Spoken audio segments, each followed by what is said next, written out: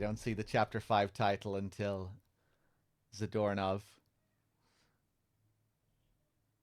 I kind of like these Zadornov missions. I know they repeat them a bunch of times, but Find Zadornov and bring him back here with Fulton recovery. there's a charming silliness to them, I think. Freeze.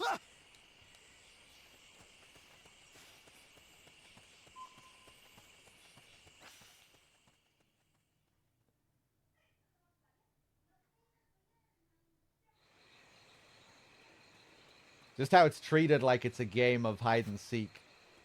You know, when you find him and he's just in the corner of a room with his back turned to you. Looks like he's just trying to play hide and seek. Whoa. Freeze. Fulton recovery subject confirmed onboard helicopter.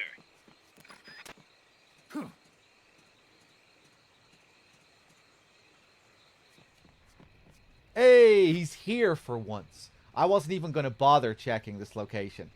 Last few times, it's always been way over in the other area. Sometimes it's fixed, I think. Sometimes it's random, depending on the mission. Look at this.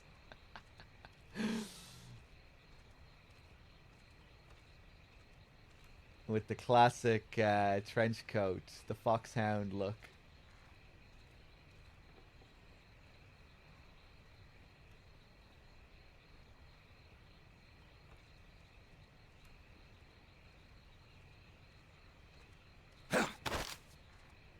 Start talking. Down.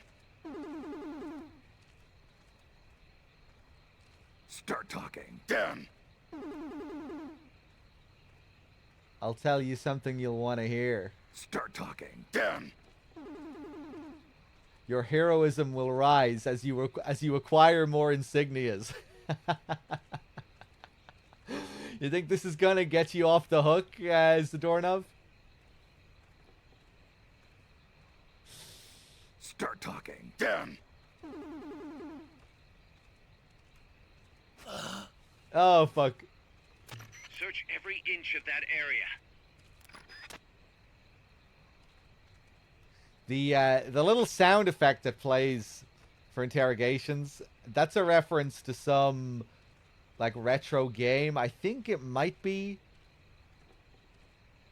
Snatcher or something, like the MSX version of Snatcher that played that sound when dialogue appeared, like a text appearing dialogue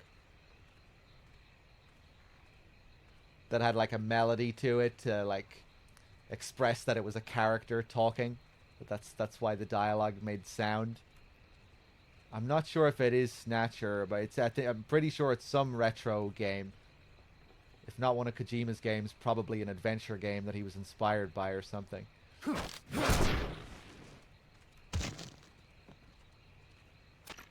using Fulton recovery on him.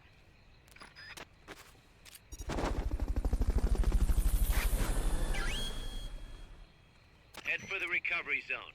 We'll pick you up there. We need to do the MSX version of Snatcher one of these days.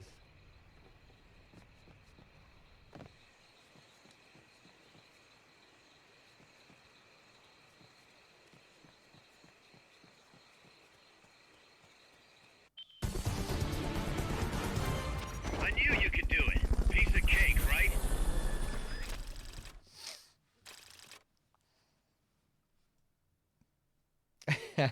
Yeah, retro to me is still pre-PS1.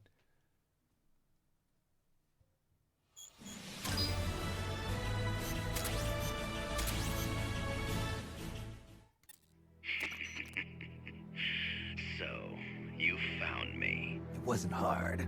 What are you up to anyway? Just going for a stroll. Kaz, I've got Zadornov returning home. Acknowledge, Snake.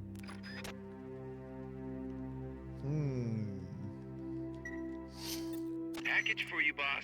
What? Yeah, looks like a cassette tape. Don't worry, it's clean. No trace of explosives or anything.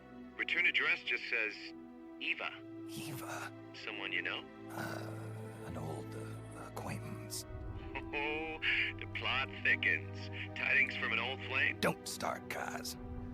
Anyway, I'll check it out later. Okay, just don't go running off after this chick. We can't afford for you to be distracted right now. There's something I need to discuss with you, boss. Get to the point, Kaz. We recovered the nuclear warhead that was loaded onto Peace Walker from the bottom of Lago Kosibolka. What? Warheads are radioactive, even if they're relatively stable. If we just left it there, it would contaminate the lake, or fall into the hands of terrorists. Creating another crisis. Right. So while the White House is figuring out how to cover its ass, I thought we'd take some precautions. What did you have in mind? Load it onto Zeke. What? What else would we do with it? Zeke is our deterrent. To protect ourselves from nuclear attack, we need a nuclear weapon ourselves. Of course, if you're not on board, we could always dispose of it.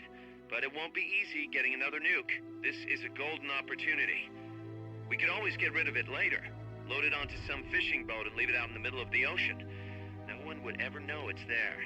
But if you want to get rid of it, boss, we'll get rid of it. No, don't. As long as there are nukes out there, we need one ourselves if we're going to be a world power. I knew you'd see it that way, boss. So as long as we stand apart from nations, we need something to put us on equal footing. In a way, MSF is a country itself. Not a nation, We but just a nation. became the world's 7th nuclear power. Nuclear power. Basically a country, but we're not a nation. Snake's line there. If we're gonna be a world power, yeah, we might need this. Wait a second. That's our goal now? We're striving to be a world power?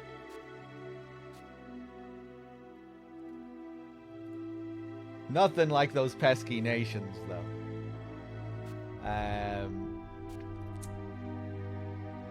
Let's go back to Mother Base.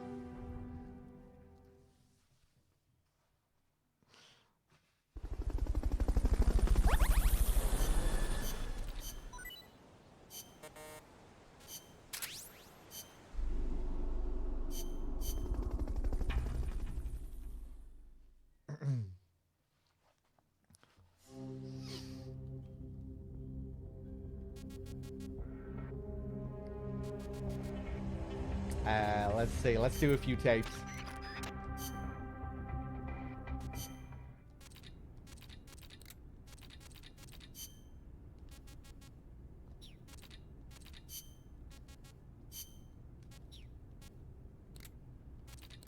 What do I want to do first? I guess we could introduce ourselves to Strangelove. Snake!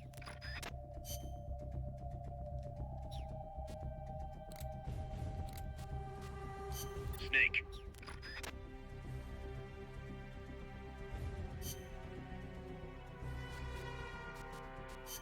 Oh no, has Edu been hit by the curse as well? Yeah, I wonder what that issue is. I think it must have something to do with the stream switching and the video picking up 2 different IP addresses or something.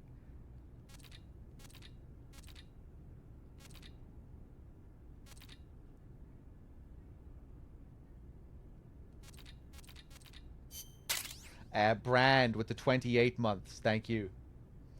Yeah, few people have had this issue that Edu is having.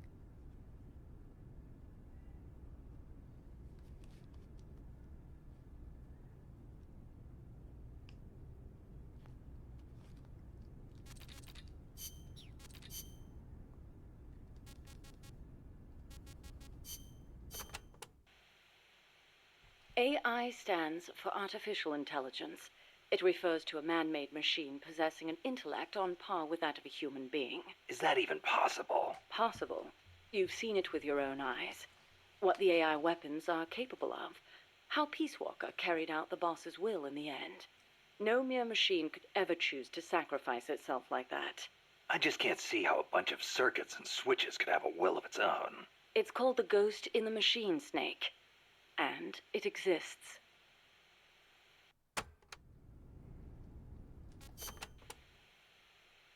What did you mean by the ghost in the machine? Oh, that. It's a term coined by the philosopher Gilbert Ryle. You've heard of Descartes, yes? I think, therefore I am. That is the one. Descartes espoused the dualistic theory of mind and body. He believed that our thinking minds exist in a separate dimension from our bodies, which are governed by the laws of physics. But if that were true, then couldn't you say that a mechanical body, inhabited by a ghost mind, is a human being? Ryle criticized Descartes on those grounds, saying such a thing surely wouldn't be human. Why'd you bring it up? I wasn't thinking of Ryle in particular when I said it. I simply thought that if a person is composed of a machine and a ghost, perhaps the opposite is true as well. Perhaps, by placing a ghost inside a machine, we could, in effect, give birth to a new person.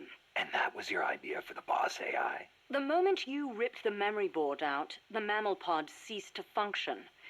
It should have been dead. And yet, Peace Walker righted itself, singing a song of peace. I couldn't help but feel that her soul had come to inhabit Peace Walker. Hey, Brand, thank you very much for the 28 months. Cheers. Let's say, hypothetically, there really was an intelligent machine. How would you prove it? What's the difference between a high-level computer and an AI? It depends on what you choose to define as intelligence. For example, Snake, listen to my voice talking to you now.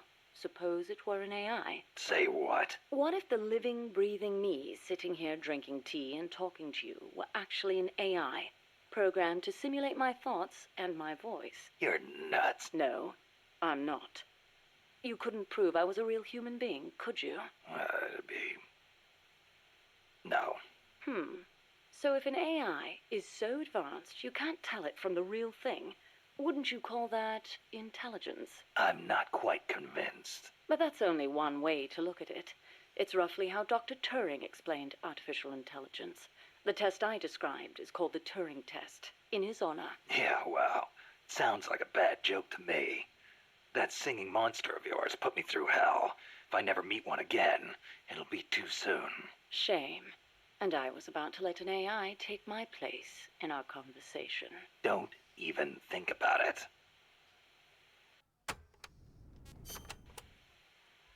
Dr. Alan Turing is known as the father of computer science. It was he who formulated the basic theory of AI.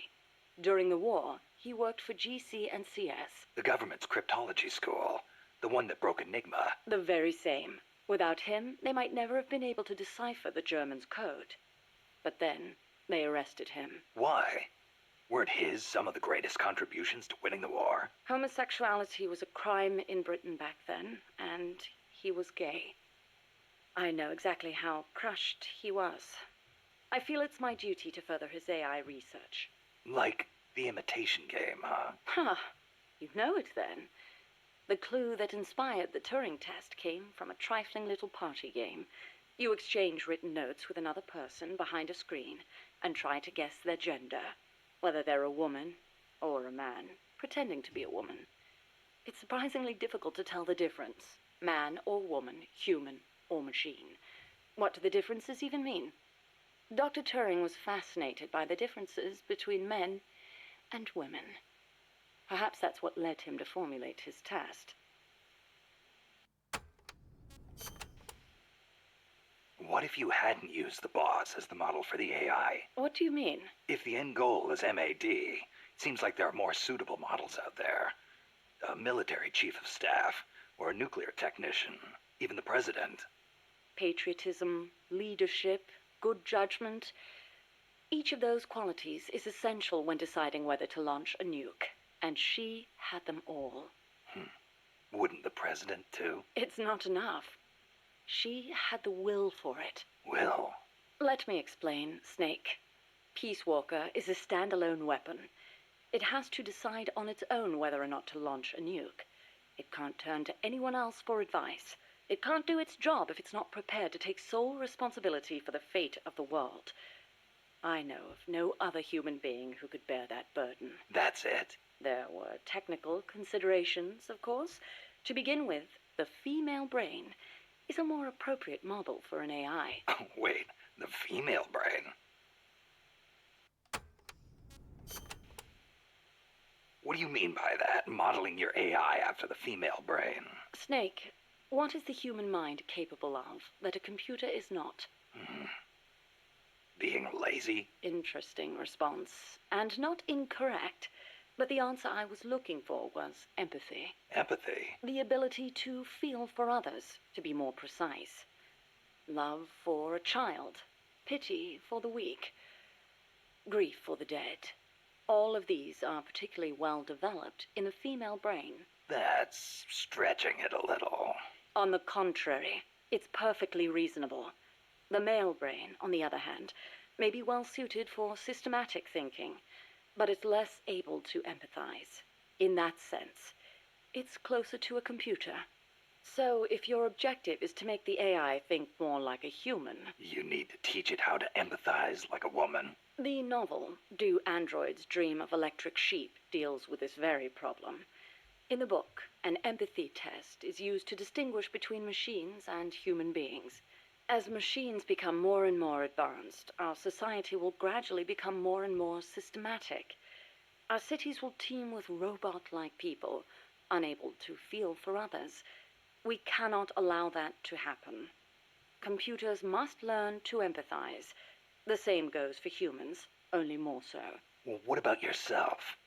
You make these claims, and yet I've never seen you empathize with a real person. It's true. Until now, I was a prisoner of death. It was my intention to die upon the completion of Mammal's development. She was my one reason to live. But you changed your mind. I did. Because she taught me the dignity of living. My eyes are open now. I want to go on living and seeing real people. Huh. I see.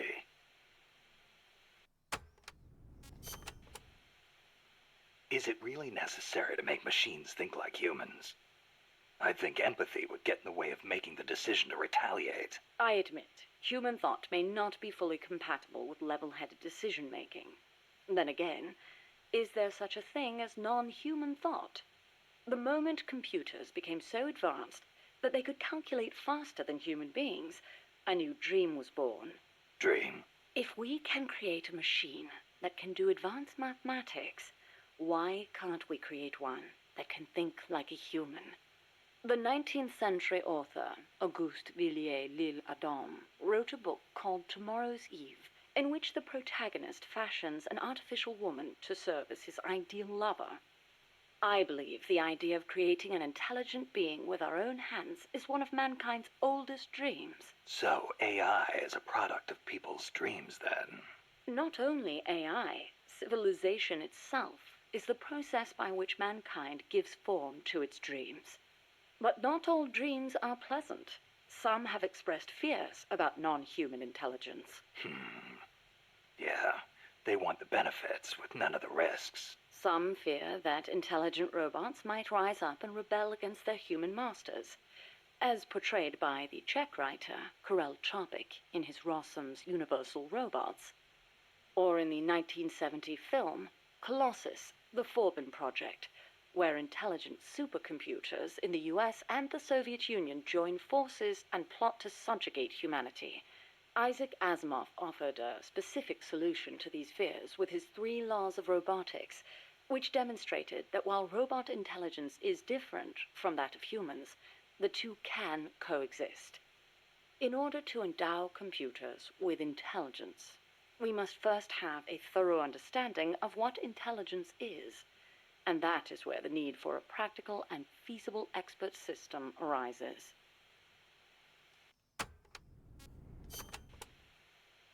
So what's an expert system? The AI housed within Peace Walker began development as such a system. An expert system is a type of proxy program by which a computer makes decisions as an expert would. The program, Mycin, for example, is a system that decides which kind of antibiotics to prescribe. The system asks the patient a series of questions to narrow down the range of appropriate drugs. So you program Peace Walker to prescribe live nuclear warheads instead of penicillin. What I realized, however, was that a simple expert system wasn't up to the task. You need more than expertise to launch a nuke. Indeed, expertise is a necessary prerequisite, but insufficient on its own. Deciding to launch a retaliatory strike requires consideration of a wider range of factors. In such a scenario, the entire global situation becomes the criterion for making a decision. Makes sense. You screw up the prescription and the whole world goes into anaphylactic shock. A weak AI that only has a limited range of knowledge upon which to base its decisions won't cut it.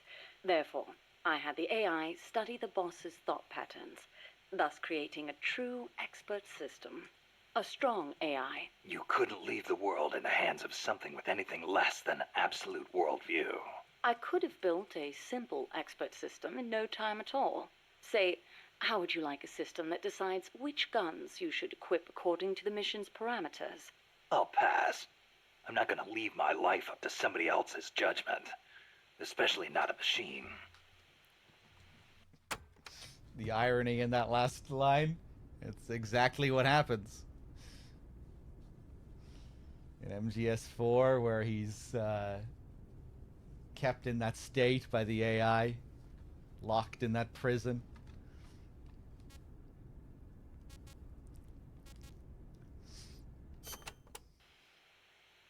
With current technology, AI are inevitably enormous in size. But as circuit integration continues to advance, they will become even smaller. As small as human brains, and perhaps smaller than that. And in the meantime, robotics will continue to advance as well, to the point where we can create androids, robots that resemble humans. And then... And then what? Well, I don't need to spell it out for you, do I? Don't tell me you're thinking of making an android imitation of the boss. Surely the thought has crossed your mind as well, of one day being reunited with her? Enough. I don't want any part of it. I see. I didn't mean to offend you. In reality, AI is more likely to evolve in the opposite direction anyway.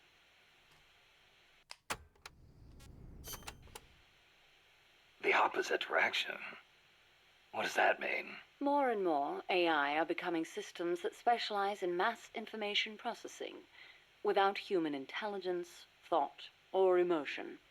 A machine that has no individualism or sense of self, but rather behaves as a collective, exhibiting the qualities of a society. Like a beehive? Yes, it aggregates data collected by individuals and determines how the collective will act, just as honeybees travel between the hive and flowers. The key to achieving that will be networking AI together. I don't know how to say this, but that kind of gives me the creeps. But if your goal is to control society, it's the better model to use. It lets you filter data, disseminate only what you want disseminated. Of course, I myself have no interest in an AI without a shred of life to it.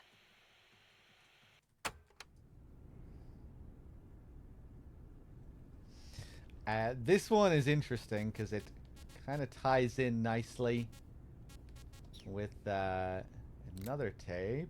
Hold on, let's see if I can find it.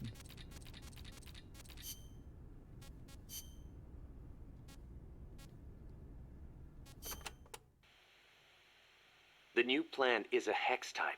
That gives it more surface area than previous types, and also makes it easier to plan expansions. We're gonna make this place huge. Hex, huh? Like a beehive. Nothing wrong with that. They say the honeycomb design is one of the strongest.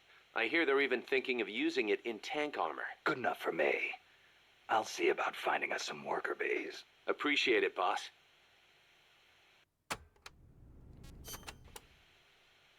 By the way, Kaz, who do you think's our queen bee? Good question. I was thinking maybe Poss. I was thinking Strangelove. Well, I can see that. Or maybe Cecile. On second thought, I might go with Amanda. How about this, Snake? We'll have an army of queen bees. Sure.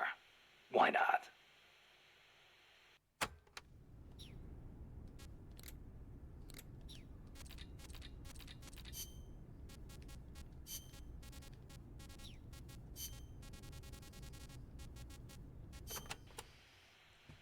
Earlier, you called the mammal pod a butterfly. Not a pupa or a cocoon, but an imago. Yes, the AI that came before the mammal pod were works in progress. Works in progress. They were enough to keep the frame running, but not enough to make decisions about nuclear retaliation. They weren't quite complete. They were pupae. Only when I added the boss's data did the AI take on its true form, becoming a butterfly and taking flight. And that's why the nose art on Peace Walker was a butterfly. I gave the mammal AI the code name BS Imago. BS is short for boss.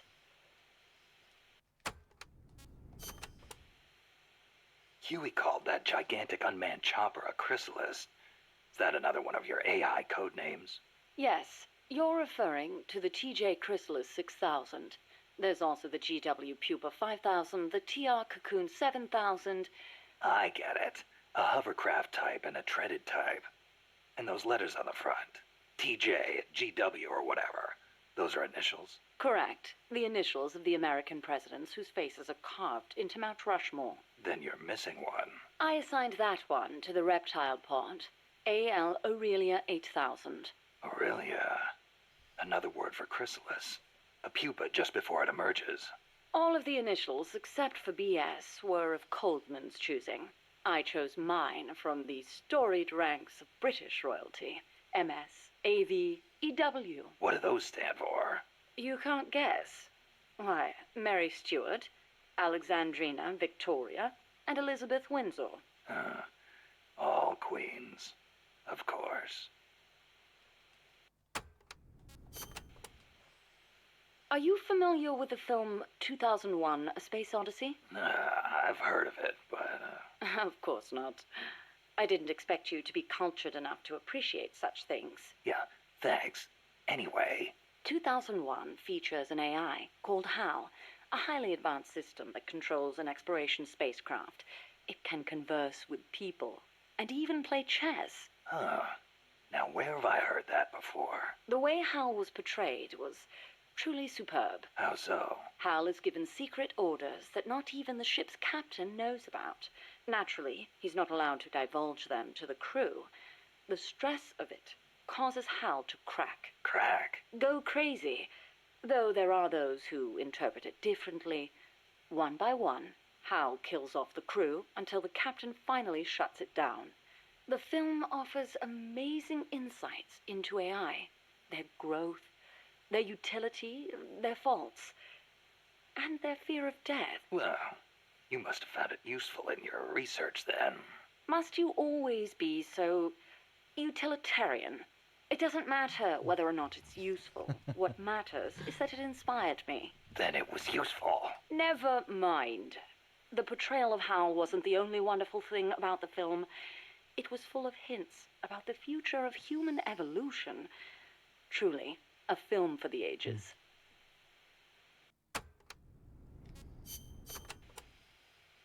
Strangelove, when did you and the boss first meet? Did she ever tell you about what she saw in space? Yeah. I saw the same thing along with her.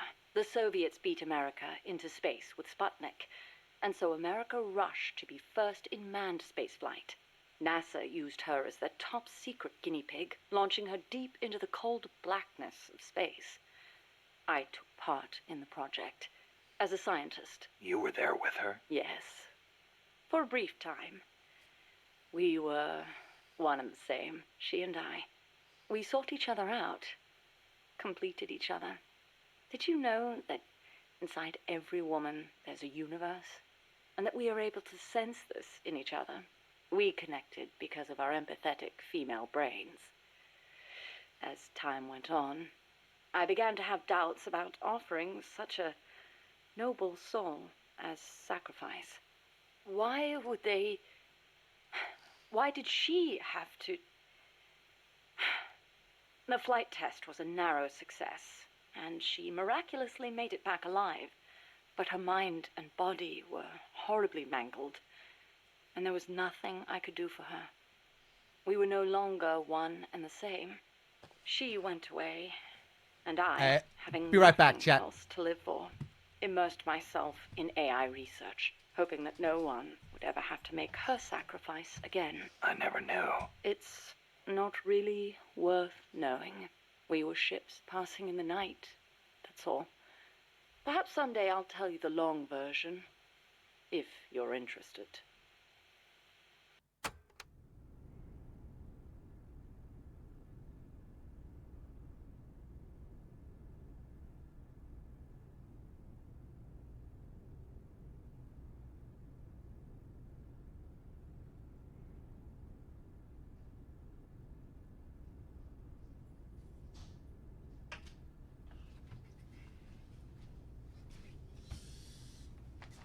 Sorry, food delivery. I'll play the next tape. I'm hungry. That was quite a warm welcome you gave me at the base in Costa Rica. Sorry about that. But I simply had to know. The boss's final act. Yes, by inputting her thoughts and actions into the AI, I was imbuing it with her mind. The only thing I couldn't understand was her final act. Operation Snake Eater.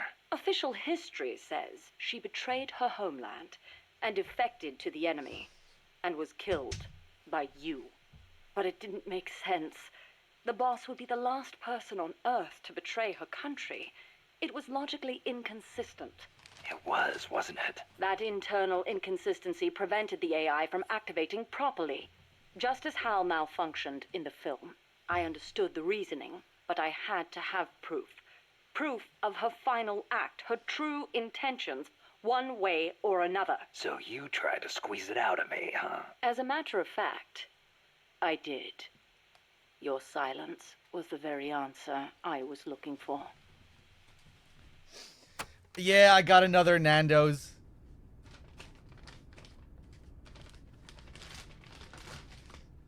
I like Nando's, but I always feel guilty getting them because it's overpriced. It's good for fast food. It's better than McDonald's and KFC and all the other shit. But it's overpriced. It's like £12 to get a meal delivery for McDonald's. It's fucking £20 to get something decent at Nando's. Way too much. That white horse the boss rode. The Andalusian, yes. How'd it get to Costa Rica? I went looking for it. It was her final witness. Even if it couldn't speak, I found it and brought it here. Where? I thought for sure it'd be blown to ashes by those MiGs. I searched the ends of the earth for that horse, and found it at last in a horse market in Britain. Britain? Are you saying it came all the way over the Ural Mountains, through Europe, and across the English Channel? Who knows, really? Perhaps someone took it there. Wait, the thought never occurred to you that it might be a different Andalusian that only looks the same? I can't prove it. Or rather, I couldn't. What do you mean? You should know best of all, that horse wouldn't let anyone ride it. And believe me, I nearly killed myself trying. The only one it allowed on its back was you. That was the proof. Though I hate to admit it. And to think, I ran it to its death. But in that last run, it regained the glory of its youth, using the last of its strength to pursue its former master. Any horse would wish for such a fine end. What do you make of Peace Walker's final act? I recreated her thought patterns exactly. It was exactly what she would have done. The world's most empathetic mind weighed the past, the future, and the entire world, and decided not to retaliate. Merely knowing that is enough for me. So, what you're saying is, we don't need deterrence to have peace? I didn't say that. What's important is that we wish for peace. MSF needs a way to protect itself from the might of nations. Survival requires pragmatic thought and action. But you must still retain your ideals. If the gap between reality and those ideals ever leads you to lose them, I doubt MSF will survive.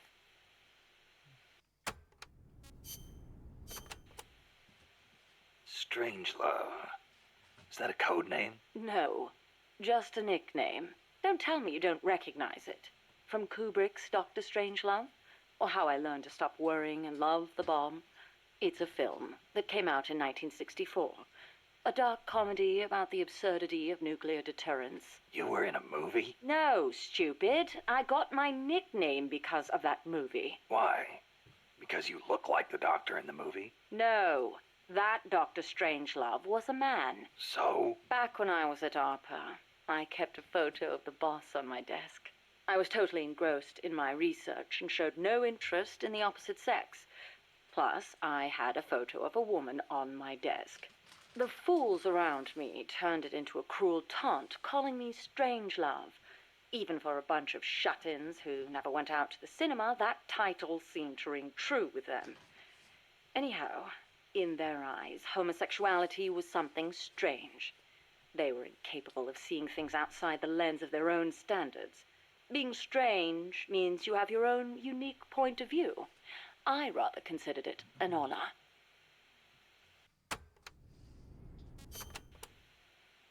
So, you were with ARPA before you came here, huh?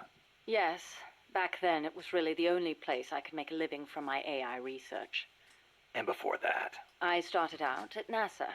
That's where I met her. when Boss went into space. Yes. It was that incident that turned me away from aerospace engineering. Space is entirely too hazardous a place for human beings.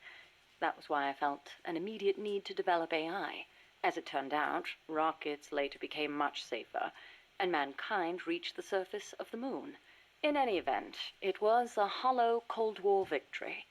When you get down to it, a nuclear missile is just a rocket with a nuclear warhead strapped to it. Thus, taking the initiative in the space race was tantamount to a military show of force. But the budgetary strain was too big for Washington or Moscow to handle. Yes, and then there was the Cuban Missile Crisis and the Vietnam War, and then came détente. Having leapt ahead of the Soviet Union with its moon landing, America shut down the Apollo program in '72. It was around then that ARPA was downsized and renamed DARPA, the D standing for Defense. With few prospects for continuing my AI research, Coldman's invitation was a godsend. It was also a chance to have them collect data on her. The end result being this mess. But we did learn something valuable from her. The nobility of peace.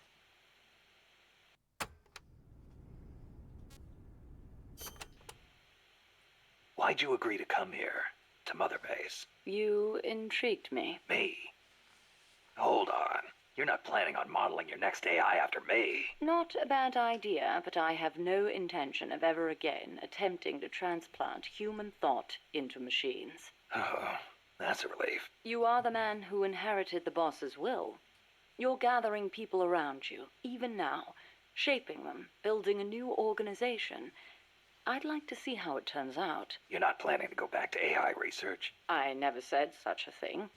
Of course my work will continue. Here? In my eyes, the growth of MSF as an organization is analogous to the development of the nervous system. The way you become intertwined, stimulate each other, branch out in new directions, it's really quite inspirational. Interesting way to put it. Of course, I intend to repay you for your hospitality. The fruits of my research will be at your disposal. Why not assign me to the R&D team? I promise you won't be disappointed.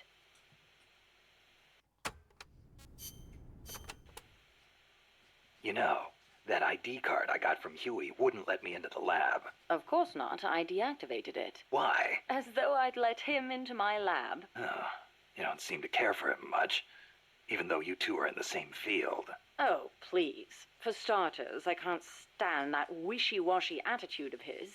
If he's got something to say to me, he should be a man and come say it in person, not write some furtive letter. But if his card doesn't work, how's he supposed to... And another thing, the way he always demeans himself. Every other sentence begins with, I could be wrong, but... Why can't he just do what he does and be confident about it? Well, there was the thing about his dissertation being plagiarized. The real problem is he doesn't have a whit of independence in him. In Costa Rica, and even back at NASA, he was always following people around. asking if there was some way he could help.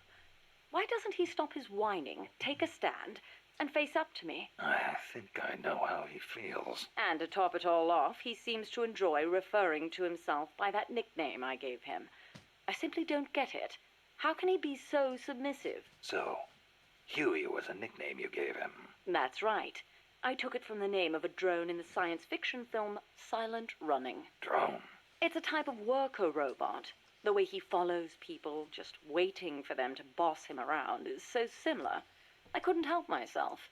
Oh, it's an American film directed by Douglas Trumbull, the man who did the special effects for 2001: A Space Odyssey. Imagine that. A scientist who likes science fiction. And that's not all. There's more. He's a man. Hang on. I seem to remember you saying he should be more of a man. Yes. Well, he is an awfully good scientist. Without his reptile pod, my mammal pod wouldn't function, just as the cerebrum can't exist without the cerebellum and the brainstem. He did a fine job of designing it. I'll give him that. That sounded suspiciously like praise. It's merely an objective observation. I like people who possess the will to move forward. I have no time for those who refuse to take control of their lives. Until he does, my opinion remains the same. It's one of my favorite tapes. I just love Strangelove's hypocrisy. Calling Huey out for, accepting the name that she gave him when she did the exact same thing. Those people who were talking shit about her, who gave her that name of Strangelove as a way to mock her. But I rather considered it an honor. Being strange means having your own point of view. I guess she didn't consider that Huey might have done the same thing with the nickname that she gave him. Maybe he put a spin on it and interpreted it in his own way.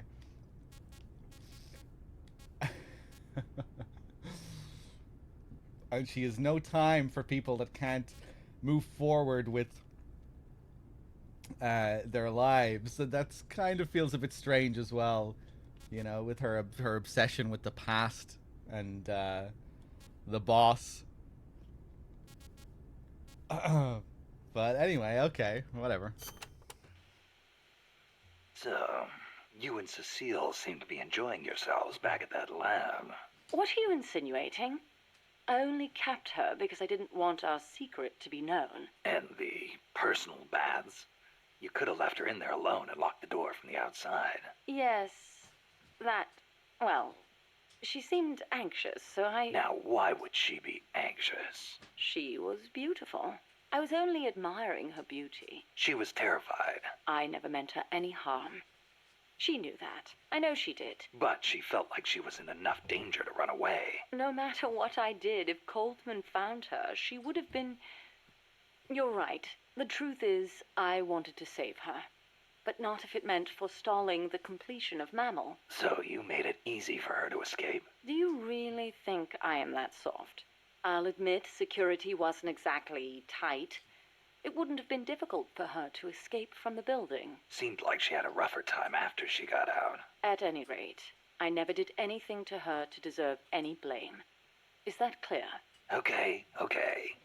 I believe you. That also seems questionable.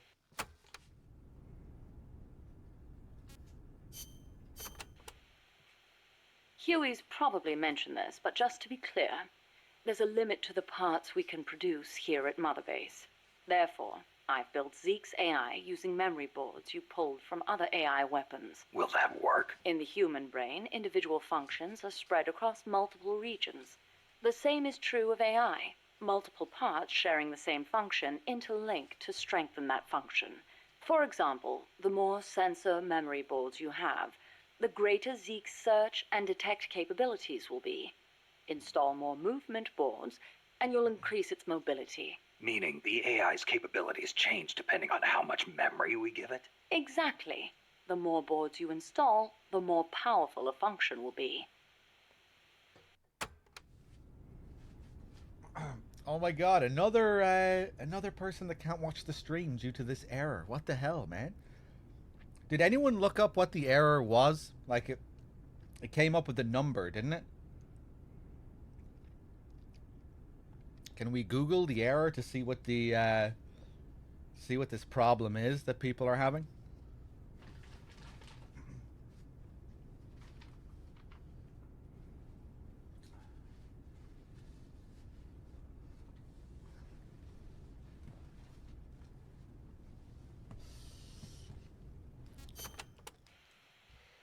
How's the Zeke AI different from Peace Walkers? Zeke's AI isn't a replica of the human thought process. It isn't programmed to make decisions about nuclear retaliation. On the other hand, it is capable of highly independent action in combat when given orders from a pilot. It can protect infantry, destroy the enemy, and, if ordered, Launch a nuke. let us hope it never comes to that. My sentiments exactly.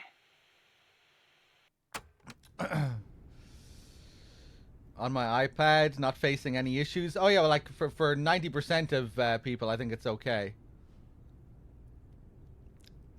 But we've had this message a few times from different people now.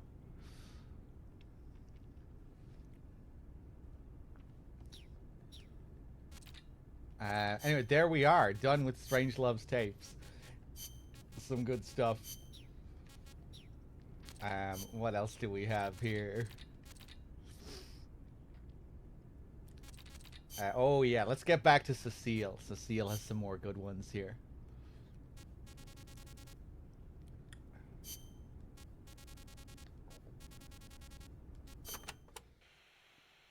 Did you live in Paris your whole life before coming here? Ah, yes. It is my favorite city. Paris is the world capital of art and culture. It has the latest fashion, the best cuisine, and the most elegant, refined people. The beauty of the Champs-Élysées at night is almost unearthly. The name comes from Elysium, the name of paradise in Greek mythology. Heaven, in other words. Must be nice for some people. Not for me. Are you saying the cultured life does not appeal to you? I'm saying I never had a chance to lead one. Not that it appealed to me anyway. You prefer war? I don't like war. Life outside heaven just suits me better. That is a hard way to live. But if you do ever come to France, I will show you around Paris. Then you will see what heaven on earth is really like.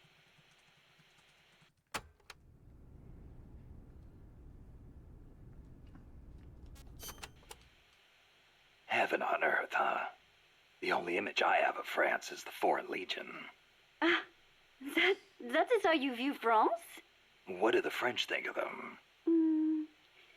It is a difficult question.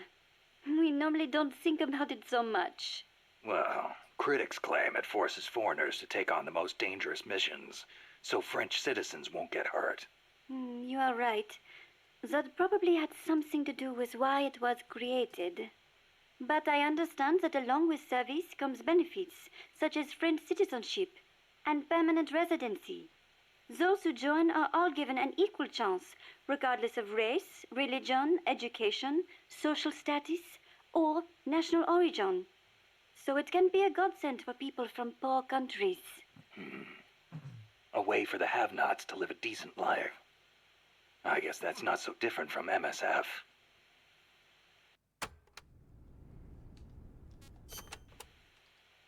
There's one other image I have of France. The national anthem. Ah, La Marseillaise.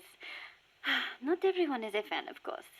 The whole, to arms, citizens. May an impure blood water our furrows thing, eh? The song was composed right after the French Revolution. Fearing what the tide of the revolution represented, the ruling classes in neighboring countries applied all kinds of pressure on the young government. La Marseillaise became the anthem of the volunteer armies that sought to protect constitutional rule against that pressure. And they couldn't do that without armed force. Oui, I agree, some parts are a little belligerent. But we must not forget that if it were not for them, France would not be the democracy it is today.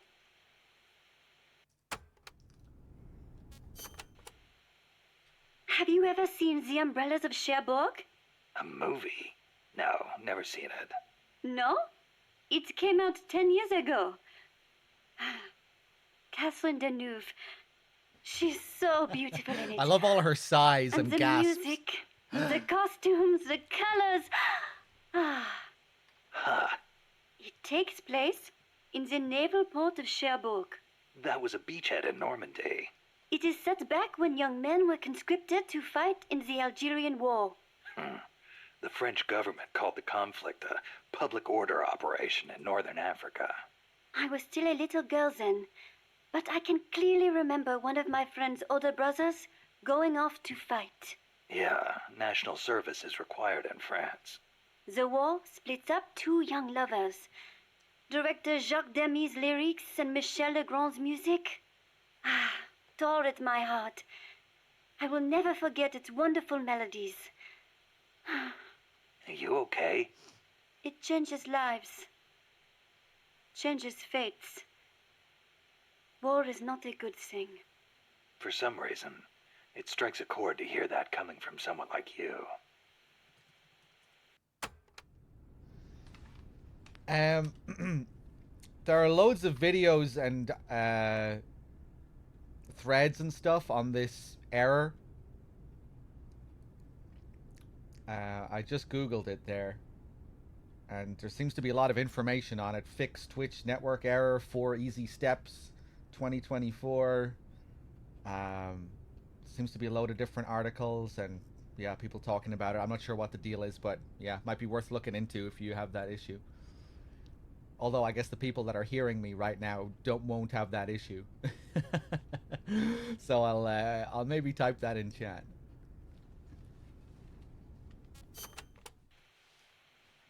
Speaking of the Algerian War of Independence, you ever hear of the Day of the Jackal? Ah, you mean the novel that was made into a movie last year? The OAS, a militant French underground group, plots to assassinate de Gaulle, hiring a hitman known as the Jackal. Readers know that de Gaulle was not killed, but it is still so exciting. If someone was going to try to eliminate me, I would hope they would be as thorough as the Jackal, to know everything about me without me suspecting a thing. Oh, yeah? I wonder if my birds feel the same way. I wonder.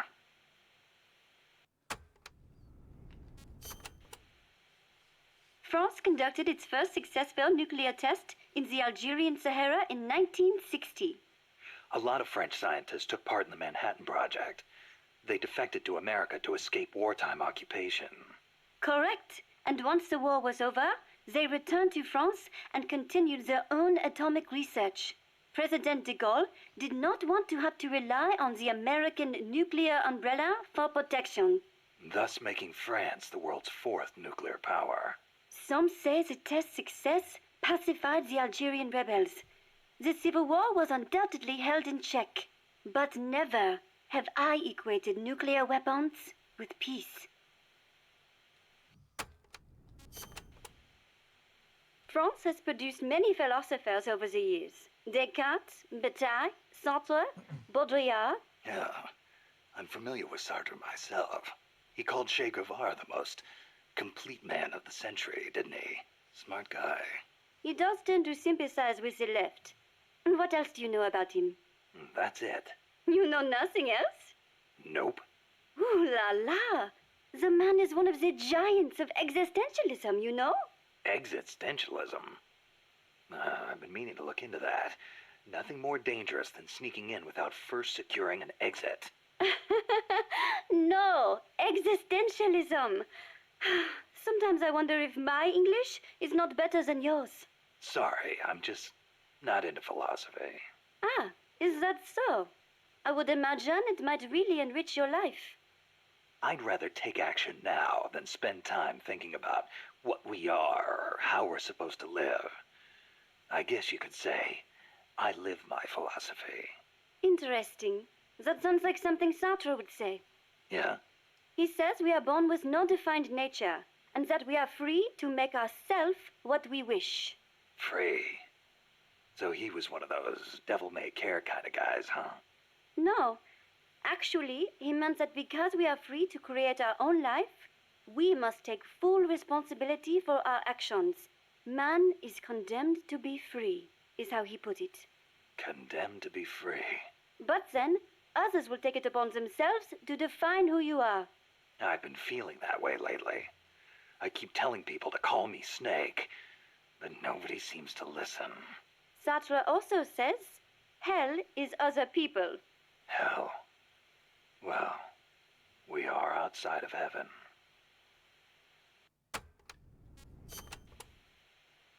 Do you have an interest in the visual arts, Snake? Not really. Please, no deep conversation. But you have heard of Picasso, yes? Yeah, I've heard the name. Sadly, Monsieur Picasso, co-founder of Cubism, passed away in the south of France last year. France was his home, you know. Huh? I thought he was born in Spain. Do you know his full name? Pablo Picasso. Anyone would know he's Spanish with a name like... Shows what you know. What do you mean? Okay, here we go. Pablo Diego José Francisco de la Pala Juan Nepomuceno Maria de los Remedios Cipriano de la Santísima Trinidad Ruiz y Picasso. Damn. What do you think? Impressive. That was his full name. Still, I don't see how... A master of modern art. A genius who crafted over 100,000 works in various styles, spending the greater part of his life in France. The man is a part of our culture. Yeah, that kind of stuff is of limited use in my field. But back to the point. Picasso was Spanish, right? Or am I missing something? He wasn't French, right? Right? Cecile. What difference does it make? It does not matter if he was from Spain or from Mars. Picasso is Picasso. It does not change the fact that he lived in France, nor does it take away from his monumental legacy. Why do you care so much about where he was from, anyway? Whatever happened to the sans frontière part of Militaire sans frontière? You started it. France was his name. What was that? Nothing.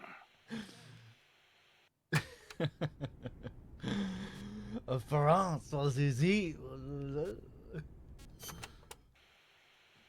Tell me, Snake, do you ever put sweets in your rations? Never thought about it before. Why? Ah, I simply love them. French sweets are très délicieux. Everyone knows crepes, but there are also profiteroles, eclairs, madeleines, financiers. Then there's tarte-tatin, and you can't forget Savarin. Oh, and millefiori, crepes, blancmange. Yeah, you already mentioned crepes.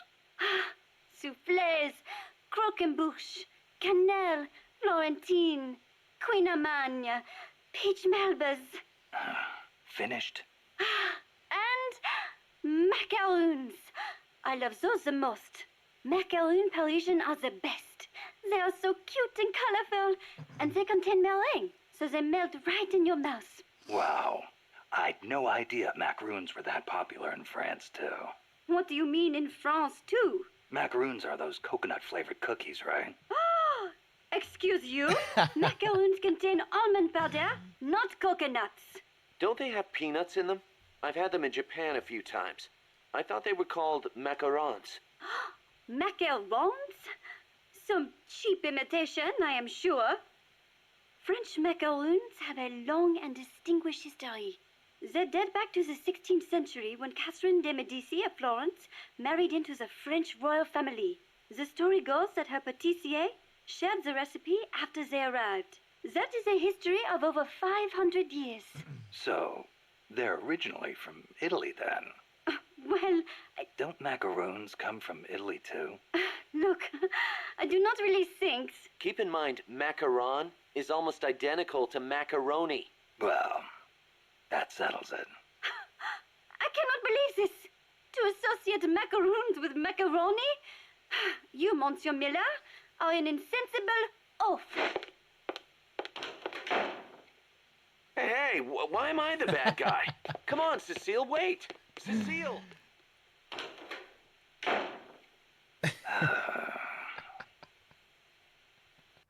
I love that last sigh from Snake there. You can really just picture him all alone in the room.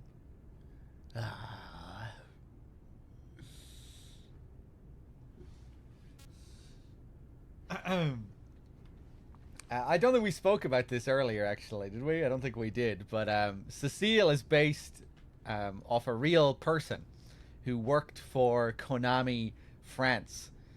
She was a PR person for Konami France that worked with Kojima on Metal Gear, doing PR stuff. And yeah, Kojima made a deal with her that he would include her in his next game at the time, which happened to be Peace Walker. So I think in part, Cecile in this game might be poking fun at the real life Cecile. Some of the more, shall we say, stereotypical elements of the character are probably there to just kind of have a laugh at the real Cecile. Impartially, anyway.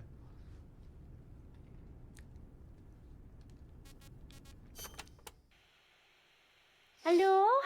Snake? Mon chéri? You been drinking, Cecile? Can't you please do something about this pest? Who? Monsieur Muller! What's he done now? Wine. Wine? He said he thought the soldiers might tire of having beer all the time. So he's brought in some wine instead. And then he gave me a bunch. Well, that was nice of him. But the past 2 years have been bad for French wine. Perhaps it is the bad weather we have had. But whatever the case, I told him the last thing you want to be drinking right now is French wine. Well, California and Chile have good wine, too. But then he goes and stocks the pantry with nothing but French wine from 72. The stuff is a disaster. Then he says, "Come on, Cecile. That Have cough. a taste of the old country." I had a terrible feeling about it. So I decided just to taste it at first. And then again. And then a few more times. Took one for the team, huh? But when you do a tasting, don't you usually spit the wine out? But bottle after bottle, nothing but garbage. Absolute garbage. Not one half-decent bottle in the whole lot. Taste of the old country, he says. Sorry to hear that. I cannot believe this. What will we do with all this wine? The guys aren't too picky when it comes to taste. Ugh. You sound just like Monsieur Miller. Huh? When I complained, he simply said, "As long as it gets the job done." You people are such culinary savages. Allez, tout vous faire voir. Somebody take me back to Paris, please. I think you've had a little too much, Cecile. You people are such culinary savages.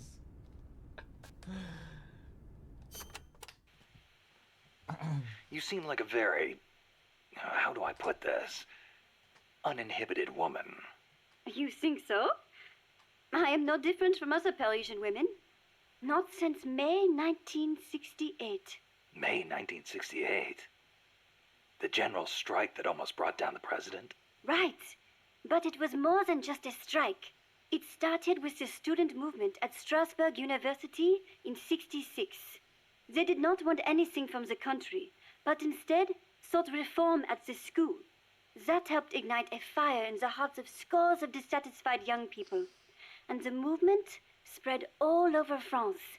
It was more than just opposition to Vietnam and the de Gaulle administration. People also called for free love and the breaking away from other old values. Looking back, I am not sure what the main goal really was. But whatever the case, it was more of a young people's movement than a strike or a protest. So, it was like the hippies or something? In some ways, perhaps. But we weren't blinded by mysticism, nor did we seek a return to nature. I see. So, while they wanted to retreat to their closed communes... We tried to change the world. And in doing so, we learned that when everyone comes together, it can be done. You had a lot more success. In America, hippies have just become a social problem, while I hear Japan's student movements crashed and burned. I wonder what was different. Good question. I'd like to know myself.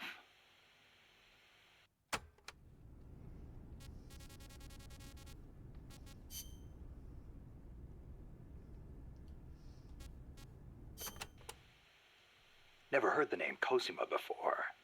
Then again, I don't know many people from France. Is it a common name? No, not that common. But Wagner's second wife was named Cosima Francesca Gaetana Wagner. Huh. You know, Kojima is a common last name in Japan. Kaz? It's just funny how, I'm part Japanese and Cecile's middle name is so close to Kojima. It feels like destiny unfolding. You think so? Oui, oui. That's a beautiful name you have. Cecile Cosima Caminades. Oui, oui. Wait a second. Cecile Cosima Caminades. Cosima Caminades. Hey, that's close to Close to what? your name. It sounds almost like the sentence Kojima Caminandes in Japanese. And what does it mean, s'il vous plaît? Well, kami is the word for God in Japanese. Nandesu, well, it's hard to explain, but placed after God, it would turn the sentence into is God. Okay. So? Kojima is God. Cecile's name is a message. I don't believe it. Kojima is God. Kojima is God. Kaz? What a revelation. You said you could do a monkey call. Yes. Want to hear it? Yeah, I won't be able to get it off my mind until I do. All right. Here it is then. That's pretty good.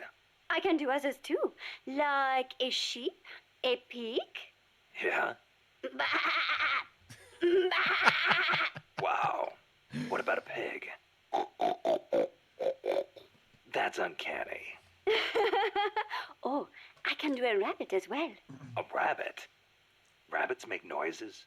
Certainly, but they are very faint, so perhaps only someone who has owned one would recognize them. I see.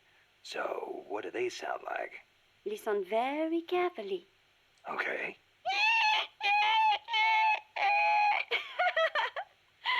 Seriously? Rabbits sound like that? I assure you they do. Listen again. Never heard a rabbit do that before. They do. I swear. Oh, I love her VA in that. Sounded like the VA was was genuinely trying to stop herself from laughing at one point there. Oh, I love these Cecile calls. Anything else I want to do here? I think we're more or less done. How are you enjoying Mother Base so far? Ah, it is wonderful. Good to hear. I was worried someone as cultured as you would find the plant a little uncouth. Uncouth? You've got albatross, and frigate birds, and terns, and tropic birds. Seabirds I have never had a chance to see in France. Oh, well, great. I'm sorry. I know I should not spend all day chasing birds. Is there anything I can help with? I appreciate the offer, but I'm not sure what I could ask you to do. Well, I'm certainly not cut out to shoot a gun. Cecile, where'd you learn to move through the forest like that? The birds weren't scared of you at all.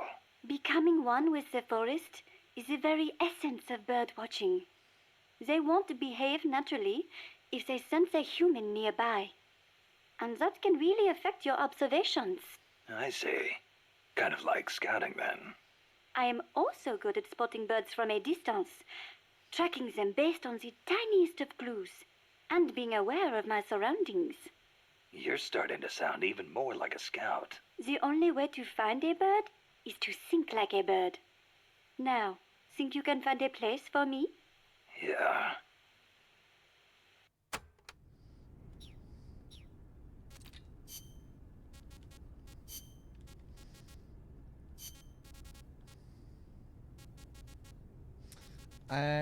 Let's see. What's next?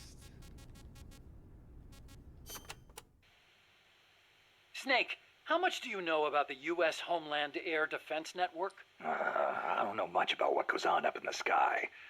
What I do know is that NORAD tracks Santa Claus on its radar. Nice one. I didn't know you were a comedian, too. Huh? No, I'm serious. It's true, NORAD tracks his... Listen to me. Every December they set up a hotline and... Okay, I get it. He's real, I tell you. He used to bring me presents and...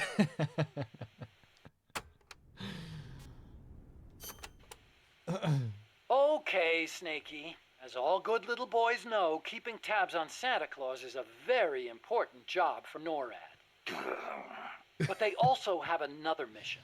The one they were created for. And the system they set up for that has been hijacked by Coldman. You mean Peace Walker's fake data transmissions? NORAD's early warning system is composed of DSP satellite-mounted infrared sensors and an array of surveillance radar stations across North America. The network sends out warnings to NORAD at Cheyenne Mountain, where the data undergoes human evaluation. Peace Walker, on the other hand, has to make its retaliation decisions autonomously. So it's set up to automatically receive the same data as NORAD through covert channels. Those channels were also used on the test platform to telemeter the AI's decision-making. Peace Walker reversed the system to transmit a fake warning about incoming nuclear missiles outside the usual exercise schedule. I mean, the system could have used better safeguarding. Nobody's going to argue with that. But cracking the AI? That seemed unimaginable. And you can see what happened.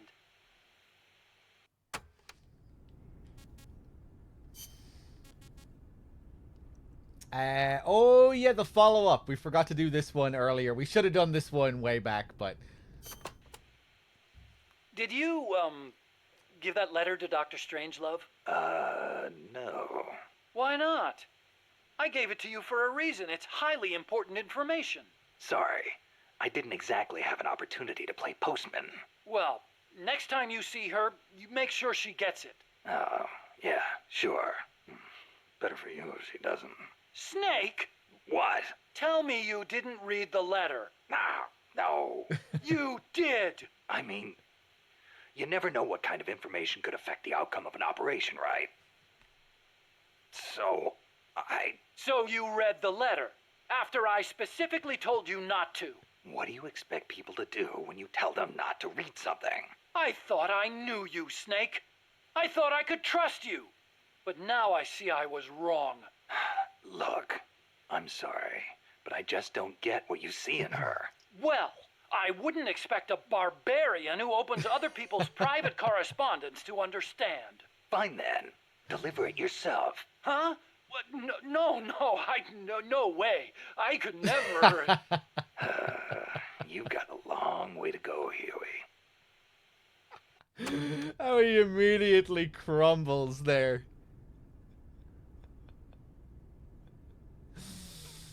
Oh man. Let's see. What's next? You ever see the movie 2001: A Space Odyssey? Can't say I have. Fantastic flick. The outer space special effects are incredible enough, but the depiction of AI is what really stands out. There's an AI? Yeah, a spacecraft pilot AI called HAL. It plays a major role in the story. Dr. Strangelove loves it too. Did I ever tell you about the time we first met up in Costa Rica? No. You know how she hates men, right? So we hadn't seen each other since NASA, and we just weren't hitting it off. Until we started talking about HAL. And then she started going off. The way she talked about it was so intellectual.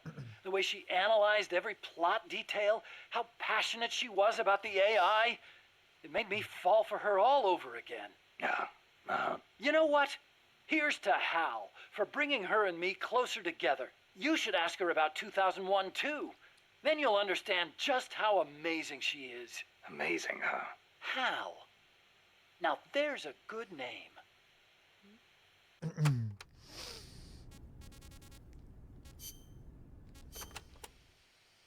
Nuclear deterrence means preventing the use of nuclear weapons in conflicts between states.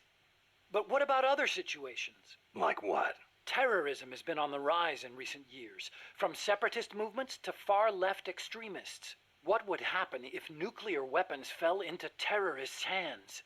Without a state, that is, without territory of their own, the chances of having nukes used against them are slim. They have no reason to fear a nuclear strike. Conversely, they have no reason to hesitate to use nukes against their adversaries. You've got a point. All the ICBMs and strategic bombers in the world amount to nothing against a terrorist group. Right. Of course, this is all still hypothetical. Countries keep their nukes under tight watch. There's no immediate danger of terrorists getting their hands on them. But the day may come when the proposition of nuclear terrorism makes nuclear deterrence theory a dead letter. Nuclear terrorism. Interesting. Interesting. I might try that someday.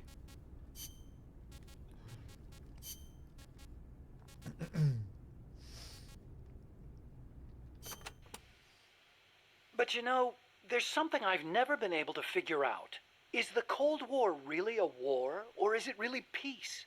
Doc, what do you... People called it a Cold War, but I disagreed. Sure, nuclear stockpiles are increasing. Threats are multiplying. The US and the Soviet Union have enough power to destroy the human race 100 times over. But nobody's actually being killed. Small-scale conflicts and proxy wars, maybe, but nuclear deterrence has averted another world war.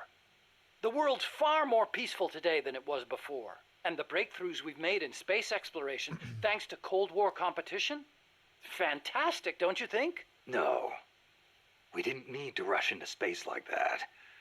Going into space may have been mankind's dream, but good people were sacrificed in the scramble. Maybe so.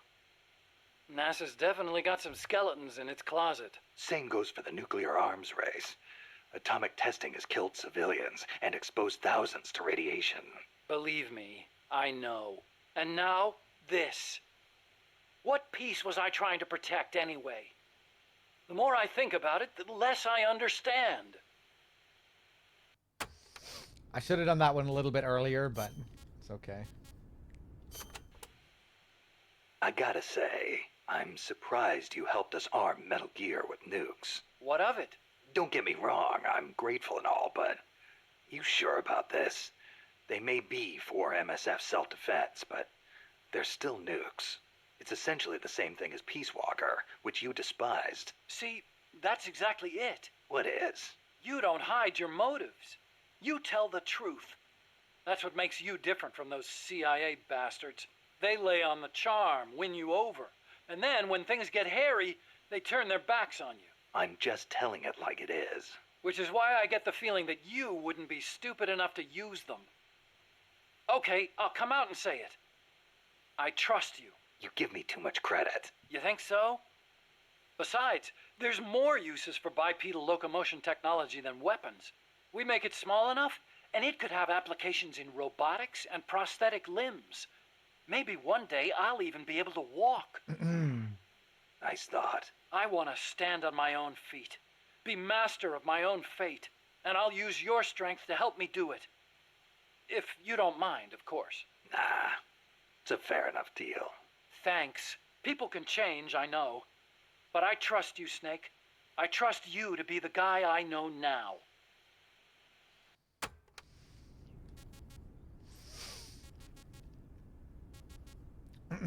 Yeah, Snake would never change. Neither would Huey. Great guys. Great bunch of lads. Let's see. Ah, yes. Hey, what's with all this sighing? You're not your usual self. Oh, Snake. Something on your mind? Huh? No, not really. I guess. Hey, Snake. Girls are funny, you know? You can never tell what they're thinking. They're always doing their own thing. Maybe they really are different from us men. Whoa, what's this about now? Chico, do you have a crush on somebody? No, it's not that. I just... What? Go ahead, you can talk to me. Whenever I talk to Paz, my heart starts pounding and everything I say comes out wrong. Paz? I guess she is pretty close to your age. That ever happened to you, Snake? Well, sure. Happens to everybody. Well, how do I talk to her? That is a tough one. Why don't you try, talking to her like you talk to everybody else? No, it doesn't work. I freeze up every time I'm around her. Our eyes meet and my face starts burning for some reason. Well, it's like living on the battlefield. You just have to get used to it. You're nervous at first, but the more you're out there, the more natural it feels. Get your courage up and go talk to her more often. Oh, okay. Man, girls are more full of mysteries than UMAs. Oh, you got that right. Of course, the only analogy Snake can make is to the battlefield. It's just like being on the battlefield. It's difficult at first, but you know, the more you're out there, the easier it gets. Hey, what's up, Cynthia? It's good to see you again. How's it going?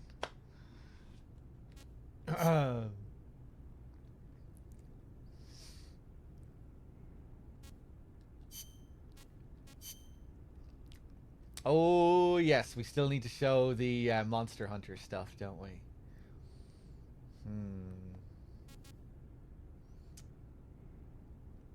Okay. Won't do that tape just yet. We'll put that off. Snake, is it true you took a picture of El Colibri? Yep, got it right here. Whoa! It's like an actual UFO! I knew it! Los Yankees are working with the aliens. I know it kind of looks that way, but Hey, Snake, can you make me a copy of that? I don't see why not. What for? People pay good money for this stuff. We can use it to raise money for MSF. Sure, kid. You go out and get us a good price for it. You don't believe me, do you? I'll get the money. You'll see.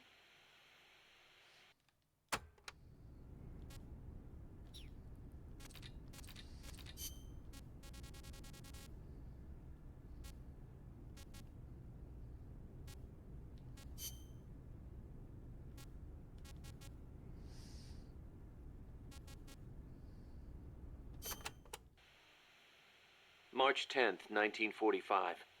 381,300 cluster bombs were dropped on Tokyo. Japanese houses at the time were almost all made of wood. In that single day, a third of Tokyo burned to the ground. My mom lost her family and home in that raid. She had to move to Yokosuka and live with her cousin. The B-29s kept on coming, razing other major cities throughout Japan without mercy. Then, in August, they dropped atomic bombs on Hiroshima and Nagasaki, and Japan surrendered to the United States at last. After that, Yokosuka was flooded with American soldiers come to occupy the country. My mother was still in her mid-teens, and she learned from her cousin how to survive in that town, by servicing the troops. That's how she met my father, and how I was born. My father was an officer serving with the government section of Allied GHQ under General Whitney. Whitney was known as MacArthur's shadow, and my father rode his coattails to a pretty high rank.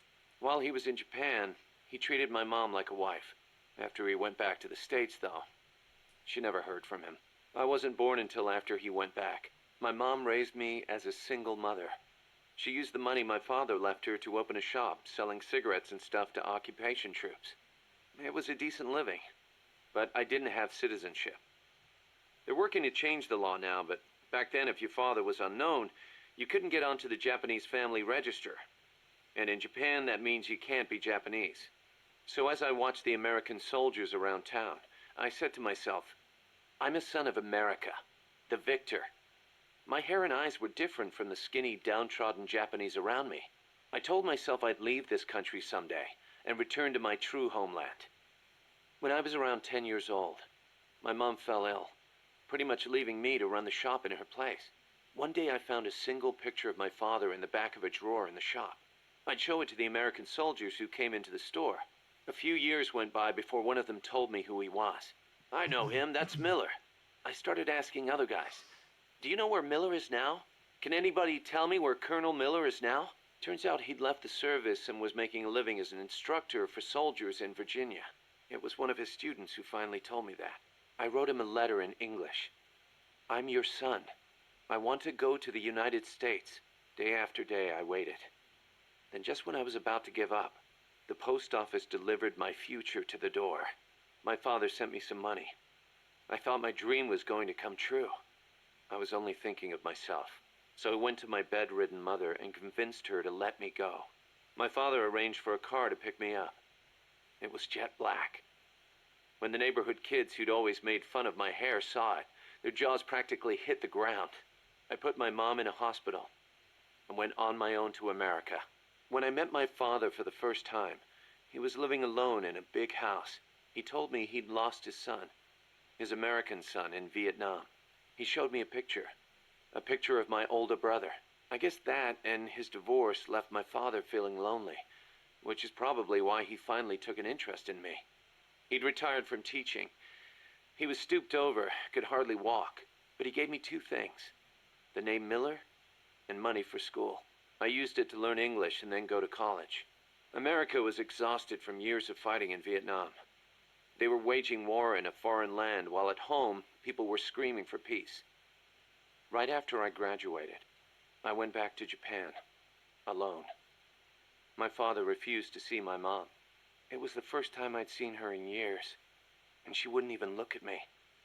At first, I thought she was mad at me, but that wasn't it. Disease had taken her mind. A disease she got while she was young and desperate. She didn't even know who I was. I said, "Mom, it's me, Kazuhira." As I spoke, the sound of my own voice rang in my ears. Katsuhira, the name my mom gave me. It means peace in Japanese. I was Japanese. At least, I was the son of this tiny Japanese woman.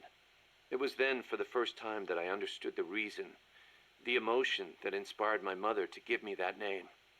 She'd watched her hometown and family go up in flames. Her body and her mind were ravaged by war.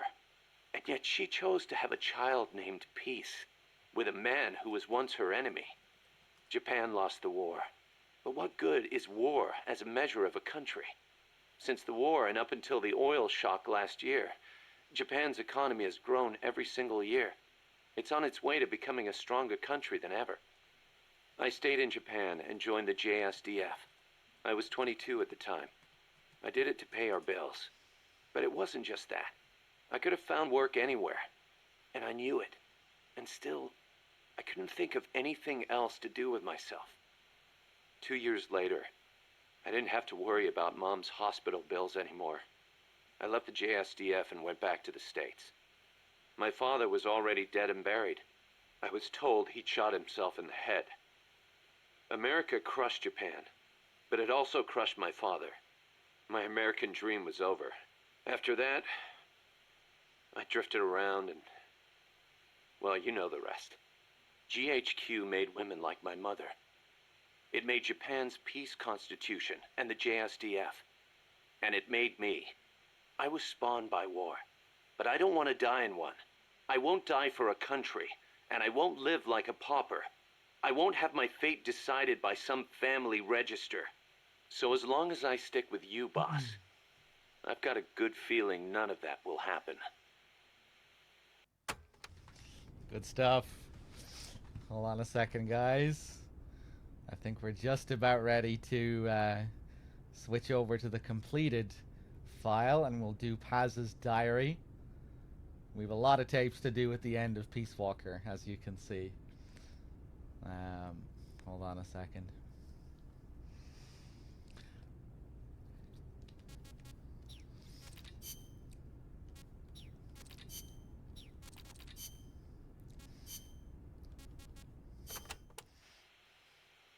You know, Snake, you're right. As long as we're soldiers without borders, we're going to be a target. We need our own deterrent.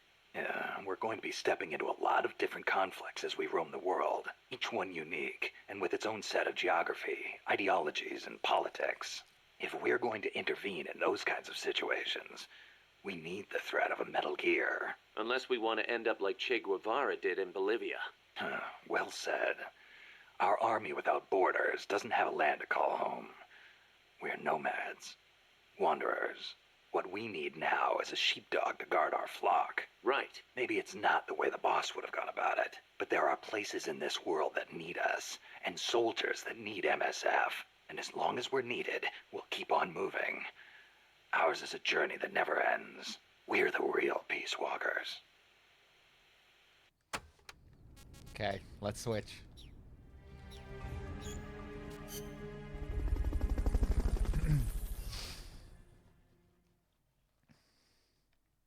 Yeah, Akin Downs is really good in some of those tapes. Particularly his upbringing tape, he's really good.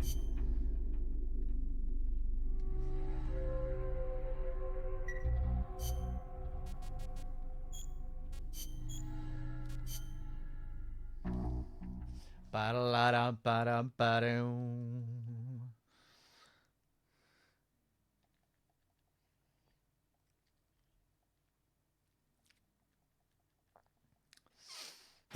Actually, let's do the dates before we do the diary, and maybe the Monster Hunter stuff too.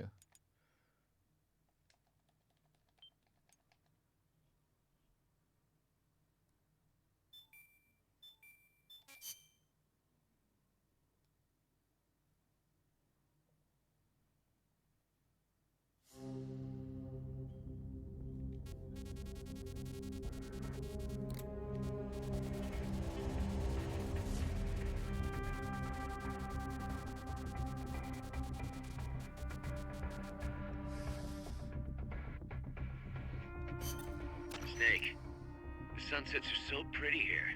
Are you feeling okay, Kaz? Yeah, I mean, I've got MSF business to think about and all.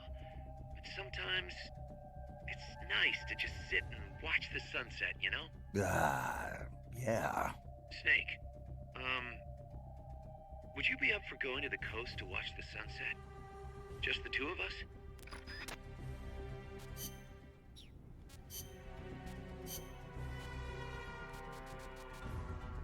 Sure, let me just make sure I have the right outfit. Where are they? I love the beach. There we go. I love the beach. Let me check the comms here.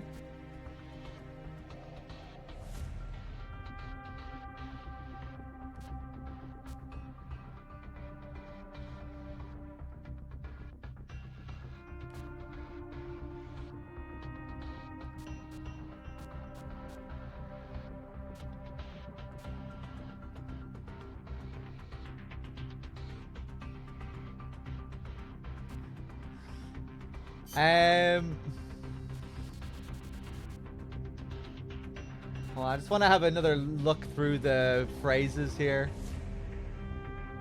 Loyal to the end, people.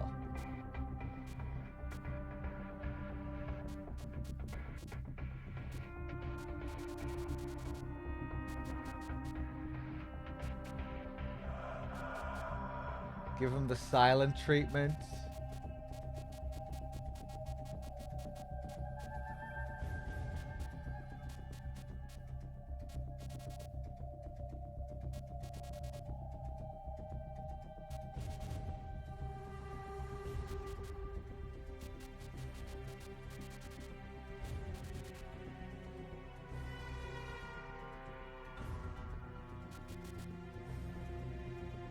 Sorry, I have to pull out.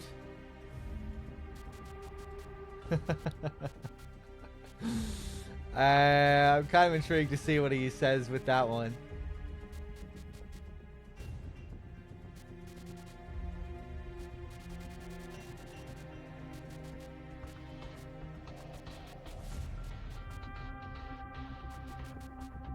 Sorry, I have to pull out.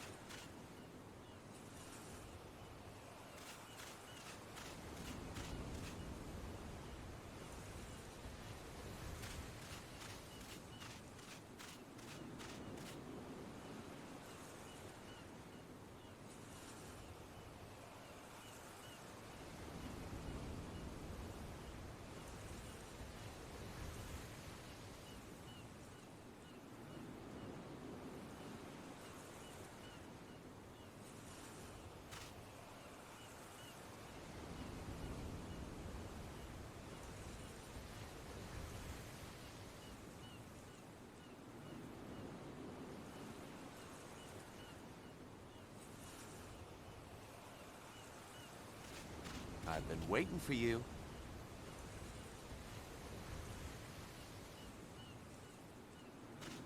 Later, Snake. Now's not the time. Why don't we have a chat instead? Just the two of us. Oh, I forgot about this one. I'm trying to call for a codec here. I'm trying to use the radio. Later, Snake. Now's not the time. Why don't we have a chat instead? Just the two of us. Hold on, I need to change the controls here. Let's select, put select on co-ops.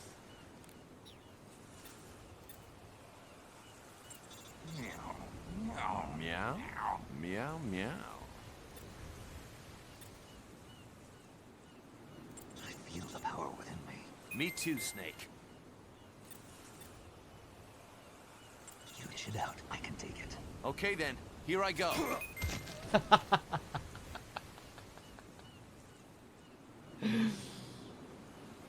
Oh shit, is he dead?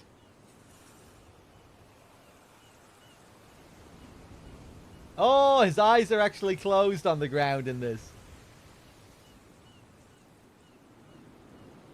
In MGS3, he always has his eyes open. I'm stuck. I can't get up. Okay, there we go.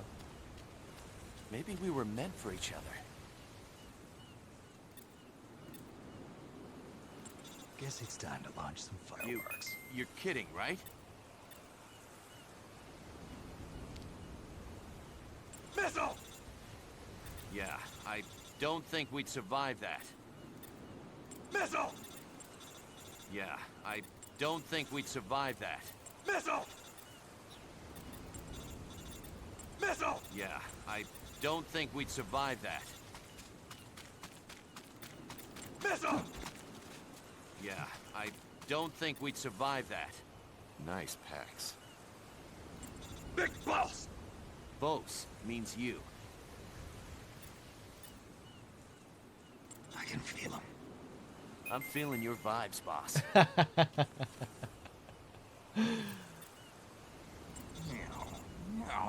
Meow, meow, meow. Rocket piece! You're kidding, right? I'll pick up your bones when I'm done.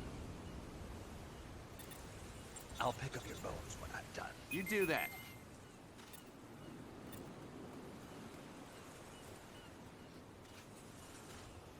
I'll be sure to notify your next kid. MSF is the only family I've got. Oh. Love how there are so many unique responses.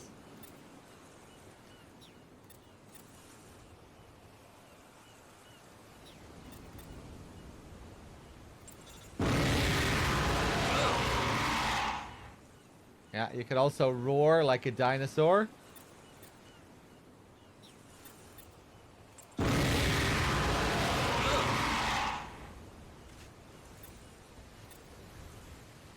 Hasta la victoria, siempre!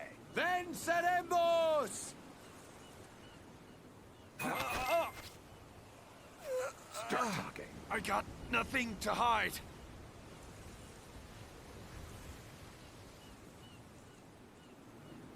Start talking. No skeletons in my closet. Start talking. Okay. There's one thing I never told you. Start talking. You were always my... Start talking. I got nothing to hide. You were always my what?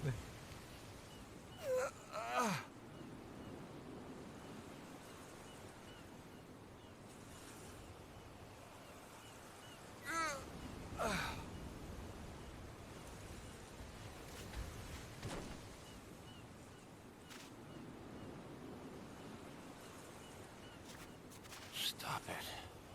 I'm not that kind of guy.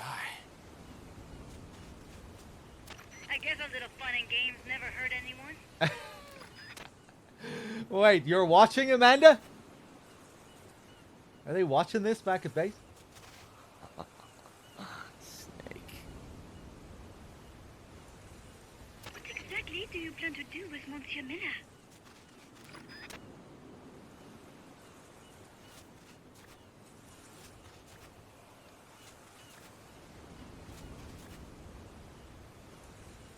Stop it.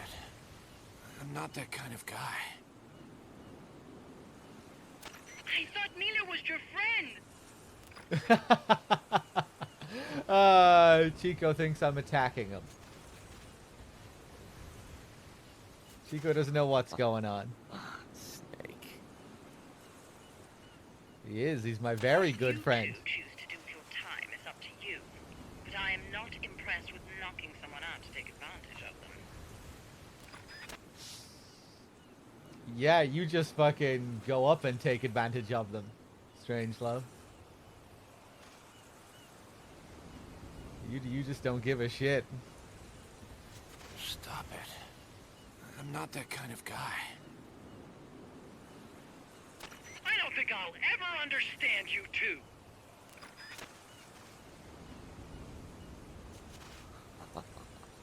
Snake. Tarnished. Thank you very much for the Prime sub, by the way. I'm just seeing that now. Thank you.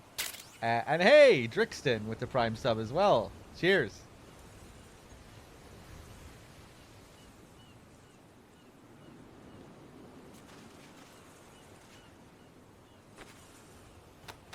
All right, get up.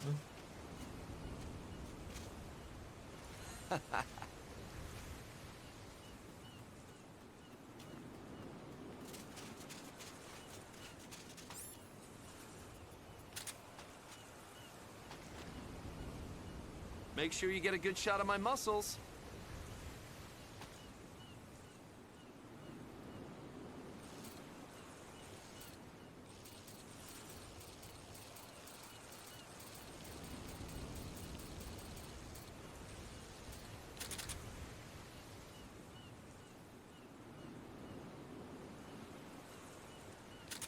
No, you're not going to do your poses? Make sure you get a good shot of my muscles. Hey.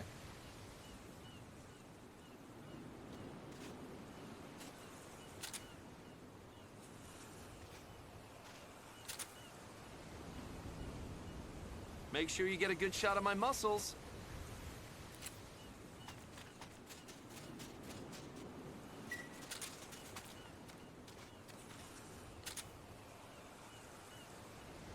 Make sure you get a good shot of my muscles. Damn.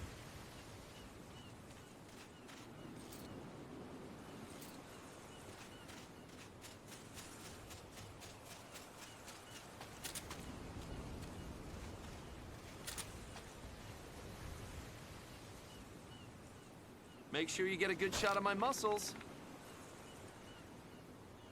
Oh, wait, hold on. Did we miss one? Did he skip over one? This is the liquid pose. Love the sound effect for the clenched fist.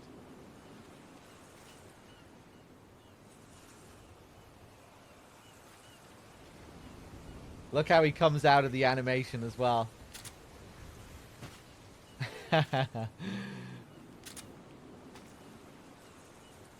Make sure you get a good shot of my muscles. Here it is. Oh my god.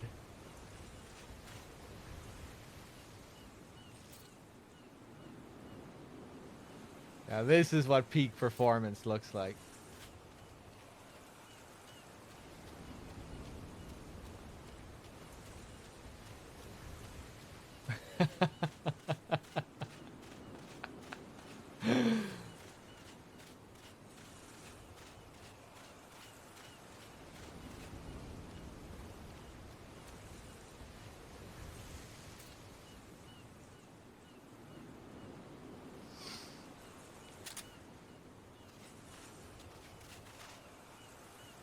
Whoa! Whoa!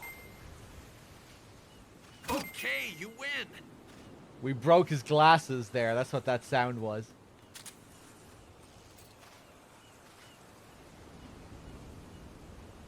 Make sure you get a good shot of my muscles. Whoa! Oh, what if I try to use the codec while he's knocked down? Nah.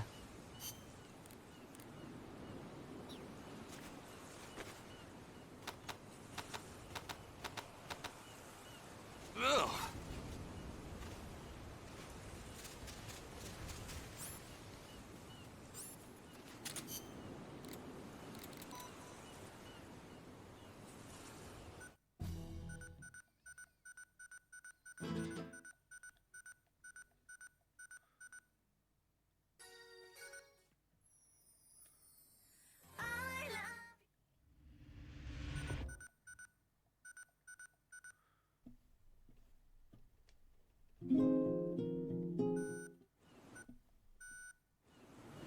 Wait, no, what am I doing?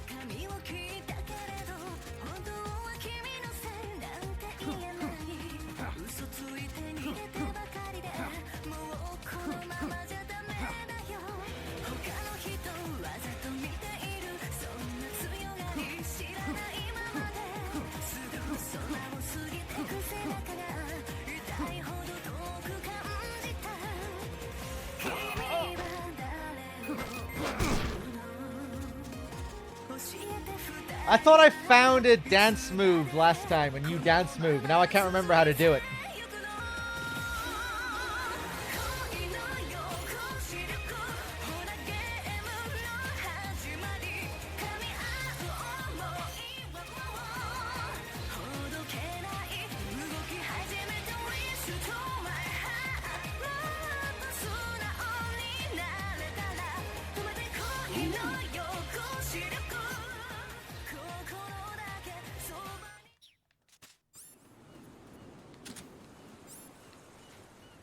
Ooh, got room for two? Aha.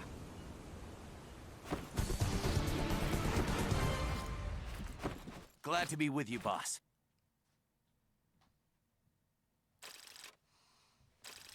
Ooh.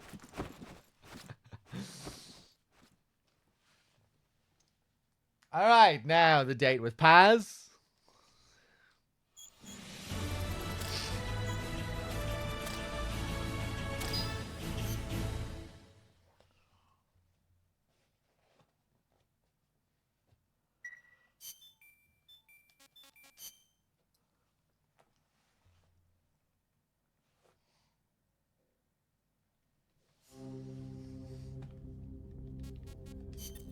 How's Paz doing? Okay so far. Still shocked about being lied to by Zadornov, but she's actually getting along great with the crew here at Mother Base. Really? That's good to hear. Still, it's gotta be depressing for a girl her age to be cooped up on an offshore plant all day. Even if it is only temporary. I bet she'd love it if you took her out somewhere once in a while.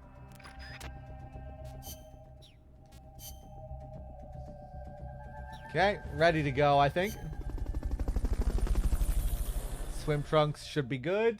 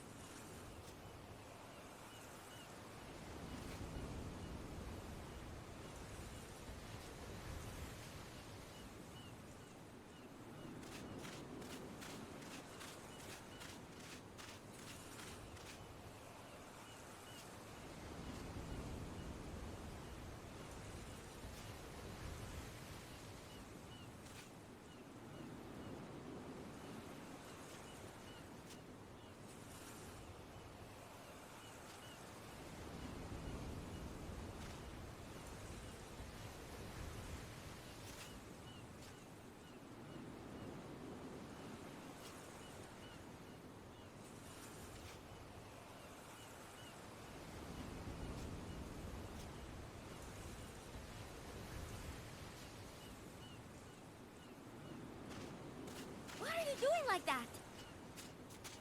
What?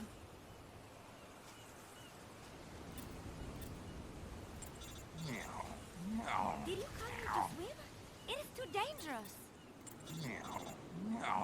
Stay away from me.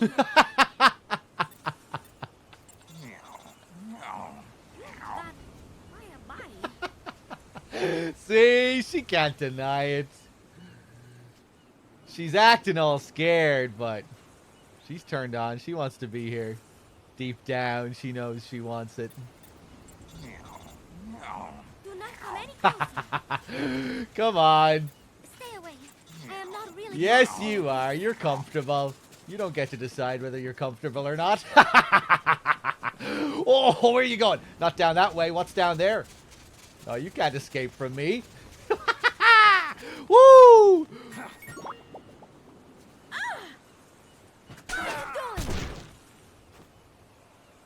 Why are you doing like that? Creep.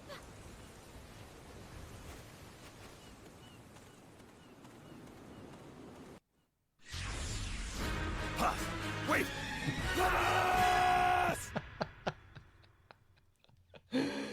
Jesus Christ, man.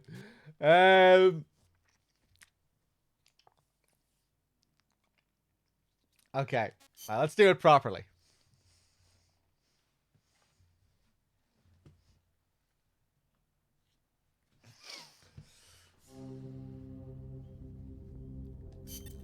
How's Paz doing? Okay so far. Still shocked about being lied to by Zadornov, but she's actually getting along great with the crew here at Mother Base. Really? That's good to hear. Still, it's gotta be depressing for a girl her age to be cooped up on an... That wasn't proper before. I mean, it's proper if we... I guess it's depends on the person.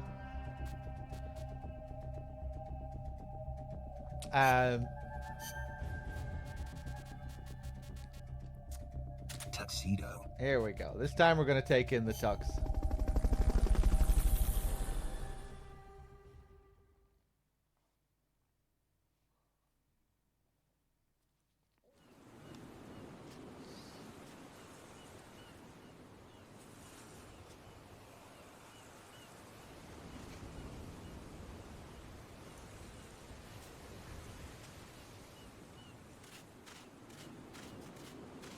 Okay. I come in peace this time, Paz. Here's my offering. What's with that? You going to throw this away?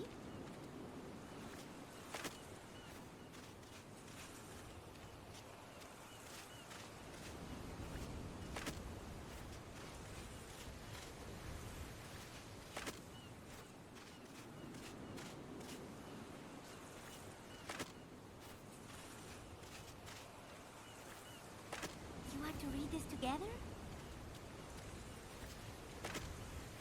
What's with that?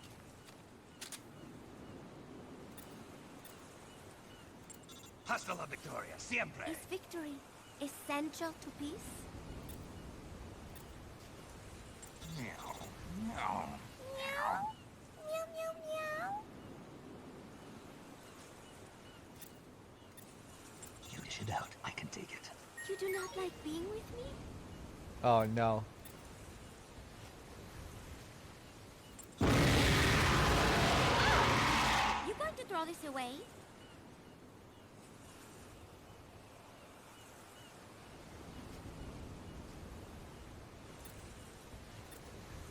You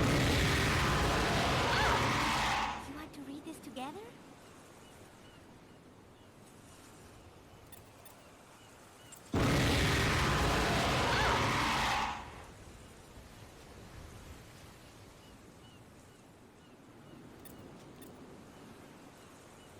Big boss! Vic Boss! Missile! What is it, Snake? Missile! What is it, Snake? Missile! What is it, Snake?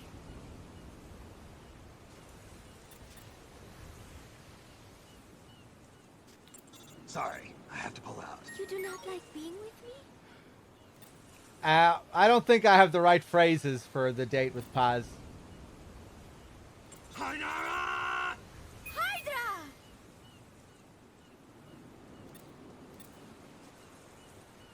Hainara! Hydra!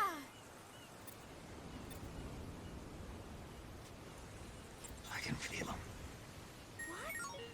No way! Oh no, everything makes her upset. I feel the power within me. What? No way! No, she doesn't like power. I'll be sure to notify your next I kid. don't have any family. Oh. Oh, she turns her back when you say that?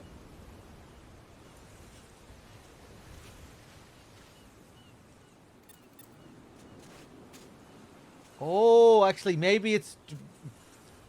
Maybe we're so minus now on points that she's changed her pose. Yeah, I guess this is her angry pose.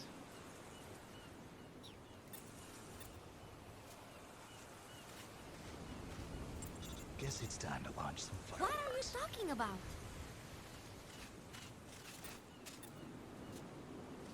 I'll pick up your bones when I'm done. And then... Creep!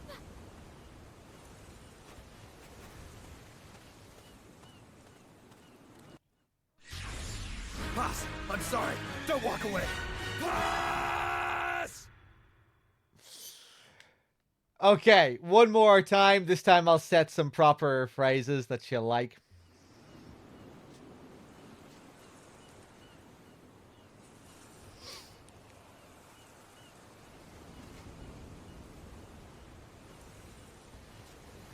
Come on, let me pause. Let me pause. I need to go back.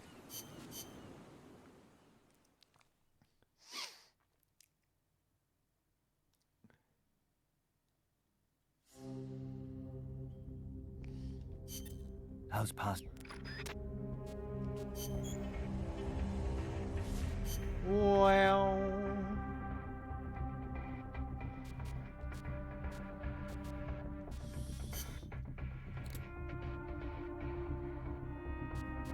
The best ones die young.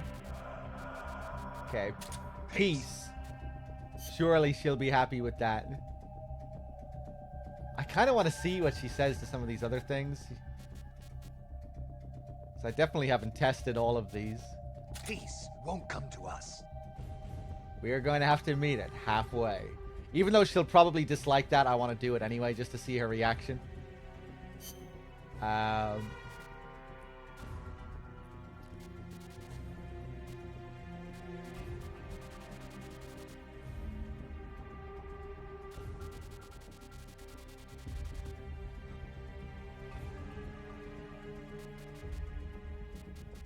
I'm going with you.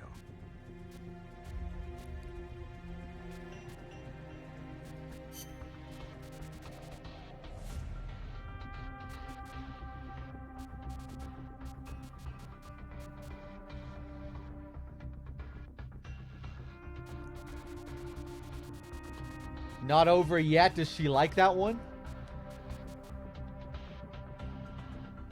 It's not over yet. One of these. It's not over yet.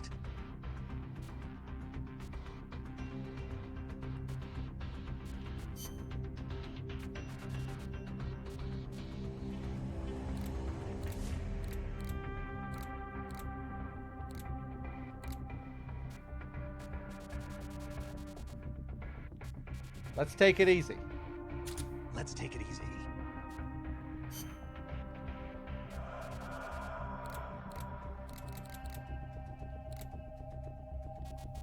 You're pretty good.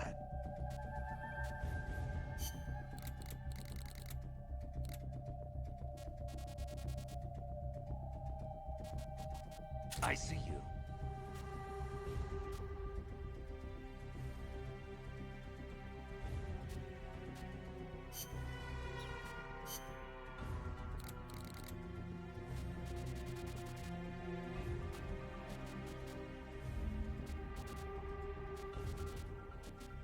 Good to have you.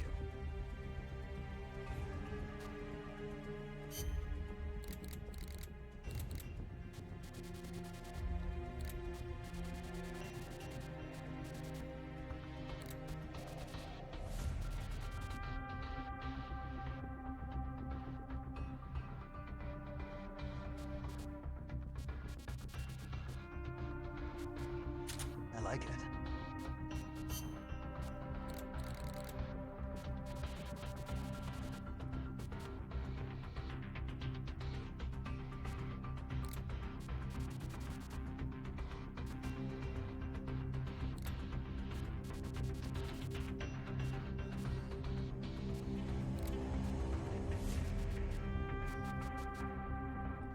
Snake it.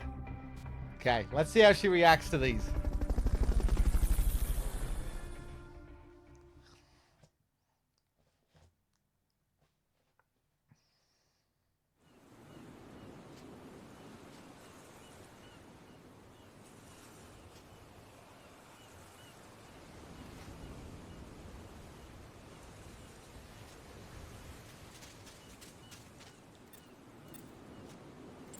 I see you. What? No way! Oh, for fuck's sake. Snake it. Yeah! She likes that one, but it doesn't give me a heart. I like it. Thanks. What? Good to have you. Yeah! Hey! Good to have you. Yeah! Okay, you can do 2 each. Hydra! Hydra! Yeah, she likes Hydra. Hydra! Hydra! You're pretty good. Really? You're pretty good. Oh, I am so happy. You're pretty good. Really? Oh, I am so happy. Let's take it easy. See, thanks.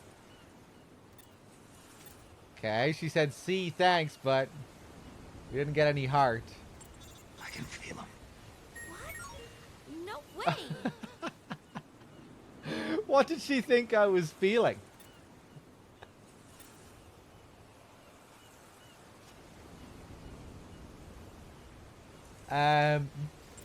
Peace won't come to us. That is why you have to make your way to it. Cool. Peace. Peace.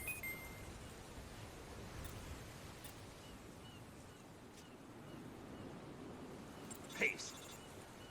Peace.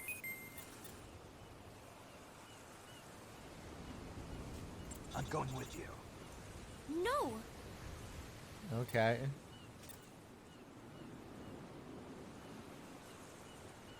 Good to have you. Thanks. Let's take it easy. No.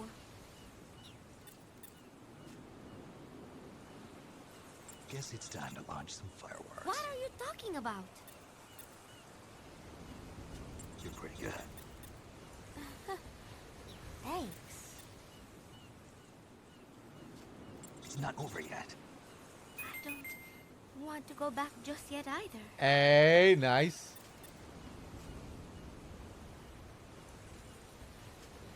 It's not over yet. I want to stay here together a little longer too.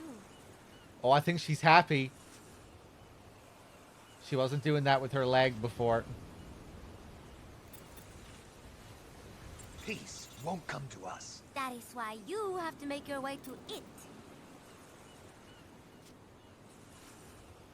Get inside. Yeah!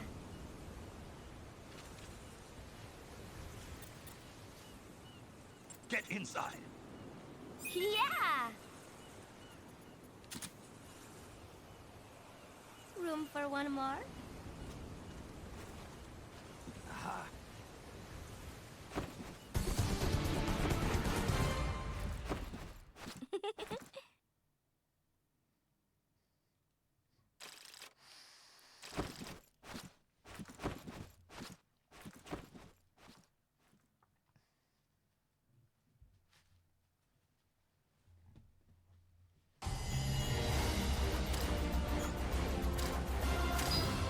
B rank.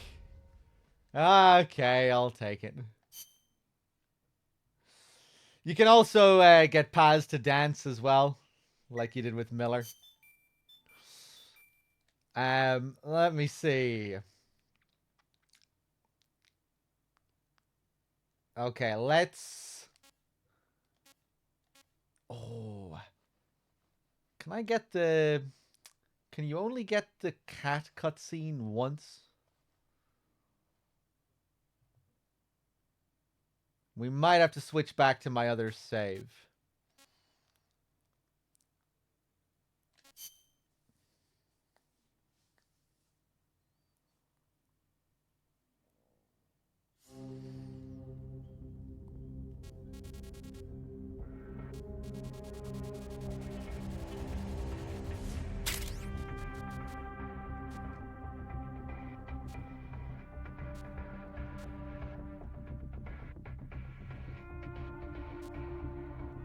Wow.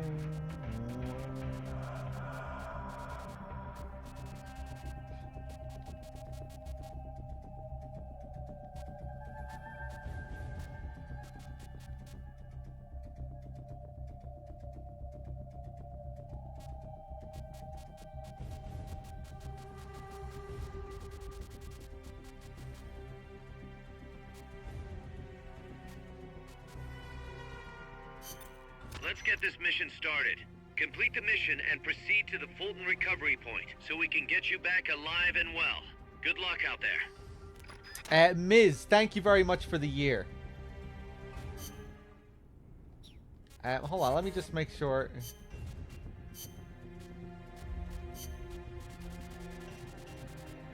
Stealth.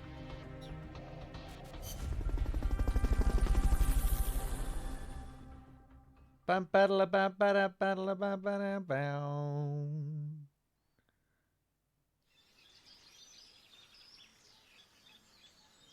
Stay out of the enemy's sight as you recover those supplies.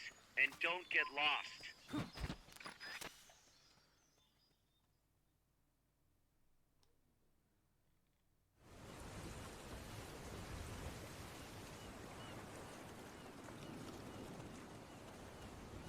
Hey, okay, I think we can get the scene again.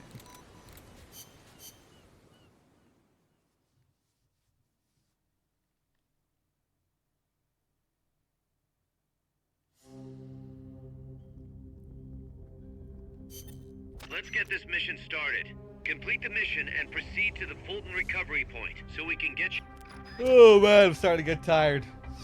Ms., thank you very much for the year. And I saw the emotes twice, Ms. Ms., thank you very much for the 12 months, the big year. Let me see here.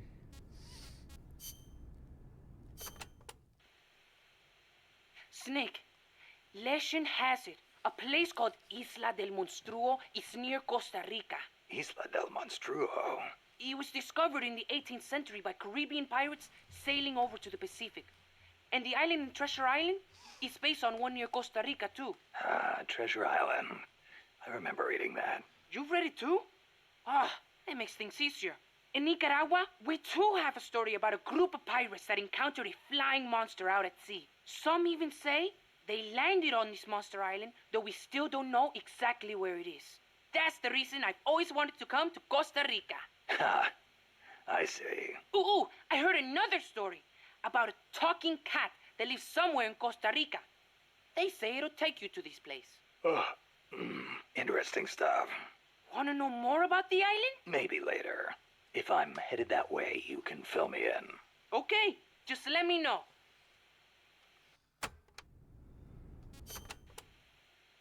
Chico. Oops.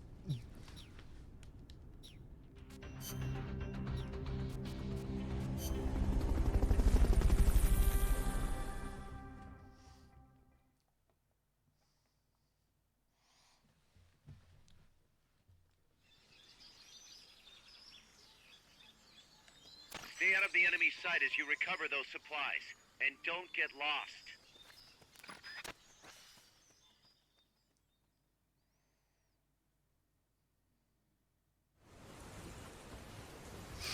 So a lot of people play this game and they have no idea that this is a thing hidden away. See some sort of weird animal over by the pier? This whole part of the game is hidden in this side off. You have to go back outside of the objective area. Back to the beach where the game begins. And if you go down on the pier here, look what it is.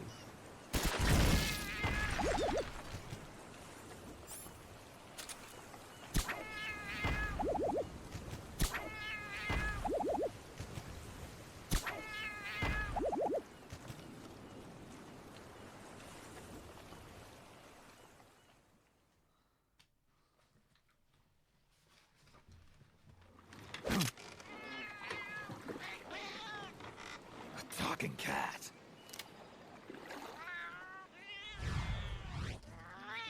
Trenya.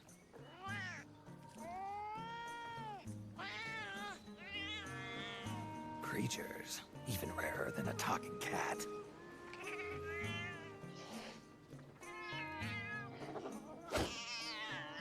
Monsters.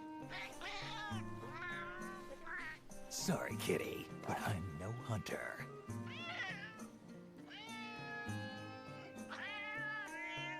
Not exactly ordinary yourself.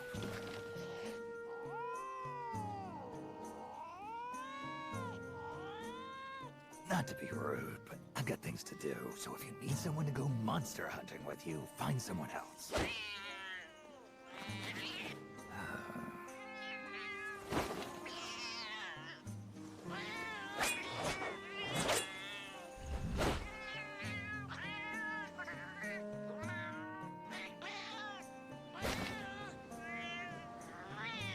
Sounds perfect. Now you're speaking my language.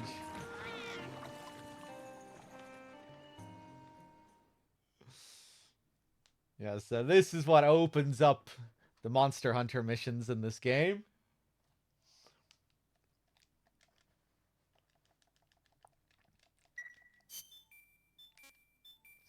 Some of the toughest missions in the game.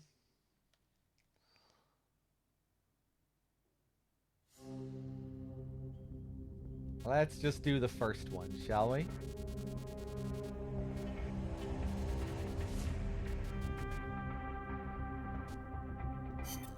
This is a high-risk mission. You'll be facing some powerful opposition, but it's nothing you can't handle. Believe in yourself. Get the Capcom logo here as well.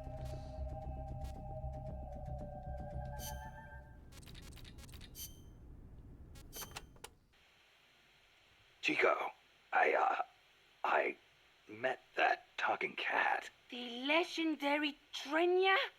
Really? Trenya, yeah, that's what it called itself.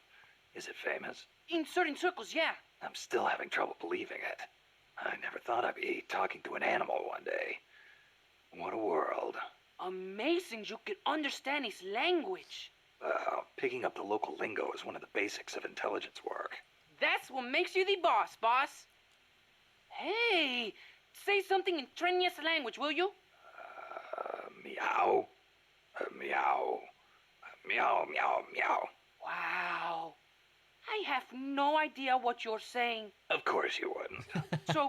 So what did Trenya say? It said it would take me to that island you talked about. Really? Oh, take me too, boss, please, please. I know you must be excited, but we don't know what's out there. Could be dangerous. I'll scout it out first. No fair. Come on, Chico. This isn't as cut and dry as you think. You can come next time, depending on what I find. I'll take some photos if I get the chance. Sorry, kid, but that's life. Hey, what's up, D-Gamer? How's it going? Apparently, there are other cats that talk besides Trenya on Isla del Monstruo. There's more of them? Yep, they're called the felines. But supposedly they don't ever come to Costa Rica. You should try talking to them if you spot them. Who knows what kind of stuff they have to say? Yeah, just when you think things can't get any crazier. Also, the felines are nice to humans. So you be sure and be nice back. Don't you go attacking them or anything. I would never hurt a defenseless little kitty. I used to have this book full of pirate lore. It had the story about Rathalos, king of the skies. Most accounts describe it as a dragon with wings, or a wyvern. A wyvern? A two-legged dragon? Vlad the Impaler's coat of arms had one on it. Yeah, and he was a model for Count Dracula. There are reports of ships being attacked out in the middle of the ocean. So Rathalos must be able to fly great distances. And what's more, Rathalos is said to breathe fire. Breathe fire? An animal like that can't possibly be real. We're talking about a monster, Snake. Forget what you think you know.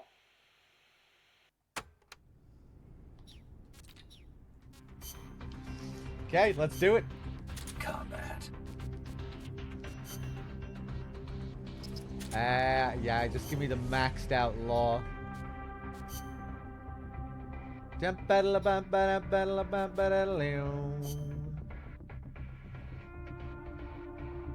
Well.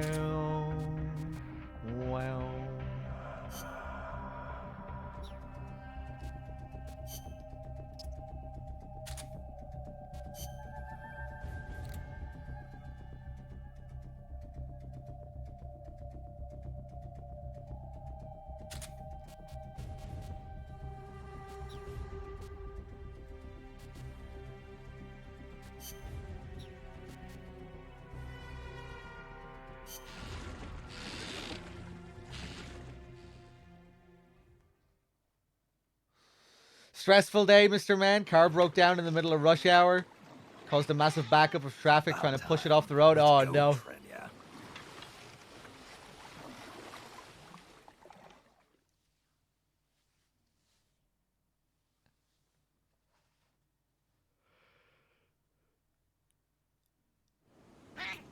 Did you just get off work, Mr. Man?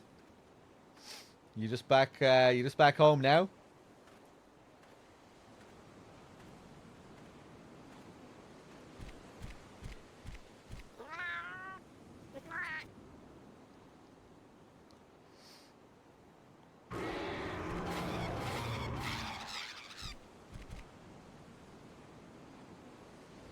The battle dress might be a bit of a pain here, but...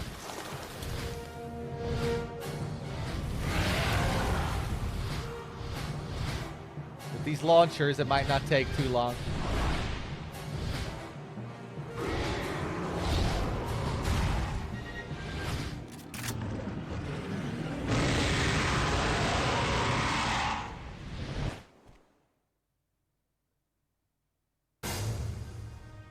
Bum, ba-dum.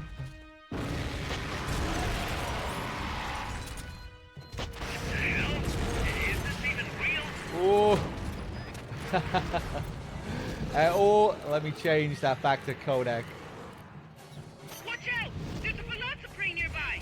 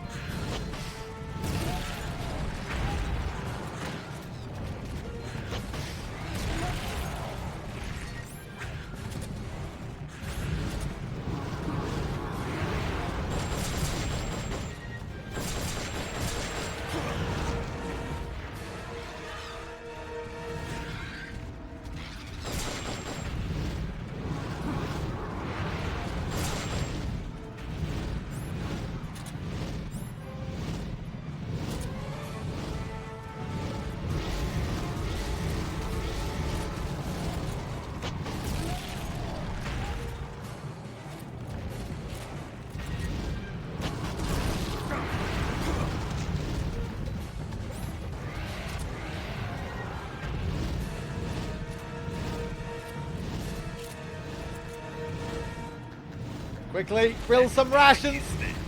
You can use it Quick! to stop roasting. Press the action button one more time.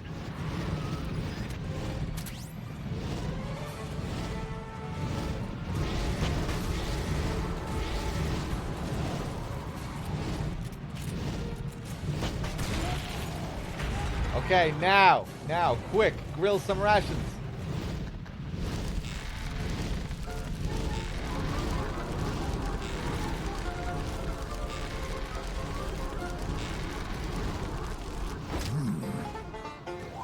Hey! That looks delicious. Well done. You can also undercook the rations and overcook the rations.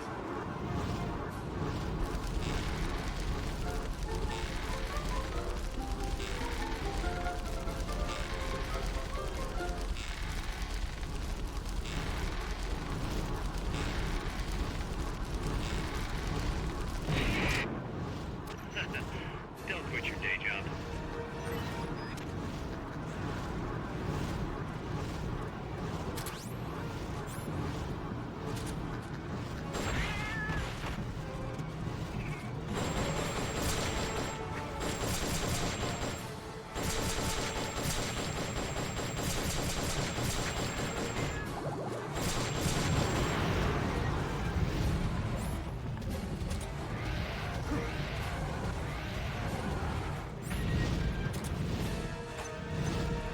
They've okayed your request for a cardboard box.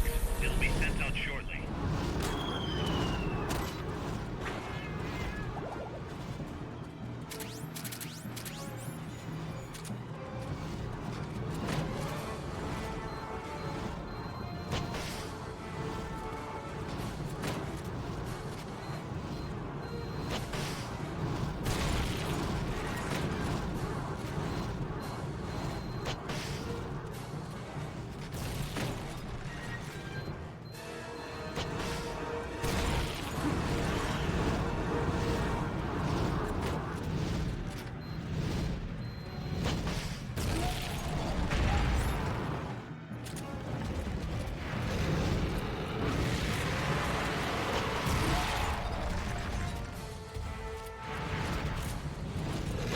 Those little dudes were not just chilling, Mr. Man, don't lie.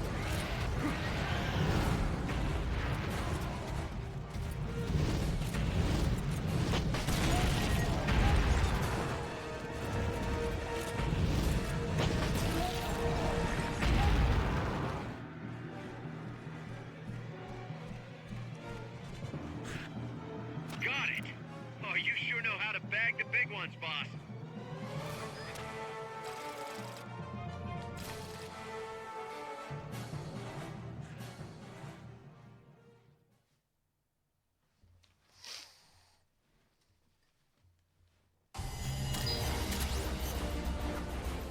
Ba-da-da-bum.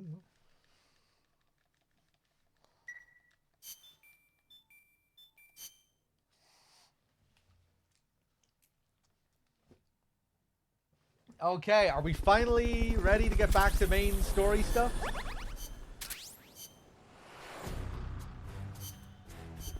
I think I'll do one more Zadornov mission. I want to hear some more of the calls during the Zadornov missions. I don't think I did any the first time, so let's do one more Zadornov mission. Snake, Zadornov's disappeared from his cell again. Find him.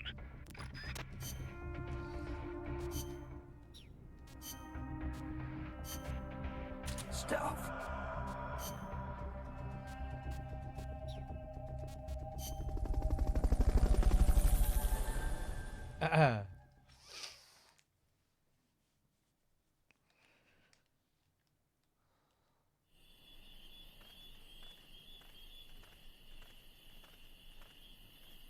Okay, let's do it. Find Zadornov and bring him back here with Fulton Recovery. Freeze. What was that? Oh.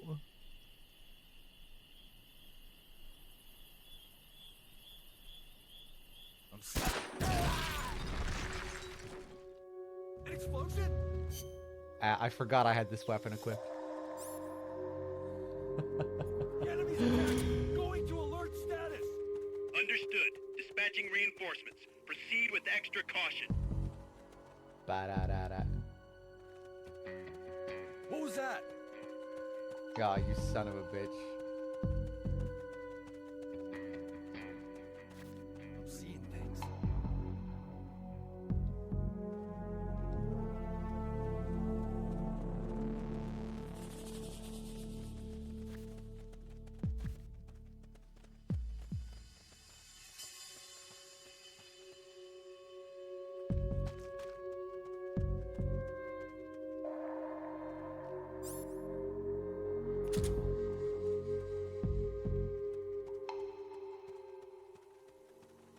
I think sometimes in this mission he's pretty close by. Like we're in this first area. HQ, come in. This is HQ. This is patrol. All clear. Well... Understood. Return to base. Oh, I'm not used to the radar. It's cool seeing this again.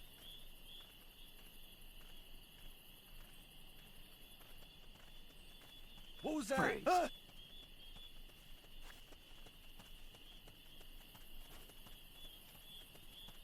seeing things. Search every inch of that area. Freeze.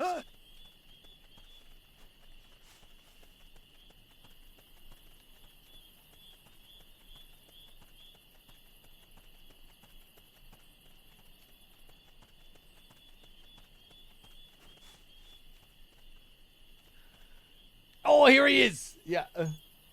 Snake is already big boss in this one. He is. This takes place 10 years after MGS3.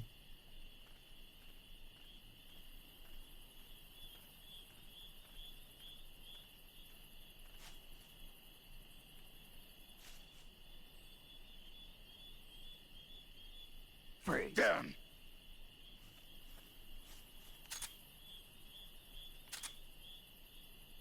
Yeah, I think he was already showing up on the radar here, wasn't he, Zadornov? I think he was this red arrow the whole time. Alright.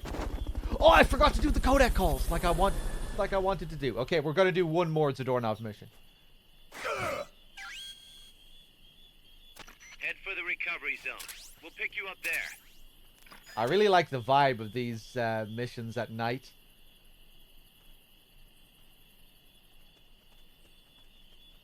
The nighttime atmosphere is really nice with that fog.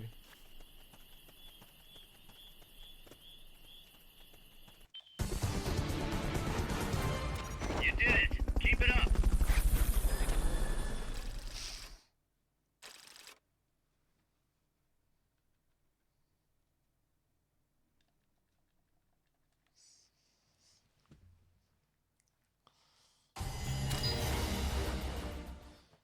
Kaz, I caught Zadornov.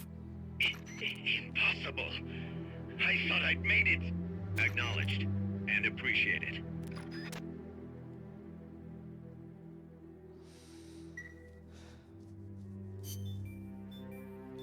Okay. Yeah, James, maybe you should boot one of them up again. Have a replay. Snake, Zadornov's disappeared from his cell again. Find him.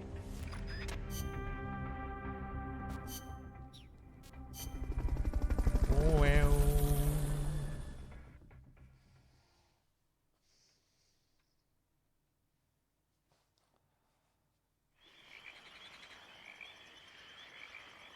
I wish there was... Find Zadornov and bring him back here with Fulton Recovery.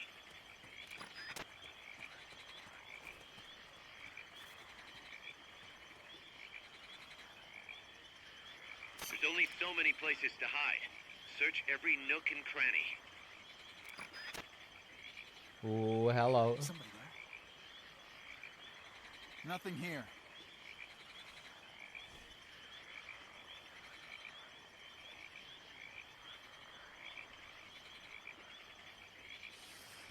So many great memories. I remember playing MGS4 with my grandmother, and she thinking it was a movie back then. Did she play it with you? Or did she just watch you play it?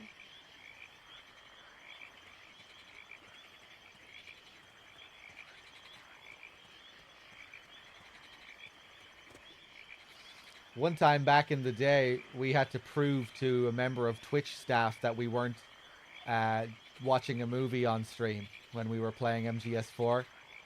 They came in and they asked us to pause the game or do something to show that it's actually a game. No joke, that actually happened.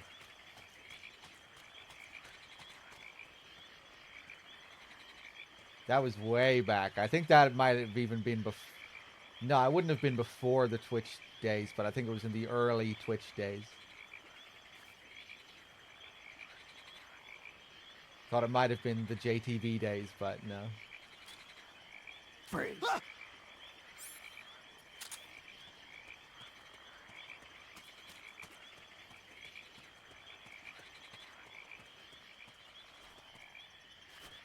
Somebody there? Oh. Here he Oh, is. you son of a bitch.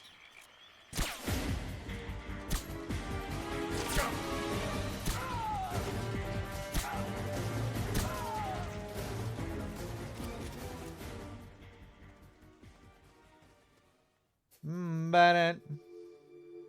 HQ, come in. This is HQ. She just watched, but she'd comment on stuff? Okay, okay. This is patrol. Target lost. Go to alert status. Understood. Bum, bum, ba, The enemy bum, should bum, still ba, be da, nearby. bum, ba, da. Find him.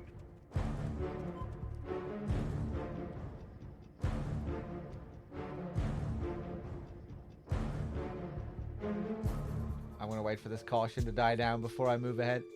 Oh, look at these boys.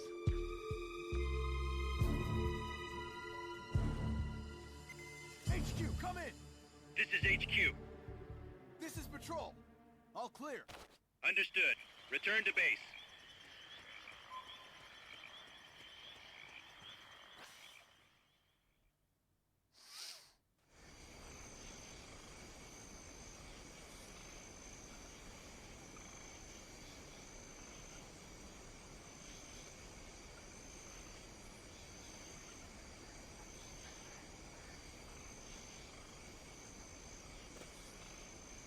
I can't remember. Ooh, damn, man, they're everywhere. Nothing here. Can't remember where we find him here. Probably up at the end. Bum bum ba-dum. Bum bum Thoroughly ba-dum. search every possible hiding spot. We're dealing with a real escape artist here. Freeze. Hide and seek artist. Okay, I thought I had some memory of him being there, but I guess not. Hey, HT Zone with the 38 months. Thank you, thank you. I don't think he's going to be in the waterfall area.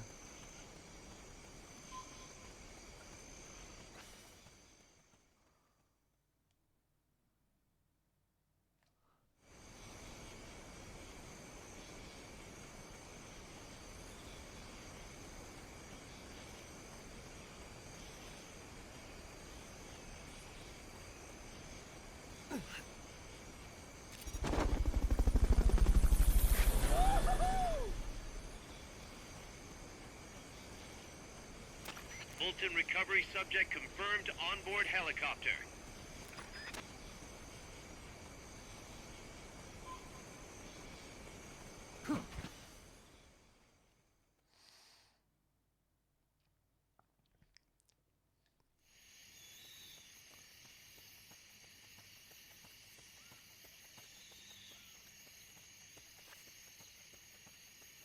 The fog effect is really intense in this mission.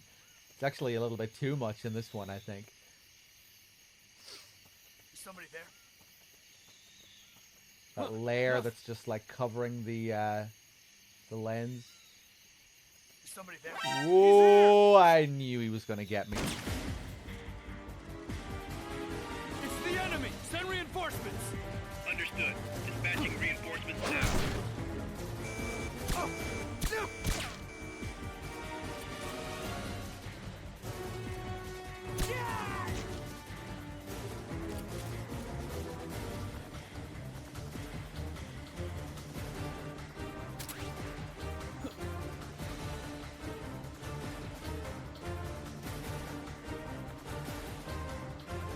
You are not safe there. Hurry! Quick, hide! Hurry, Snake. Find a place to hide. They spotted you. Get out of there.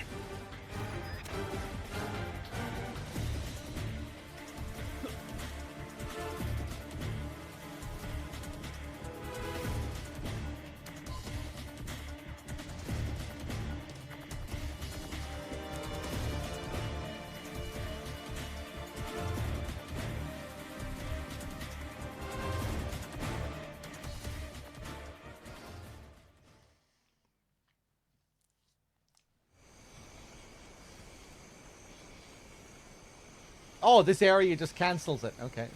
You should have disposed of him when you had the chance. Where the hell did Zadornov go this time? I'm sick of him and his walks. You're doing great, Snake. Peace. Check any out-of-the-way spots. I know it is not easy, but I have faith in you. Thoroughly search every possible hiding spot. Would you Find him. Leave no stone unturned. check any out of... You'll find that ugly Russian and bring his butt back here. I can't believe he tricked back like that. Okay, it's all because of Paz. Chico's ready to kick his ass. That scream. You should have disposed of him. Find him. There's only so many places... Where the hell Zadornov... Check any out of the... There's only so many places to hide. Search every nook...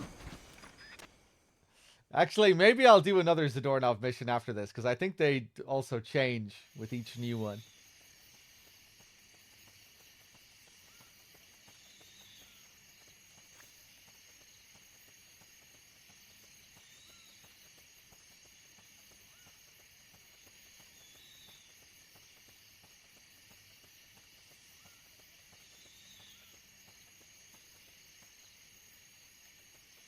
The night is young, not for me. Not for me. I'm getting tired. I'll be going to sleep in a few hours.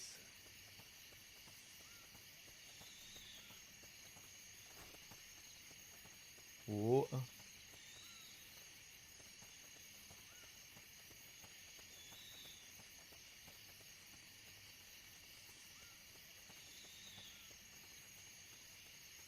Where the hell did Zadornov go this time?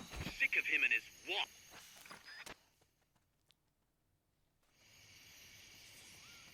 Oh,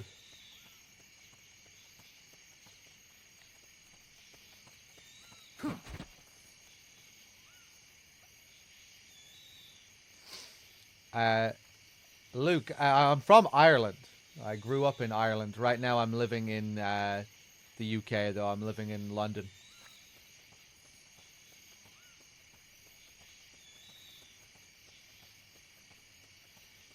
DRK is Italian, but he lives in the US. I'm not sure where he's living right now. I know he's been kind of all over the place. But he was living in LA for a good while. I think he might still be there. Somebody there? Huh, nothing.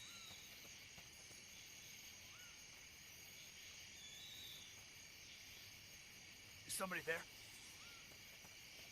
Thoroughly search every possible hiding spot. Oh my We're god. dealing with a real escape artist here. Nice. Freeze. Freeze. Yeah, DRK's internet used to be legendary when he lived in Italy. It was a constant problem when he was streaming.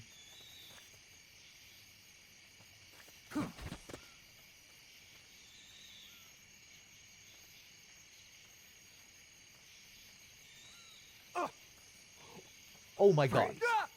I just fucking walked over him. Nice, I was able to get away with that as well.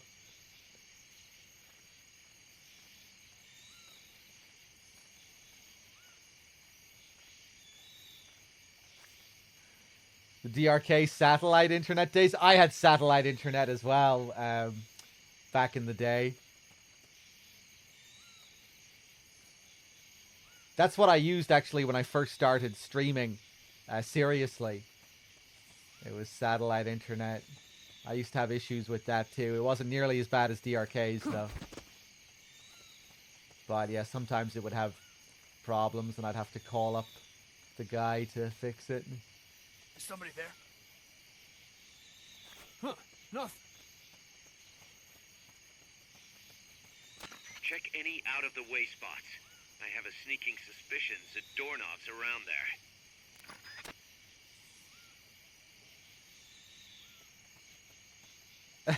Nice one, Luke. You did the whole tourist thing, huh?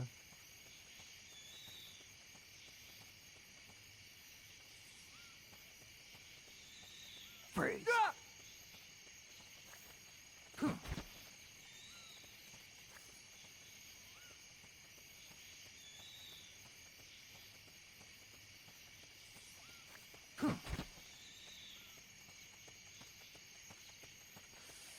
It was the only decent internet I could get, Mr. Man.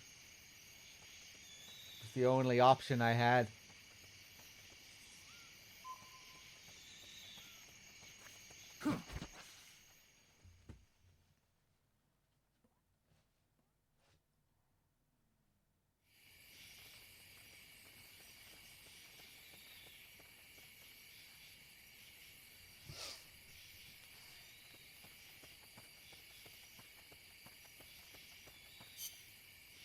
Modem with extra steps. It was pretty much it was just a standard kind of thing on my end. Just a router. The issue was just like losing the signal, I think, for various reasons.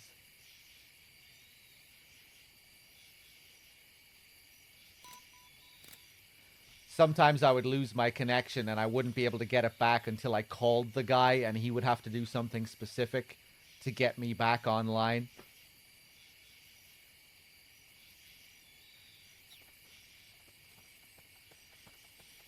Freeze. Oh, you were talking to someone else, Jogs. Okay, okay.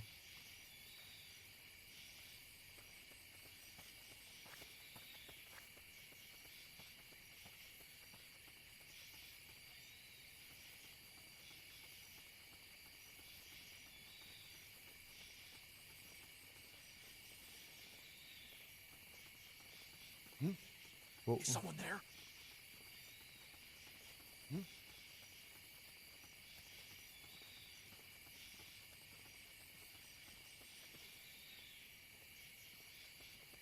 I miss the dial-up sounds. Those sounds were Guess not. legendary.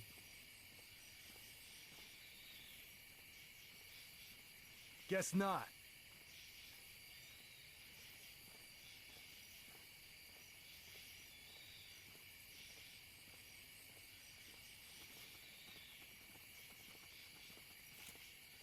Freeze.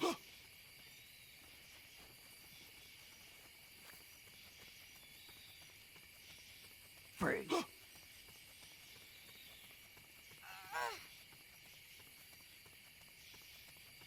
Freeze.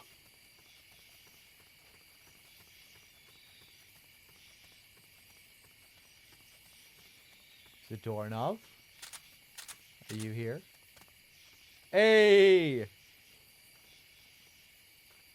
What's that? Is someone there?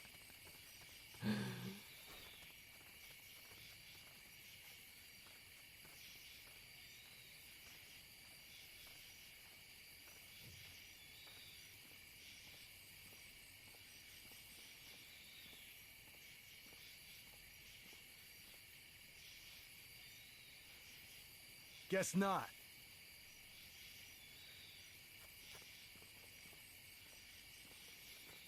Do guards react to him? No.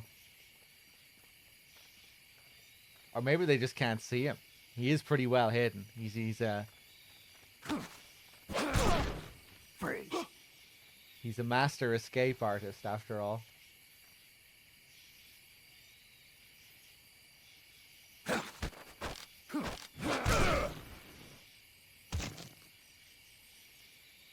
Try using Fulton Recovery on him.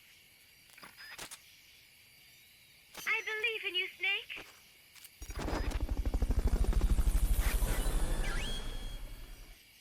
Head for the recovery zone. We'll pick you up there.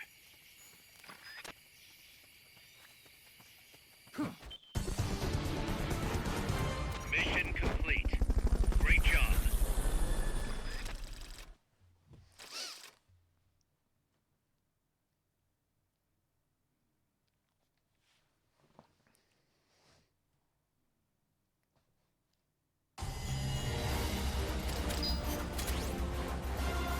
Mr. Man, are you playing Tekken at the moment?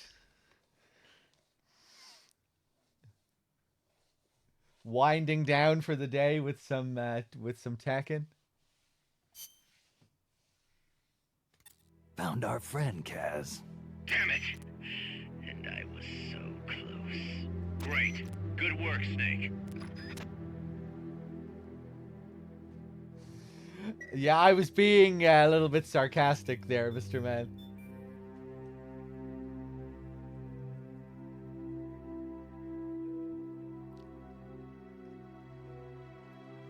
Or it was a 50-50. You could take it either way, you know. You can wind down with Tekken. It's possible, but it could also stir you up again.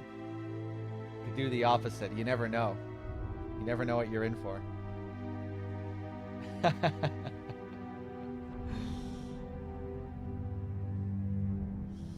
I think sometimes my problem with Tekken is, maybe fighting games in general, is that I want to have it both ways when you can really only have it one way. Like, I want to be able to play it casually in a relaxed setting while also being competitive at the same time. I want to be learning how to play the game while also playing it casually at the same time, and I just don't think that's possible. Or it's very hard. Maybe sometimes you can get into the state of mind where it's happening in a way. But yeah, it can be tough.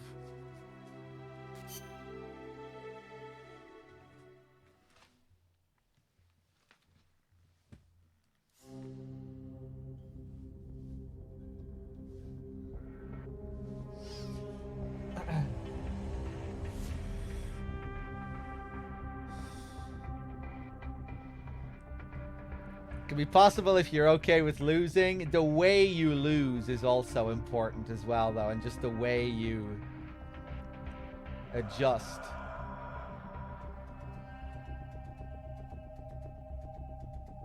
It's not always just the constant losing if you are losing a lot.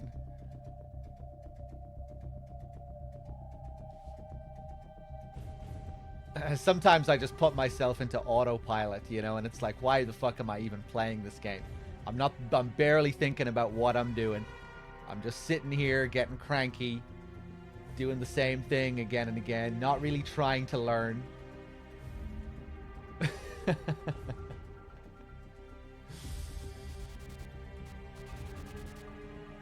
You really just have to, for me anyway, I think the only way I can really enjoy myself is if I'm really being, you know, conscious and really just trying to learn.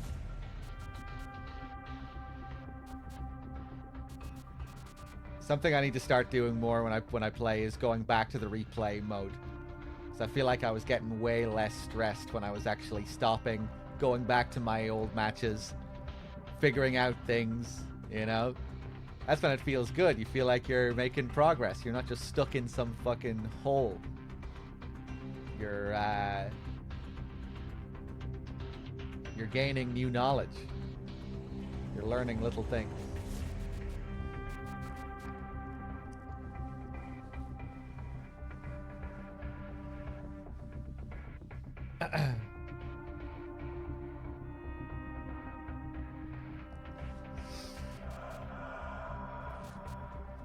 What one did I do there? 3?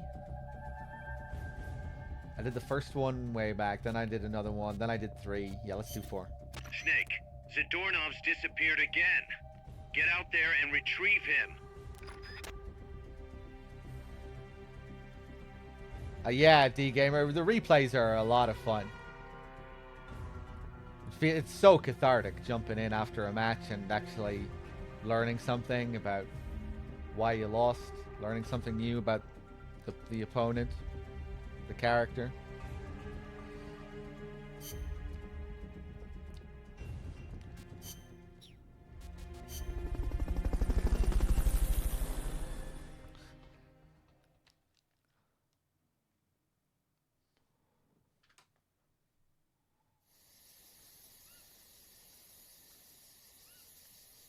Find Zadornov, Snake.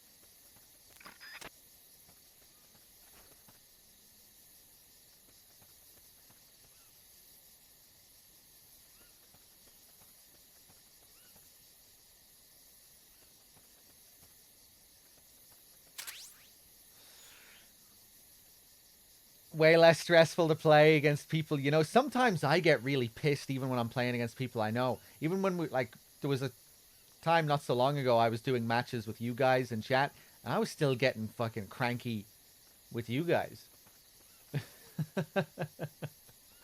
Like even doing like non-ranked matches. Doesn't matter whether it's ranked or not, or whoever the fuck it is. Anything can make me cranky in Tekken.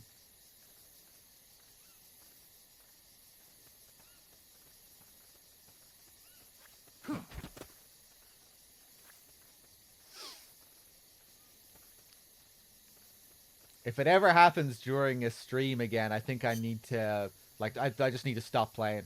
Take a break for 5 minutes.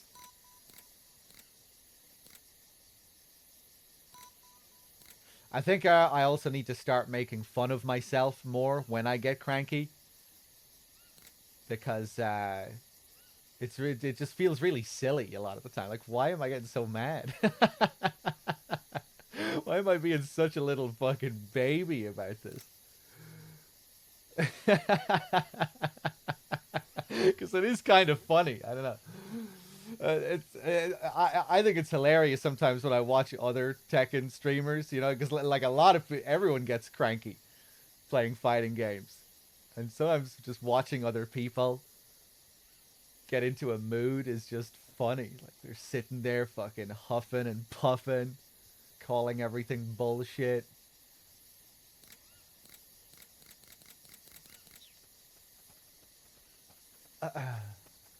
Freeze. Freeze.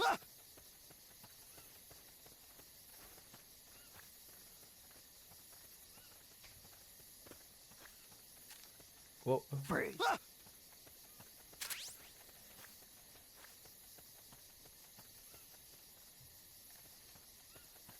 Good God, the man could swim his way out of Alcatraz.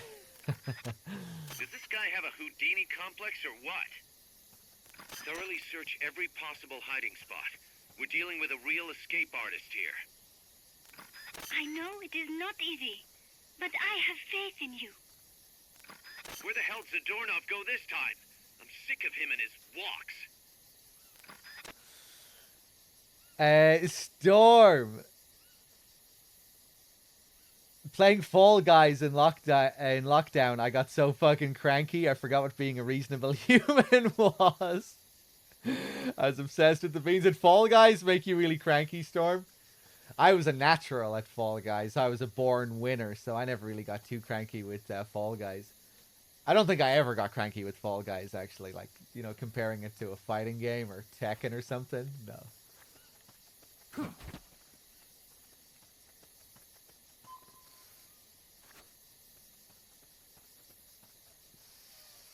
I was just inside too much.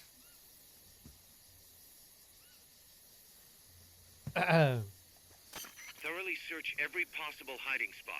We're dealing with a real escape artist here. Where's Zadornov? Does this guy have a hoot? You're doing great, Snake.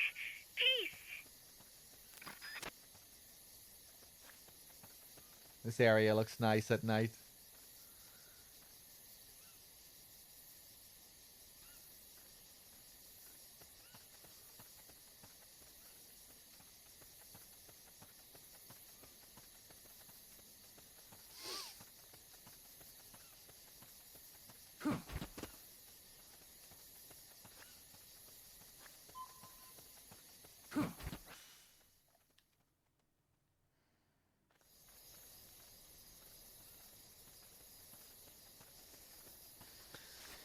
I feel like having a healthy and balanced lifestyle helps with this all, probably. But I mean, it's the Western world in 2024. Who the fuck has a healthy and balanced lifestyle? That's just not happening for anyone.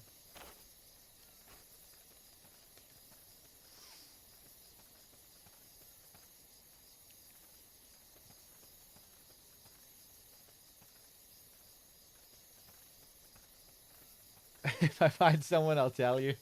Freeze. Please do. I want to know their trick.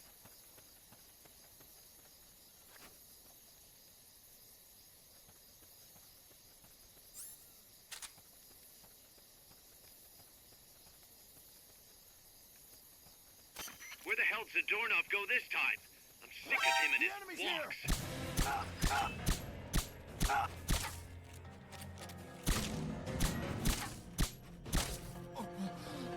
Oh! Understood. Dispatching reinforcements now.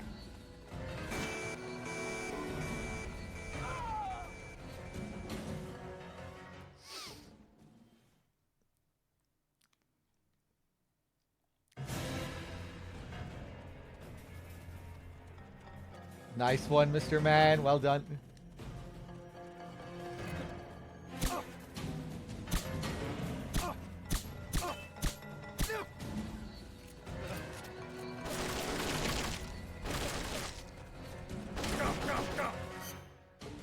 I'm tired.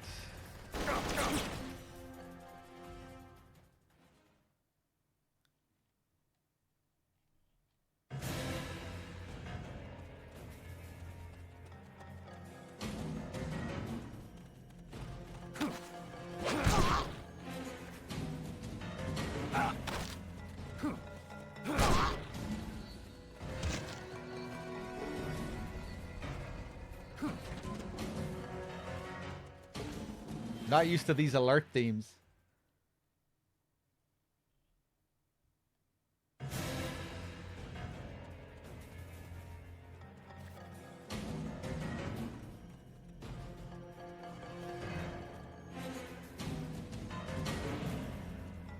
You could learn how to play Storm. I don't recommend it though. Tekken is for sick people.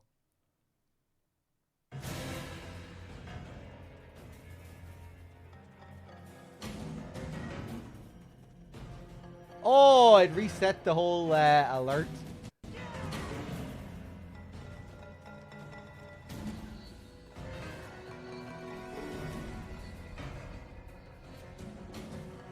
Okay, I'm safe.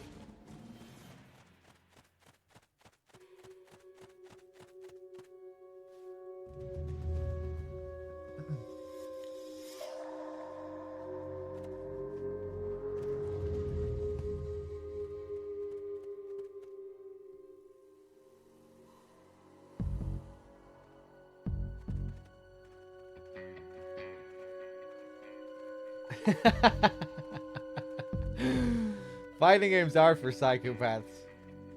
Especially Tekken. Tekken is deranged. Who has time? Who has time for all of it? This is Patrol. All clear. Understood. Return to base. Who has time for Tekken? You need all the time in the world to play Tekken. Nobody has enough time to play it.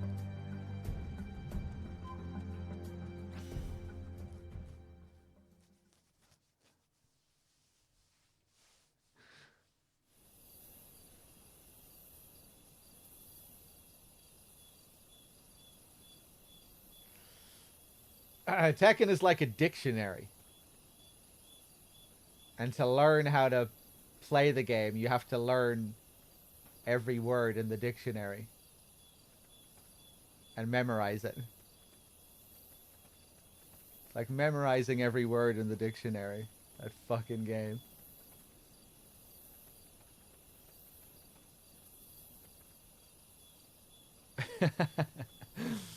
That's my new analogy. I came up with that just now. I think I like it. I think it's suitable. Freeze.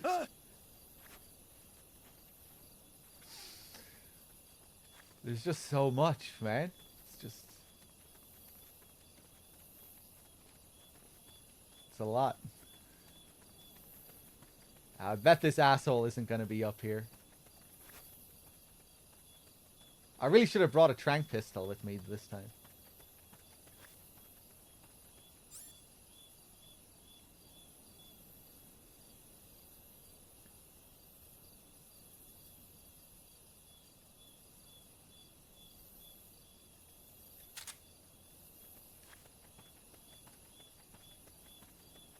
What was that? Ah!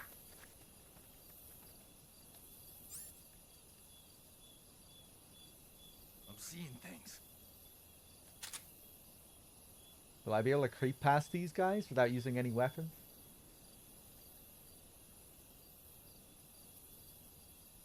Okay, I'll wait for him to go the other way.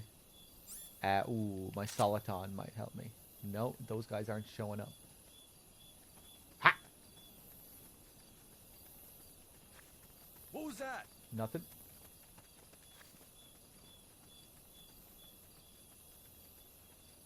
What was that?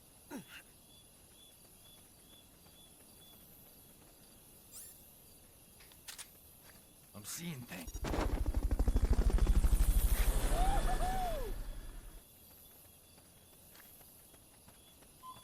Fulton recovery.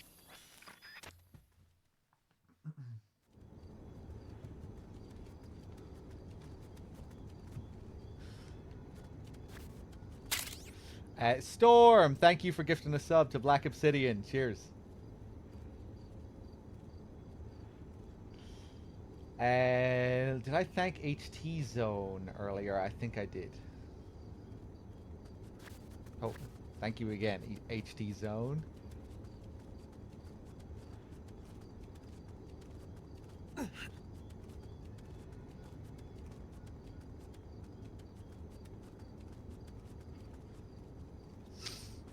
My name is Vladimir Zadornov.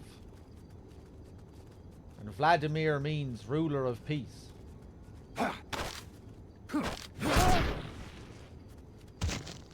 Go to sleep.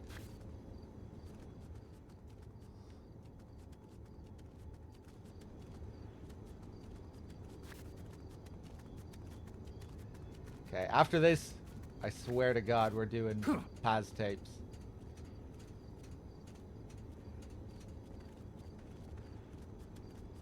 Freeze.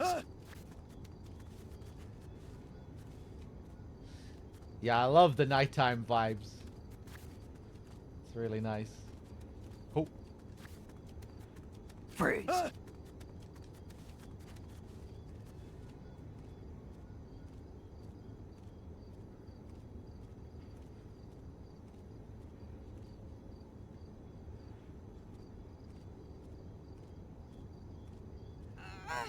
I love Kojima's obsession with warehouses and industrial areas like this.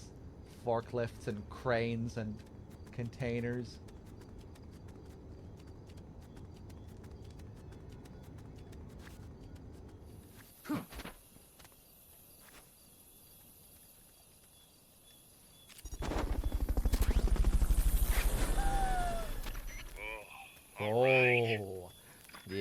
not here, is he? Fulton recovered a helicopter is complete.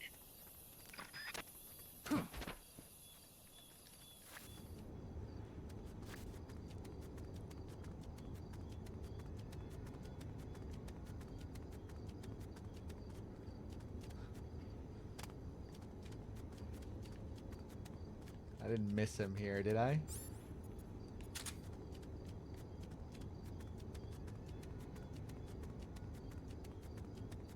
Okay, let's go back.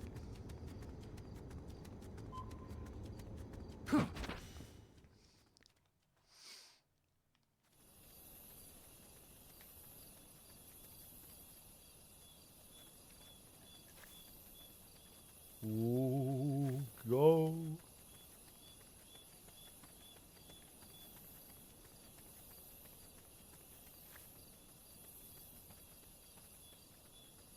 This time I'm seeing him up there, huh? Turn.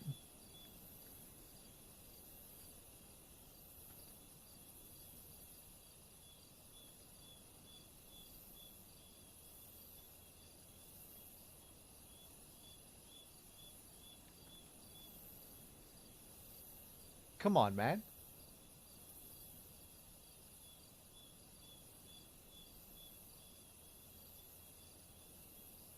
What the fuck? Is he not? Maybe he's fixed to a different position when you come back out.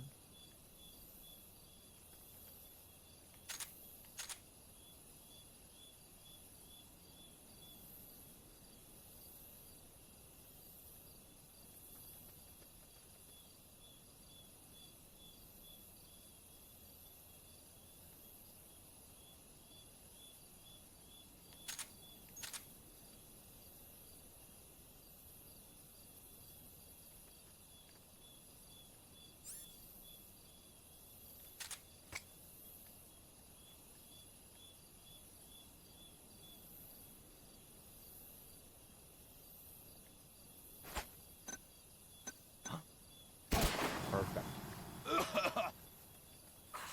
What was that?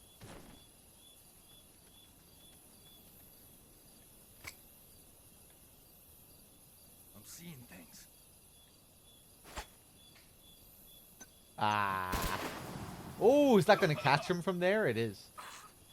Forgot they were that good.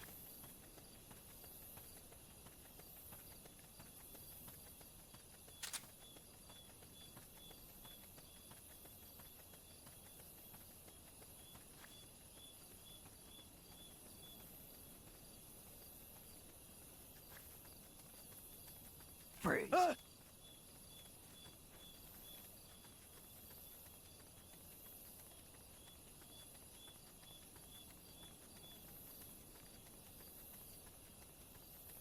Okay, we're going to cut across here.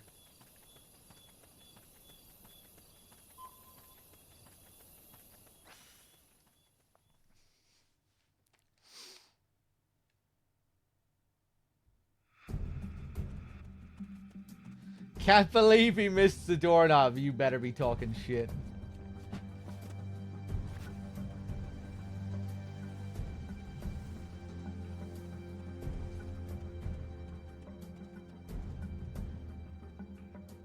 How's it going, young Snow?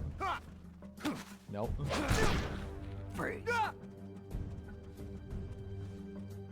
Oh yeah, he's always in one of the fucking houses like Chico during this. How could I forget? This is one of the fixed ones.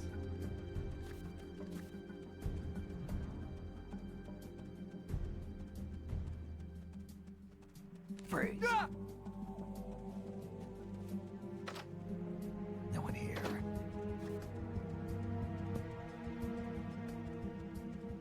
You got a little comic scene as well, don't you?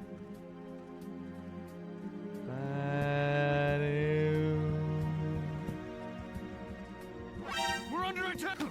I'm not sure if I'll be doing Ground Zeroes. We'll see.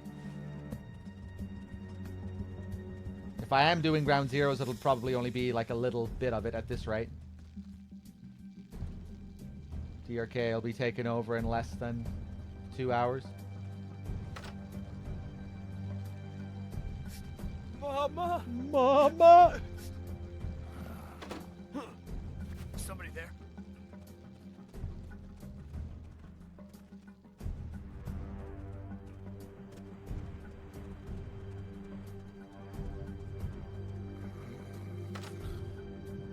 Not this one. Death Stranding stream when? I'm not sure when I'll do my next playthrough. Maybe sometime this Christmas.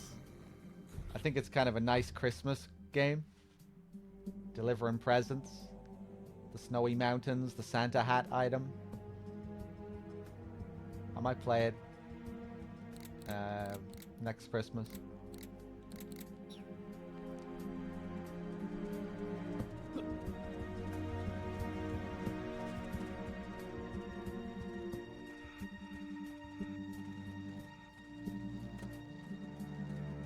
Freeze.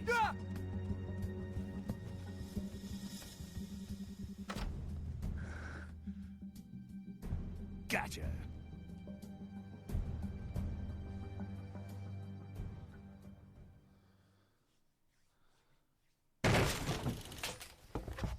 Curses.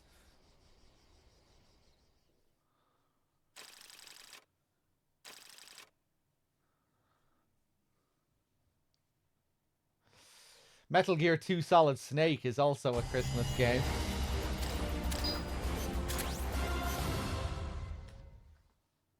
I got him, Kaz.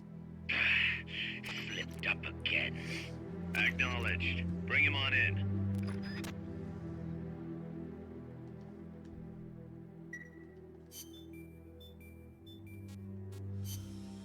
MG2 does feel Christmassy. Yeah, it takes place on Christmas Eve.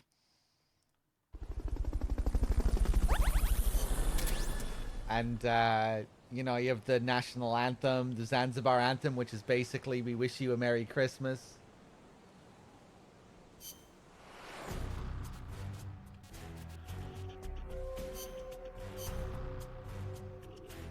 Okay. Well, I'm getting tired.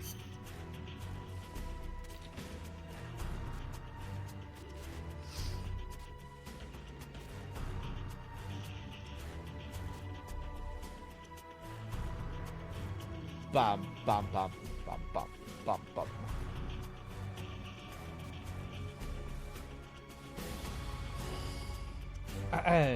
Yeah, one of the last pieces of dialogue in Metal Gear 2 is between Snake and Holly, and how they think they'll be, you know, if they'll make it home for Christmas or not. You know, that bit of dialogue. I can't wait for Christmas dinner. I'm getting sick of these rations.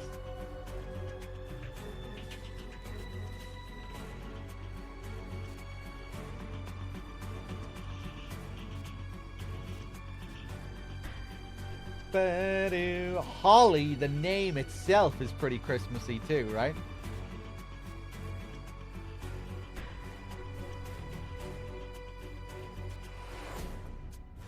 I can't believe I'm actually meeting you in person, boss.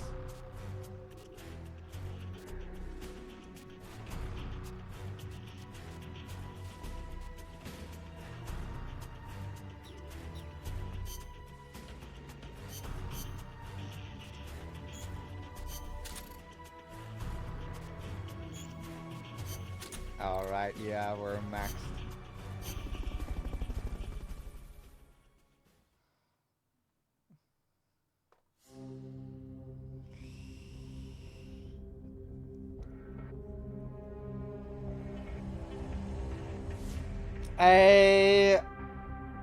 I have no idea, Storm. I guess I'll see.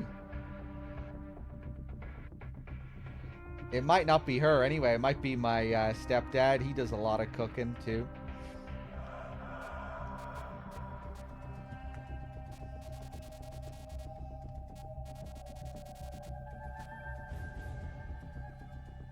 Okay. Okay.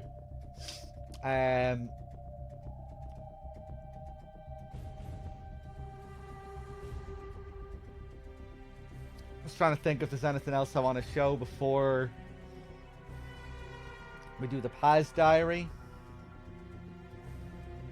I don't think so. I think we're good.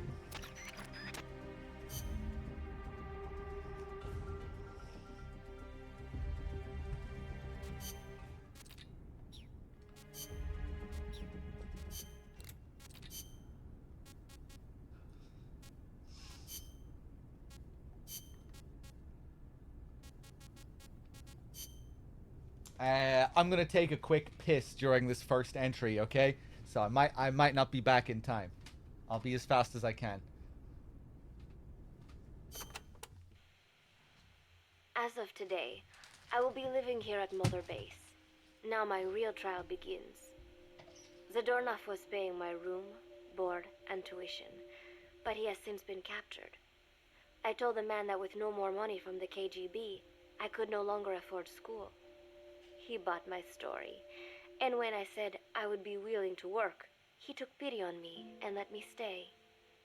For some reason, Miller really pled my case. That was helpful, but the man is still a fool. His men are no better. They think their training makes them strong, but that kind of strength is nothing in the face of true power. And better yet, they wait on me hand and foot, believing I am just a schoolgirl. Looks like I won't be working too hard after all. Just today, while scouting out the living quarters, I saw a group of them in the corner of the deck making a fuss. Going over for a look, I saw they were feeding a kitten. A bunch of grown hard men, and they're the ones acting like schoolgirls. Look, isn't he cute? What is wrong with them? Disgusted, I just nodded and smiled. I must stay in character after all. I indulged their chit-chat for a few moments. Then one of them asked me to give the thing a name. They had just taken it from its mother. I named it Nuke. I improvised some nonsense about how our compassion for living things can help prevent wars. The men gave me a little fish. I held it out in my palm and the kitten happily ate it up. What a pathetic, feeble creature. It sickens me.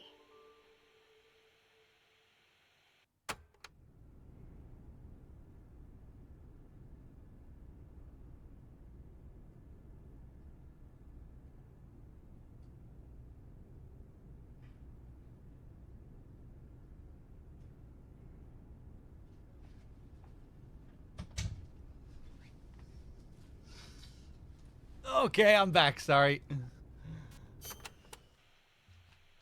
Today, Chico invited me to go fishing with the soldiers. I suppose finding one's own food does have its merit, but I prefer not to be involved in such a degrading task. And their prattling on about fishing being fun is nonsense. I'm not here to find playmates. Nevertheless, distasteful as it was, I went along in order to maintain my cover. Chico thrust a fishing pole into my hands, and we went up onto the deck where several soldiers had gathered. They welcomed us warmly. With so few women aboard Mother Base, I'm treated like a princess. No one suspects I am neither a teenager nor a student. It was nice and sunny, with a gentle breeze and waves. As I cast my line and waited for a bite, the soldiers began to ask me all sorts of questions. As always, I answered according to our predefined scenario, feigning a smile. As I sat there feeding them lies, the fish began to bite, and the soldiers began to focus on their prey. Chico had his bait stolen by a fish, and got so angry that he stood up and nearly fell into the sea. Everybody laughed. It almost made me want to join in too. At some point, I got a bite myself. The instant after I felt that first gentle tug, the fish yanked the line with astonishing strength, and I let out a cry of surprise.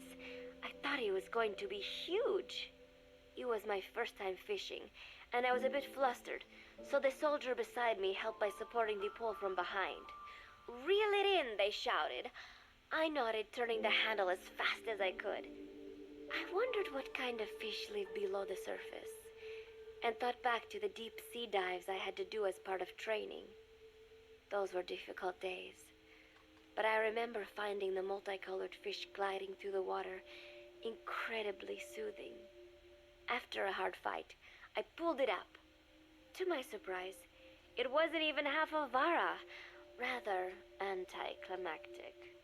But I wasn't doing it for fun, so I wasn't the least bit disappointed. Nuke was hovering nearby with an expectant look on his face, so I gave the fish to him. All in all, a thoroughly wasted day.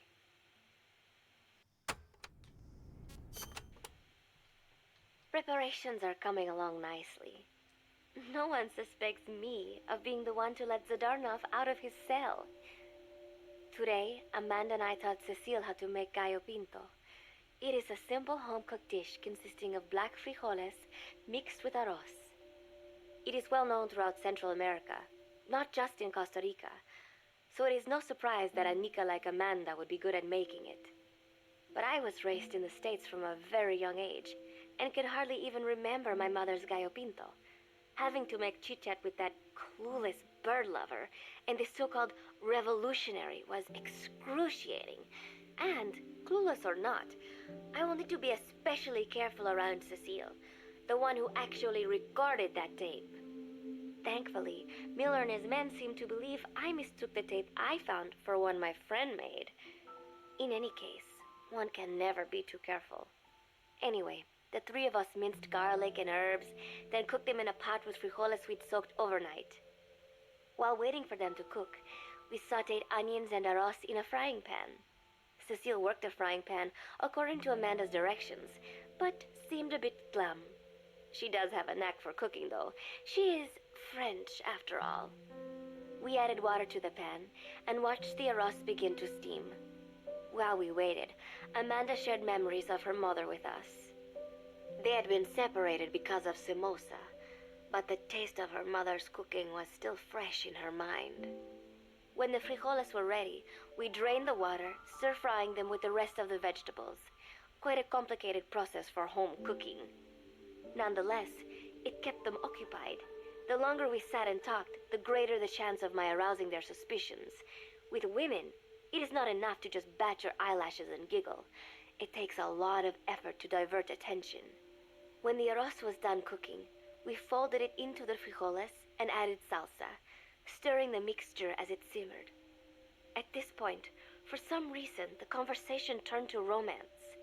Why does it have to be that way whenever women get together and chat? Cecile fancies herself to be well versed in such matters, and gave Amanda all sorts of advice. It was harmless enough, until, to my irritation, she began pestering me whether there was anybody I liked. Not right now, I said, trying to dodge the question. But she pressed on. It's Snake, isn't it? I gritted my teeth and played it coy. Maybe. Cecile nodded and giggled. He is pretty sexy, isn't he? What a ditz. It's all I can manage to just survive. The thought of romance has never once crossed my mind. I have no interest in that kind of man. Soon enough, a rich aroma began to fill the room. The gallo pinto was ready. New came over and rubbed up against our legs, looking for a handout. Unfortunately, it was not the kind of food a cat would like. We let a few of the soldiers have a bite, and then headed off to the mess hall. The home-cooked flavor we'd achieved was a big hit with the men of MSF. Not that we are trying to impress them or anything. Even I could manage a dish like that. Snake enjoyed it too. Let me make this absolutely clear. I have no interest in that man.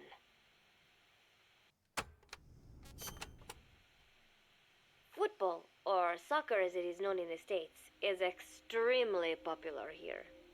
It has not caught on yet in the US, but it has legions of rabid fans all across Latin America.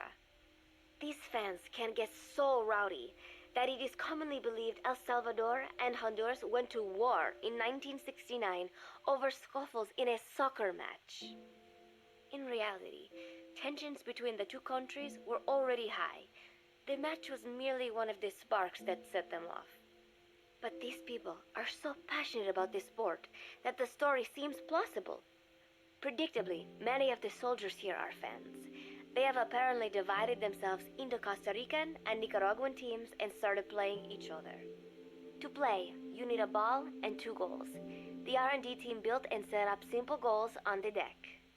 I had absolutely no interest, but Chico insisted that I come and watch. It was not a proper match by any means. The pitch was not even regulation size, but the players and spectators alike got pretty excited. They banged empty cans and shouted cheers through the handmade megaphones. It almost felt like carnival. Huey, the referee, blew a whistle to start the match. The soldiers' training has left them in excellent physical shape, but they lack the honed skills of professionals and their play was quite rough. Midway through, one of the men collided with another. They started shouting at one another, but Huey stepped in. "I thought we had forsaken our countries, become one with the earth," he said, quoting Snake.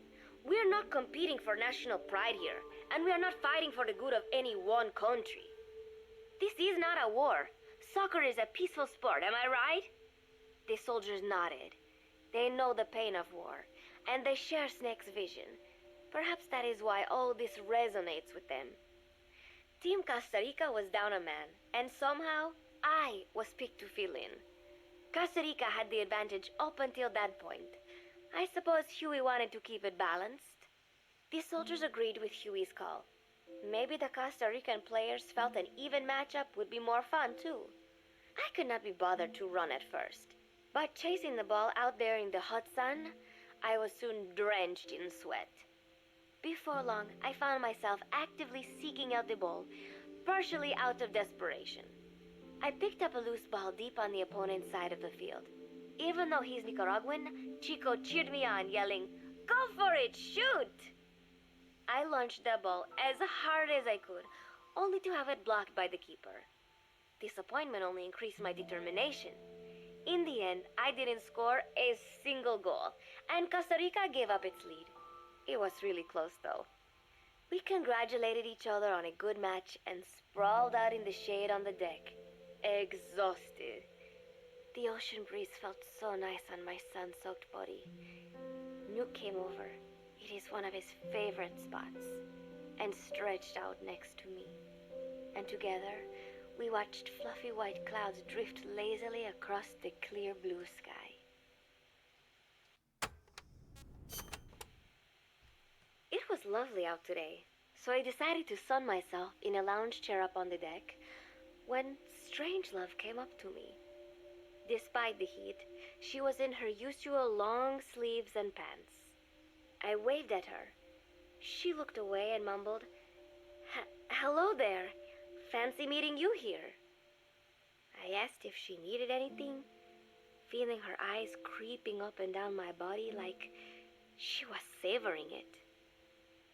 Finally, she swallowed and said, "You have such beautiful skin."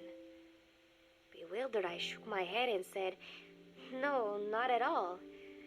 I had heard rumors that she was a lesbian. But she couldn't be after me, could she?" She continued to stare and said, "No, it is beautiful, but you must not let yourself get so tanned." And then she took my hand in hers. "What is wrong with a little sun?" I asked, trying to cut the conversation short. But she shook her head violently. "No, you mustn't. A young lady should take better care of her skin."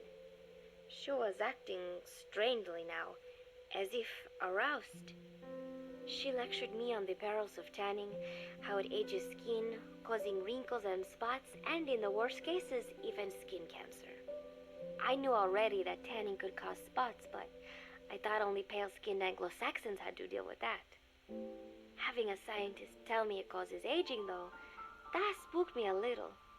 If I am to keep playing the teenager, I will have to start paying more attention to my skin. Sensing my anxiety, she took a small tube from her pocket. She said it was the sunscreen she always used. She told me to keep it. I didn't know what to say. I was more than happy to take it, but exactly what were her intentions? Was she merely being nice? Or is she really into me? Either way, there was no reason to refuse, I suppose. I have undergone training. An out-of-shape woman does not pose any real threat to me. Having power means not being afraid. It is the same on a global scale. A country with nukes can dictate terms to a country without them. I thanked her and took the tube. Then she offered to put some on for me.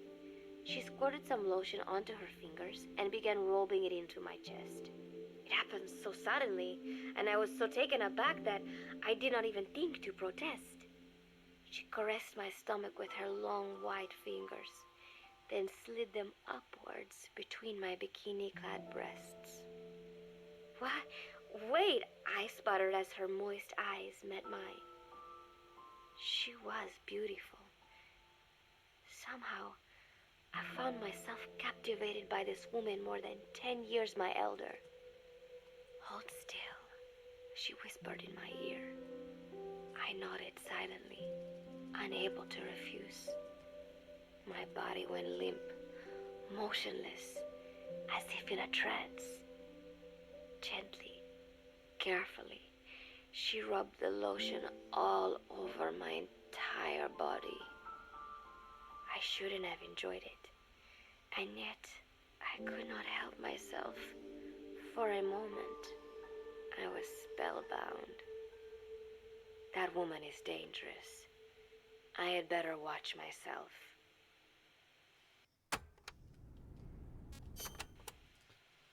Protecting one's health is an important part of any agent's job. But despite my best efforts, I have caught a cold. Now that I think about it, Mother Base's numbers are on the rise, with soldiers coming from all different places and backgrounds. It is no wonder then that sooner or later someone would bring in a virus. That said, what I have got is just a common cold. The medical team said I'd need a few days rest, so I've been restricted to my room and put on bed rest. I thought I'd gotten used to not having anyone around to relate to, but at times like these, being alone is just miserable. All I could do is lay there and stroke Nook's back, trying to take my mind off how bad I felt. Nook just sat there, not making a sound. But I did have visitors. Amanda and Chico, Huey, Cecile, Miller, and a few of the soldiers I've become relatively close to. Amanda made me a soup with herbs she said were good for a cold. Miller told me to take it easy. I will sing you a lullaby, he said, then broke out a guitar and sang some incomprehensible song in Japanese. I did not need to understand the lyrics to know he is an awful singer. Then he said, "You know what is good for a cold? Suppositories. Here, I'll show you." He began to take off his pants, so I threw my tissue box at him to make him go away. Then Strangelove showed up, saying she had some Classic miracle Miller. Indian cure. It has got eucalyptus extract, she said. It works best if you rub it into your chest. And then she tried to take off my nightshirt. I whacked her with my pillow, and I got rid of her. Chico brought me a little flower in a cup. It had been growing in a little bit of earth that probably found its way on board stuck to something else. I found this on the deck. Here, you can have it. He tried to act nonchalant, but I am pretty sure he's got a crush on me. None of them understand. If they thought these little visits would cheer me up, they were wrong. Tonight, Snake himself came to my room. Like the rest, he believes I am just a schoolgirl and treats me as such. Why did you abandon your country? I asked him. Why create the MSF? Of course, I knew the answers already, but I wanted to hear it from him. As I had imagined, he was not exactly forthcoming.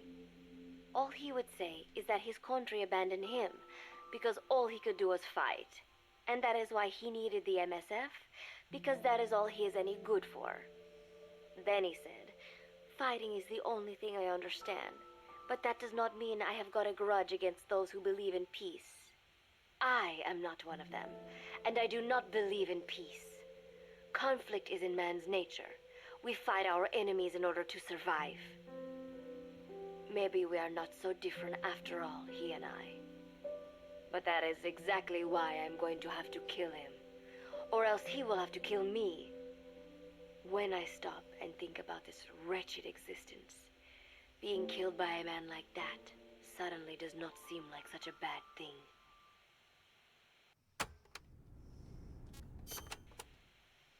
Every month, Mother Base throws a party for all the soldiers whose birthdays fall in that month. There is something strange about a military organization having parties. Really though, It is just an excuse to drink and make noise. It is not easy to get alcohol on a fortress in the middle of the ocean. Most days they are training from dawn till dusk. They do not have time for things like drinking. That is why Snake and Miller came up with the idea, to give everyone a chance to let loose. Obviously, a bunch of boors like that are not going to bother with blowing out candles on a cake. Rather, they sit there in a cloud of cigarette smoke, drink beer, eat meat, tell tasteless jokes, and swap crude insults about one another's hometowns. But it hardly ever breaks out into something serious. They talk up a storm, but they're just having fun.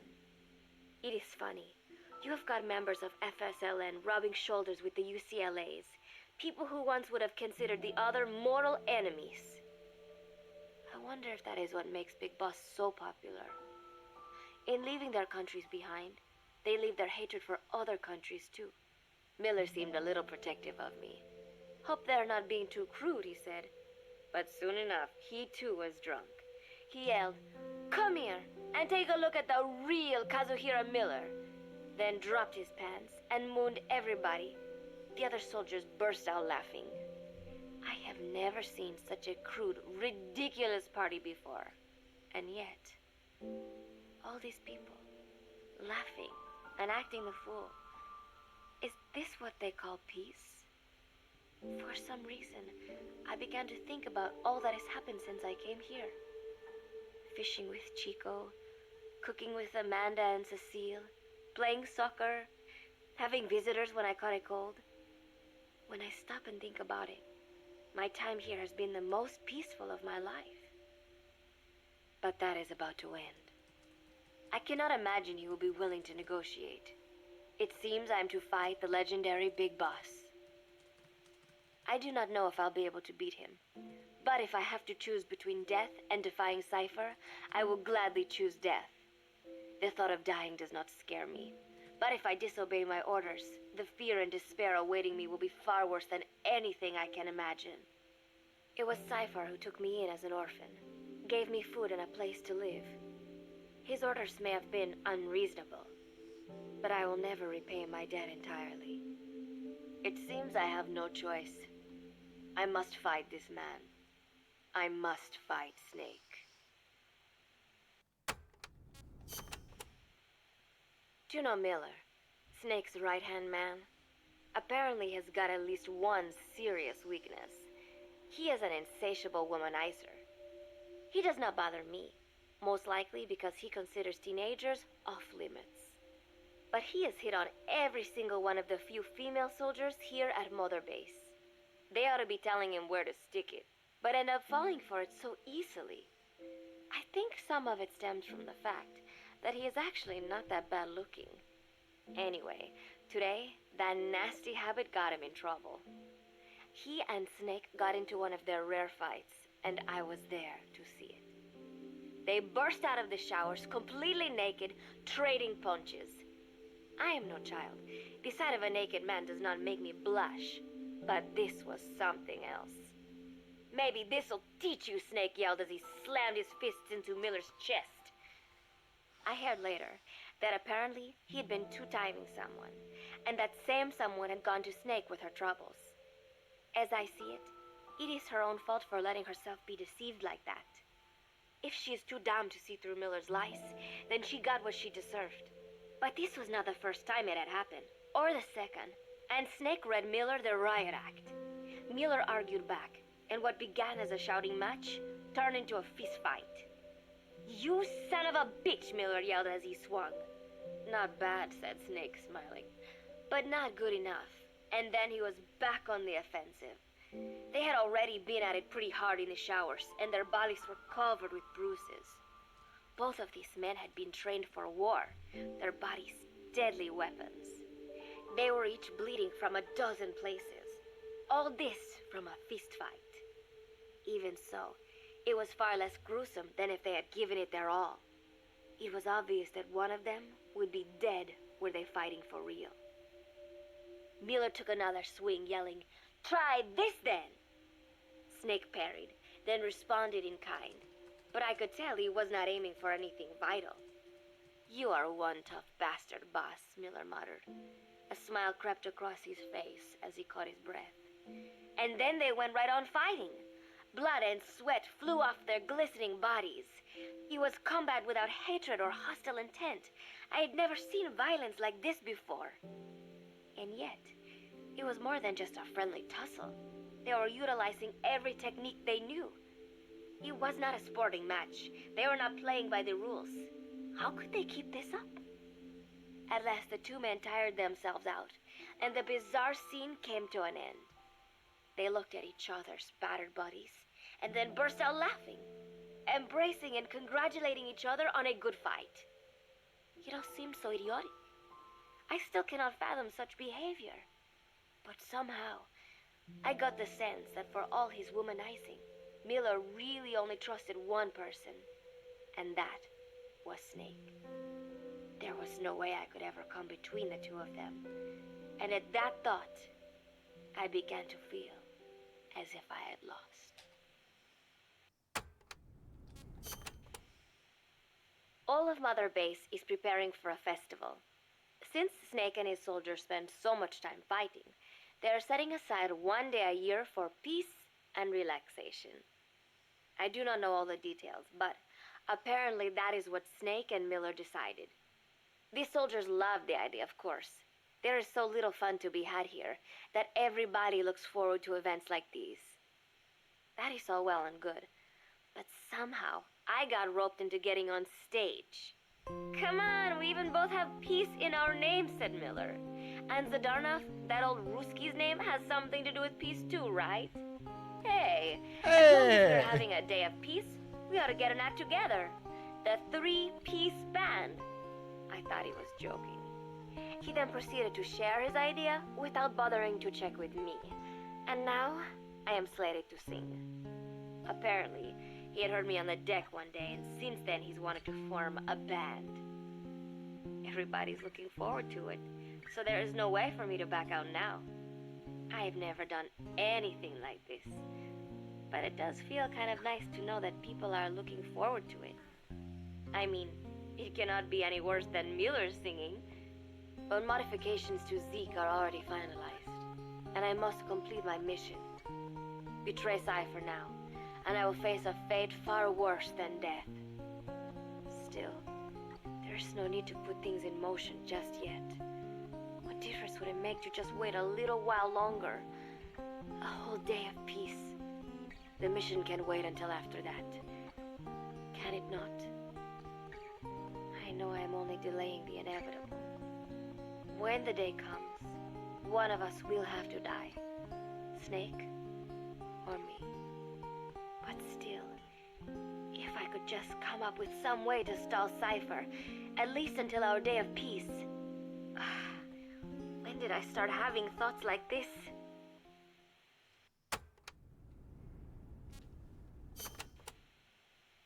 My cover is blown. They know nothing of Cypher or my true objective, but they know I am a spy. There is no more time left. I must act now. I must complete my mission. How did it come to this? All I wanted was 3 more days. Just 3. Miller's already finished writing the song. It is called Love Deterrent. It is about a girl who cannot express her true feelings. I have been practicing.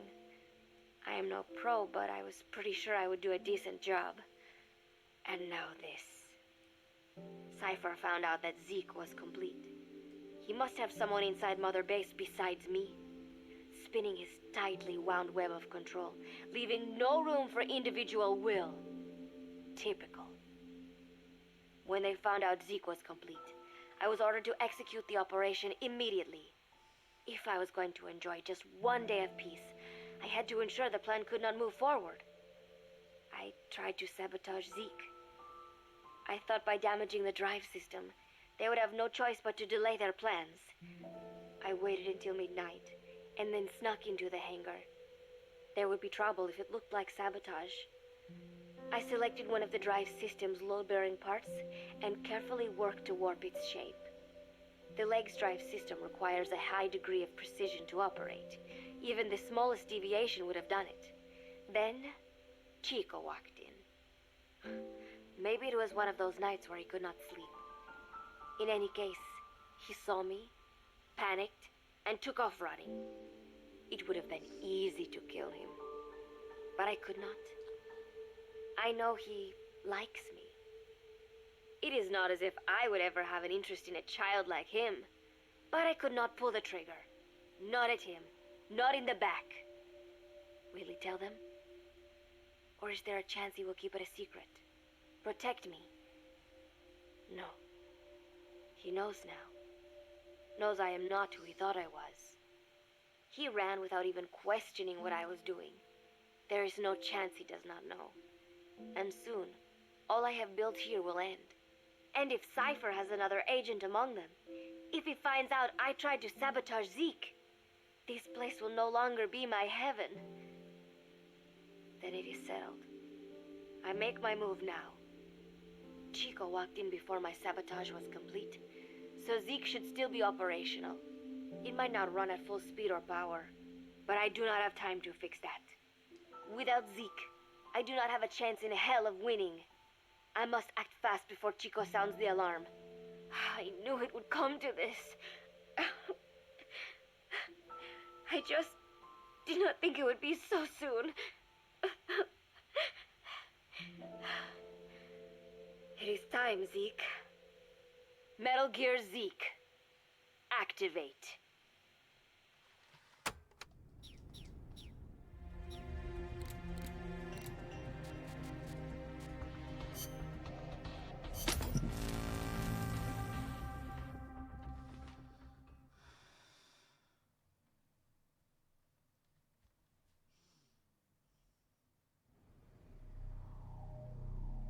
Big boss!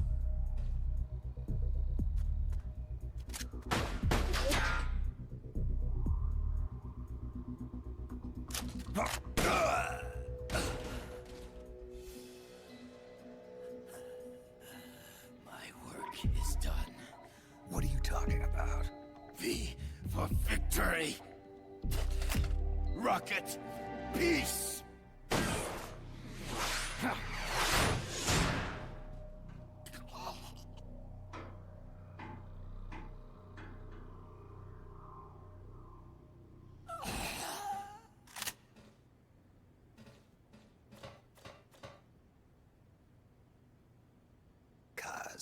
I found Zadornov.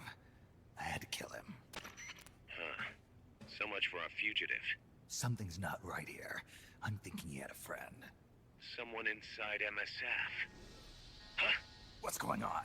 It's Zeke. It's moving. What? There's somebody inside. I can see them. Snake, get up here. Pronto!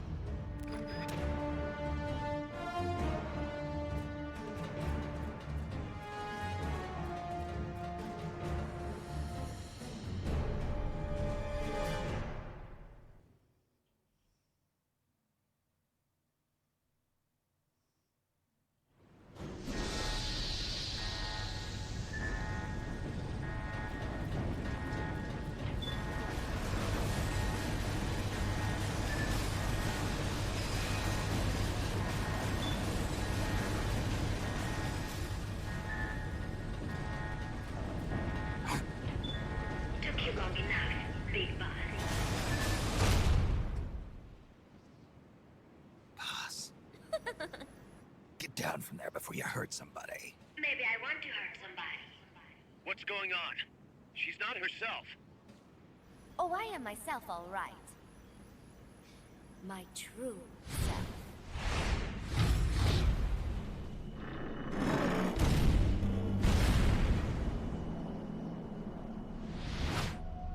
Kaz, shut that thing down. I can't! The controls aren't responding! Then how's it moving? I made some modifications. This machine was meant to have a human pilot. Modifications? Paz, what are you... Never thought I'd be into machines, huh? Then Zadornov's escape was a diversion. Paz, what are you doing? I'm taking it back. Taking it back? Where? To our leaders. To Cypher. Cypher? This weapon is Cypher's creation. Paz! Get down from there! Do not call me that. I am Pacifica Ocean.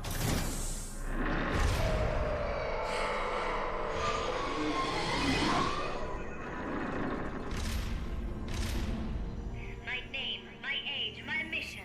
Cypher gave them all to me. My entire life has but one purpose. To carry out Cypher's plan.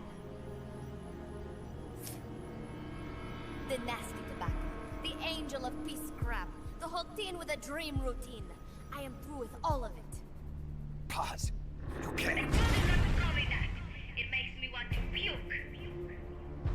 Everything has gone exactly as planned. Now the Real Peace Walker project is finally about to reach its goal.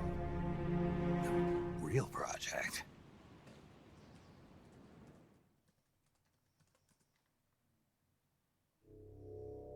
Once upon a time, there were two young men who idolized a hero called the Boss. One day, they suddenly lost the point of origin. This Cypher, that was like a mother to them. Unable to come to terms with their sorrow, they each decided to carry on the will of their hero. But they could not agree on what that meant. In the end, they became bitter enemies, and the Zero from which they both started was split into two. And you have been on the wrong path ever since. There is no happily ever after waiting for you in the end, unless you obey the will of Cypher. Where does an army without borders call home? A state without borders, of course. A world without borders.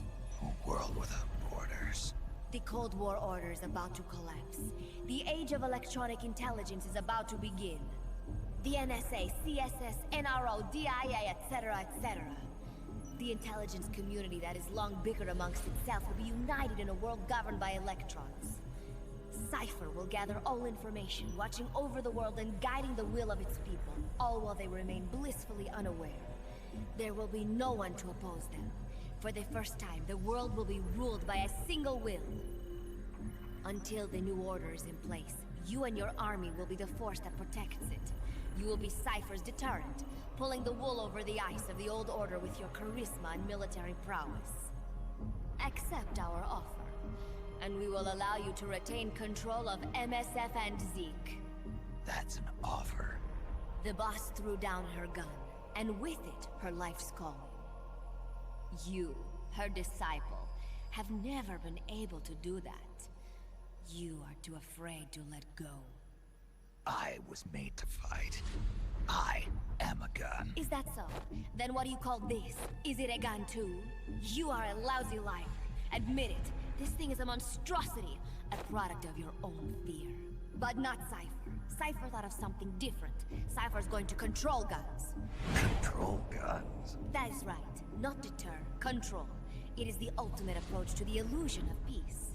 Control power. You're gonna be disappointed. Then we are done. Thank you for playing. Better luck next time. The offer is rescinded. And now the ultimatum. Zeke is already in nuclear strike mode. What? I'm taking the weapon you built and using it to launch a nuclear strike on the east coast of the United States. You're insane. What are you after? But wait, here is your consolation prize. We are about to show the world just how dangerous a gang of outlaws, an army without borders, can be. You and your men will become pariahs, and you will be wiped off the face of the earth. Rather than heroes, you will be seen as a well-armed extremist cult prone to indiscriminate outbursts of nuclear aggression. You will give rise to a new world order, an age of deterrence defined by its fear of extremist cult influence.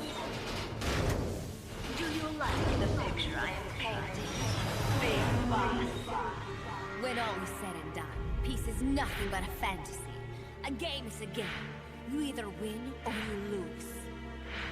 All you can do is fight. Stop me if you can. The peace sign is the V of victory. Say, peace.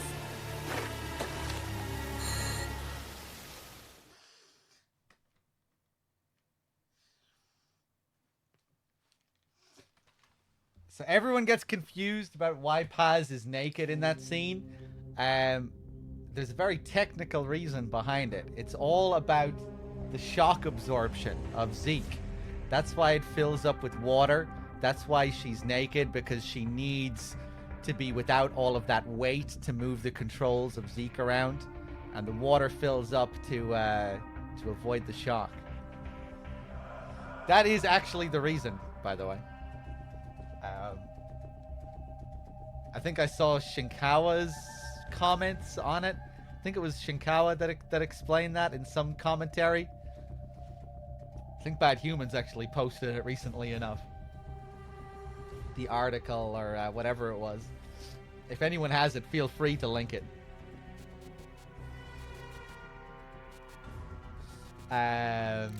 All right, you ready for some J-pop? No! What happened?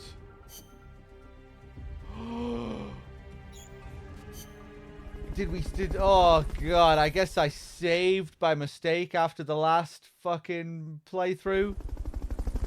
Oh no. Oh no. Oh no. I probably need a railgun. Is that what I need? Okay, time to fight Chrysalis first.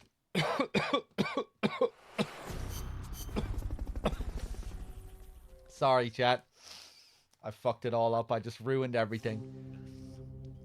I ruined it all.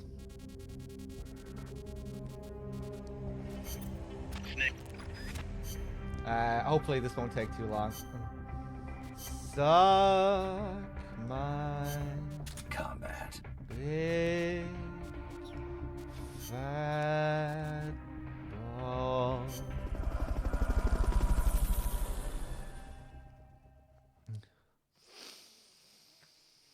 Please suck my big fat balls.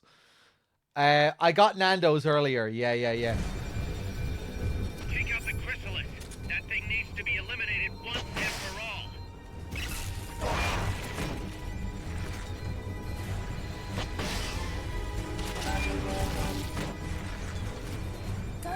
Those rounds will chew through any wall you try to hide behind. Fuck off.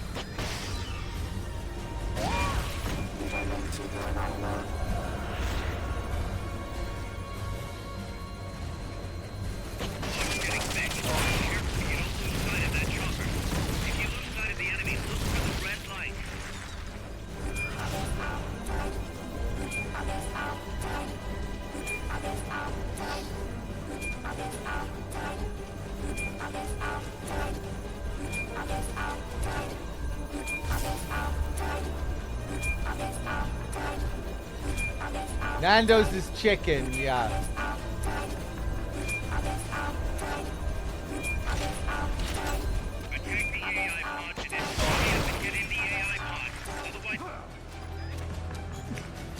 Okay.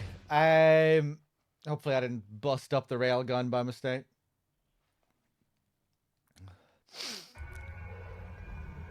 Pull out all the unlocked memory boards.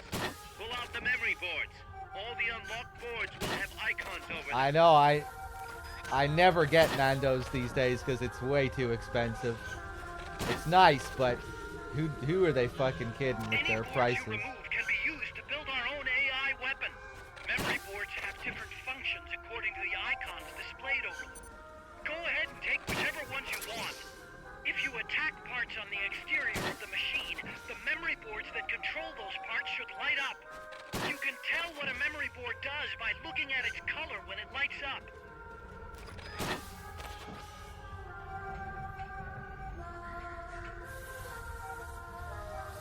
Yeah, the only reason I'm getting Nando's is because I'm doing a marathon, so I feel like I can justify it. It's the only reason. On a normal day, I would... I used to get them occasionally, but they're just too expensive now. I never feel like I can justify it.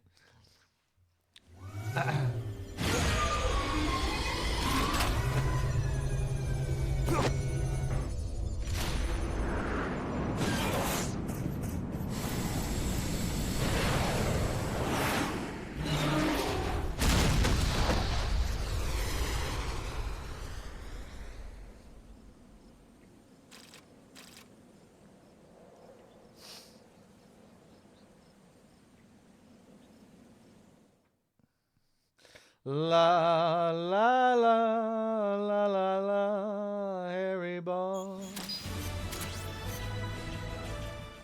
Give me your rail gun. Yes.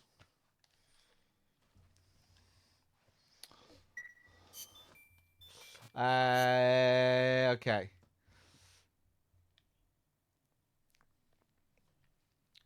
Hey, what's up, Ole?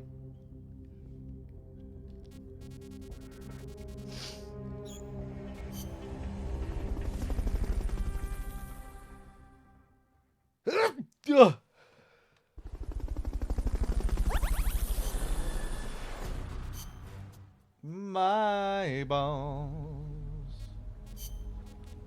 my big bones.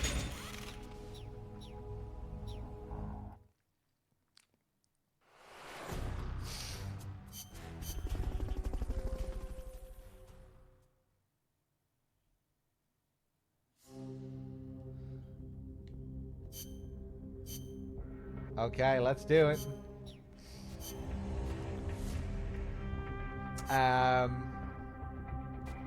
My survival. My survival. Big ball. How about a rank 2 Gustav and a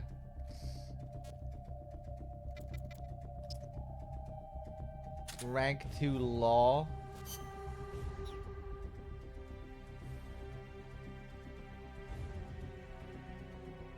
Might be a bit of a grind.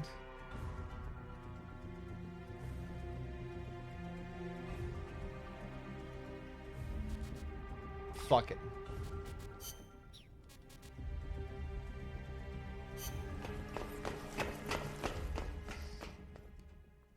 I think with a rank 3 Gustav or Law, it would just be a bit too quick. Be a bit too uneven.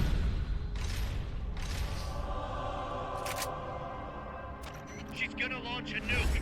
Snake, we've got to stop her. Whatever it takes. Awaiting your orders.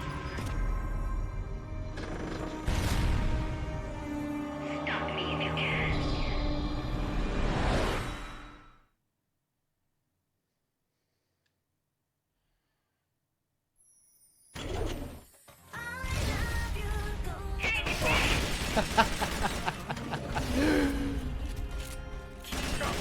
What? Stop Paz before she can launch that nuke.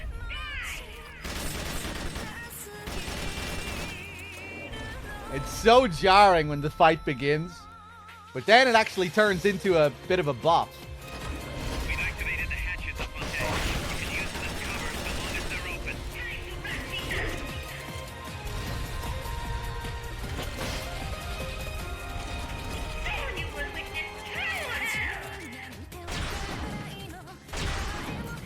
Strike request acknowledged. We'll need you to tag the target directly. That's the other one. Make sure you're safe by pressing up against a wall. The gun platforms are already in use. Yeah.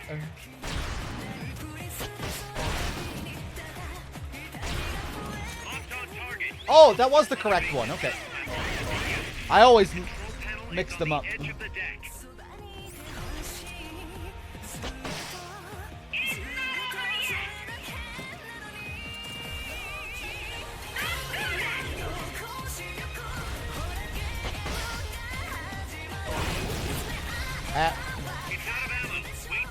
I'm being silly.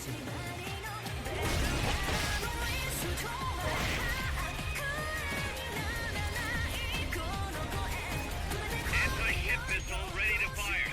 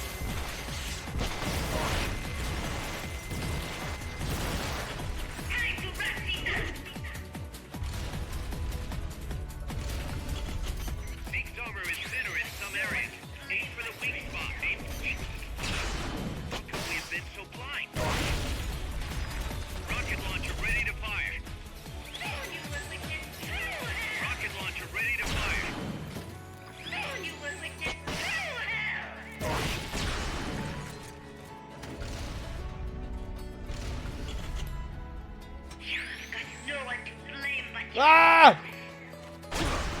Got greedy. No one to blame but yourself.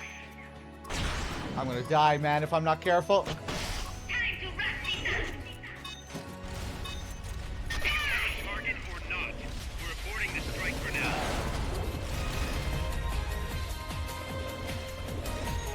Transport catapult ready to launch.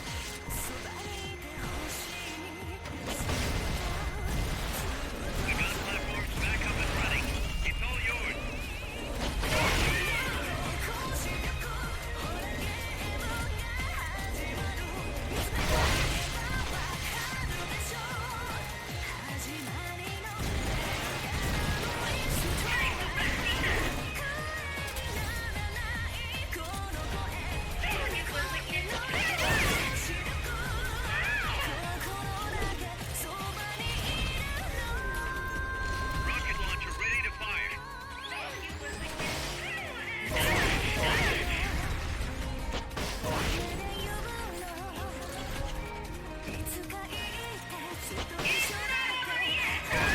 Yes, it is.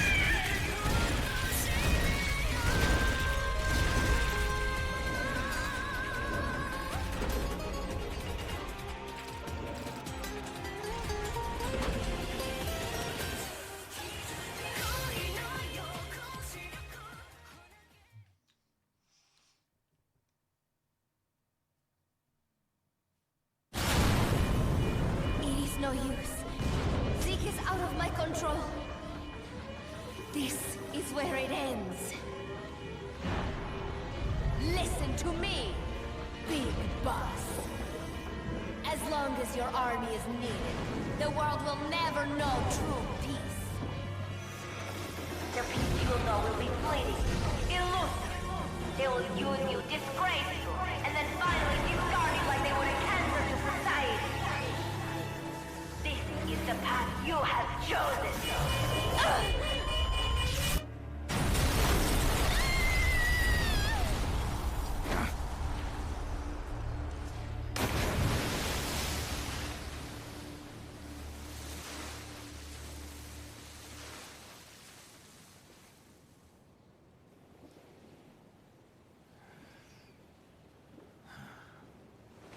Paz.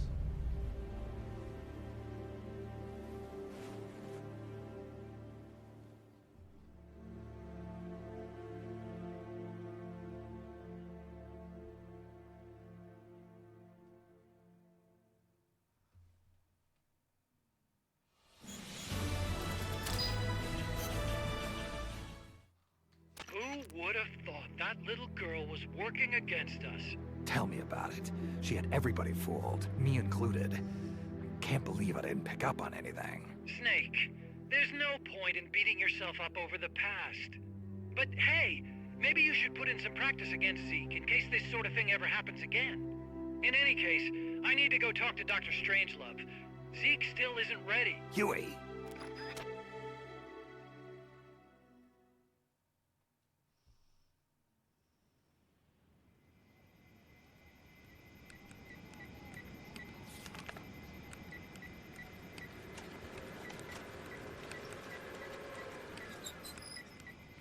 How's it going? How's Zeke look? The attitude control AI had a backup, so it should be able to walk. Really? That's good. Beyond that, it's up to the creator. Stop! Don't come any closer, Doctor. There's something I've been meaning to ask you. Do you despise me? Doctor, are you asking me out? No, no. Not at all. No? Pity. Because I've just had my heart broken by someone else. What? I only like those who can stand on their own. If you fancy me, then come walk with me. Who knows what miracles might happen? Love is blind after all.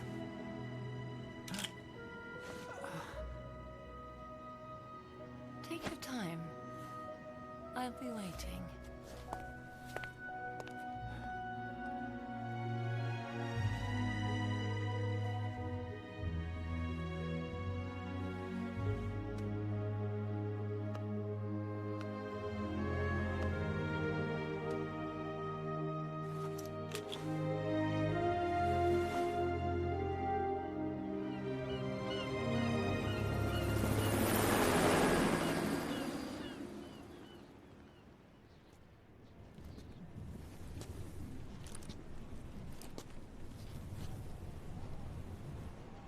Snake!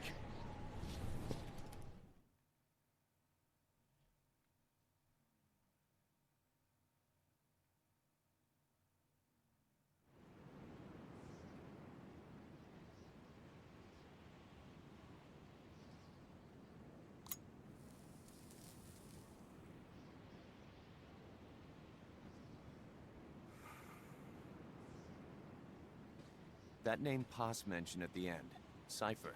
It's a code. It means empty. It also means... Zero. A world of electronic intelligence, built on codes.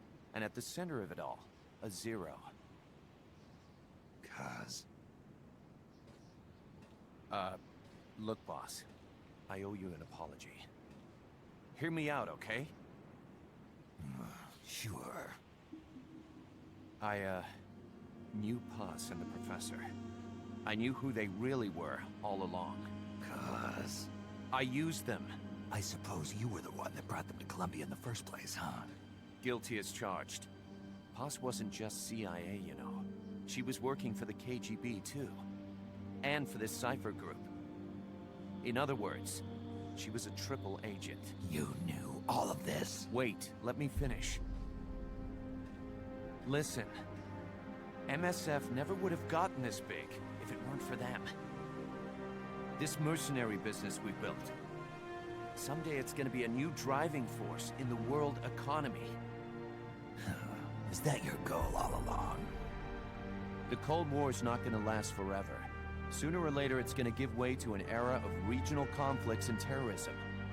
A paradigm shift from counter-communism to counter-terrorism. In the new age, armies won't be tied to states, and war will become a business. We'll be a valuable commodity. There'll be clients all over the world who need our services. MSF is only the beginning. What we're creating here is a revolution in itself. Am I right? Cuz, it's not going to be that easy. What do you mean? This whole Peace Walker thing has left our mark on the history of the Old Order.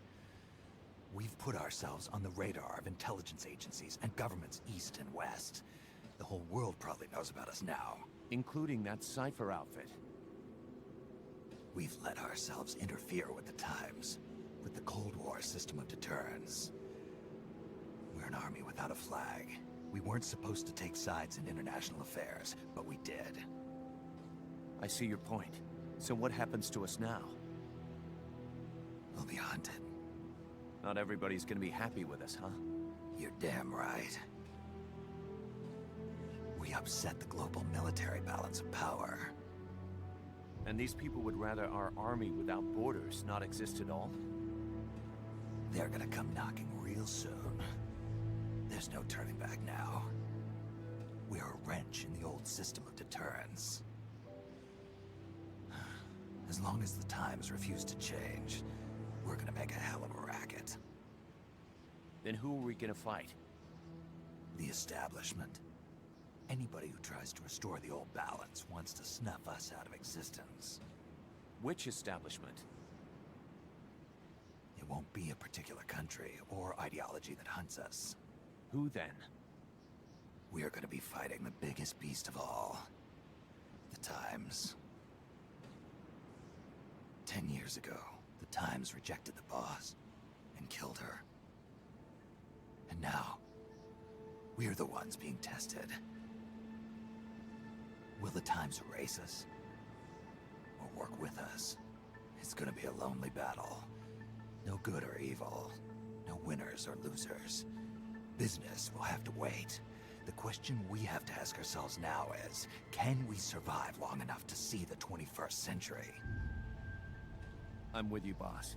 We'll see how it turns out together.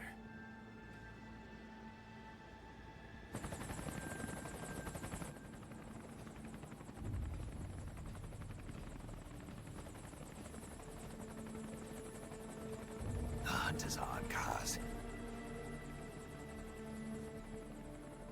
And the whole world's on our tail.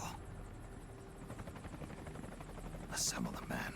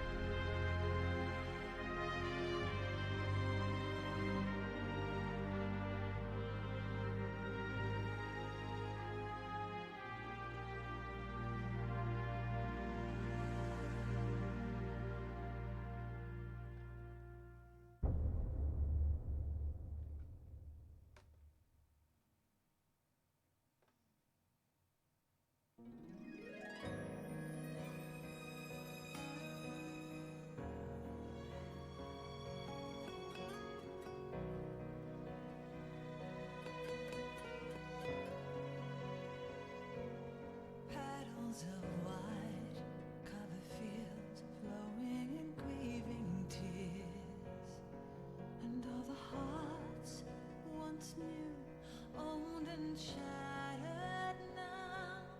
Love can kill, love will die. Give me wings to fly, fleeing this world so cold.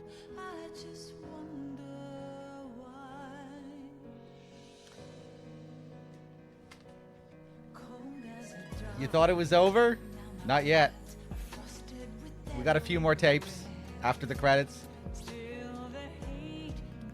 I might actually do the Eva tapes as well, because DRK will be taken over in like 40 minutes or something, so I won't really have time to do anything in Ground Zeroes.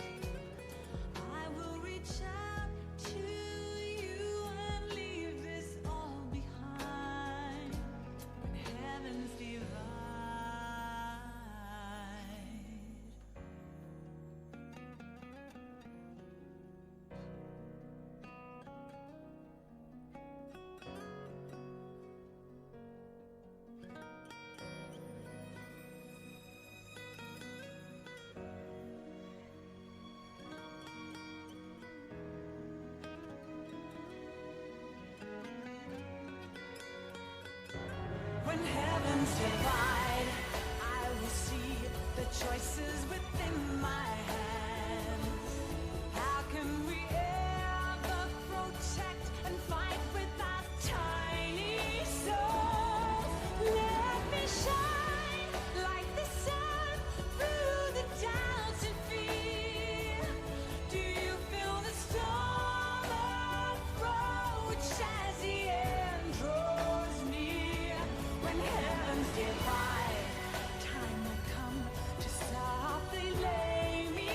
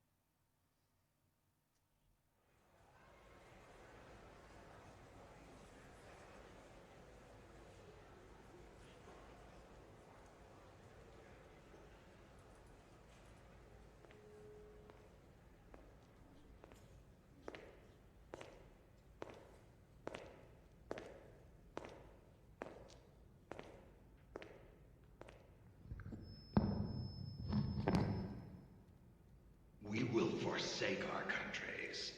We will leave our motherlands behind us and become one with this earth. We have no nation, no philosophy, no ideology. We go where we're needed, fighting not for country, not for government, but for ourselves.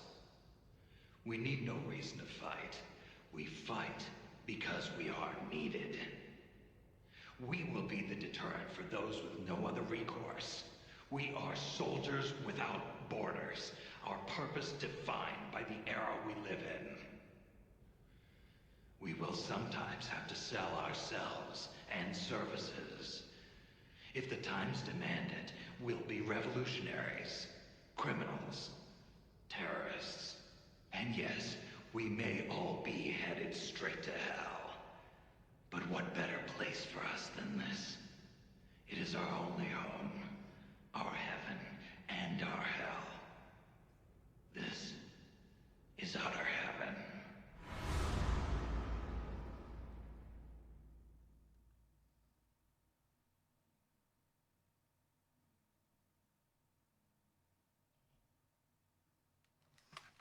There we go. There we go. The yellow turns red. Hold on one second, guys. Let's go back to mission selector first.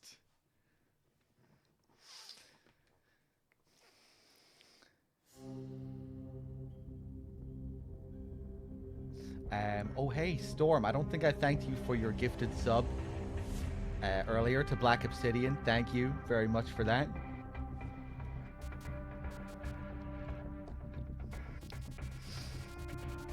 No Gear Rex fight. Nah, I'm not gonna do Gear Rex. I just wanted to show off one of the Monster Hunter fights earlier.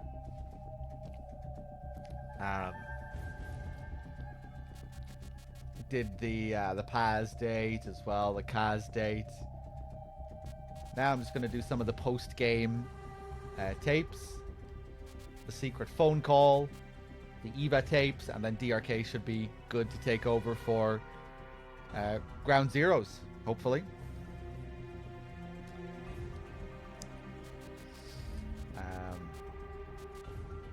So that is the second ending, the full ending. But we do still have the secret phone call, which is like the final twist of Peace Walker. You do get your post-credits scenes in this, and that's where the phone call twists would play in the previous games, you know, like with Ocelot and MGS1 or MGS3. But in this game, to get the real big final twist, you have to complete every mission, every side up. And when you do that, you unlock the phone call. Peace Walker's final twist.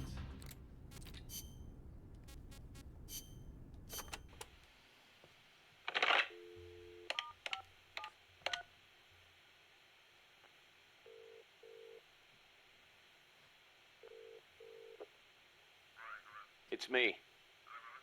Smoothly? Naturally? No. Big Boss doesn't know the truth. No, Langley hasn't decided what to do yet. Their hands are full with their own mess. True. Lubyanka is in the same boat.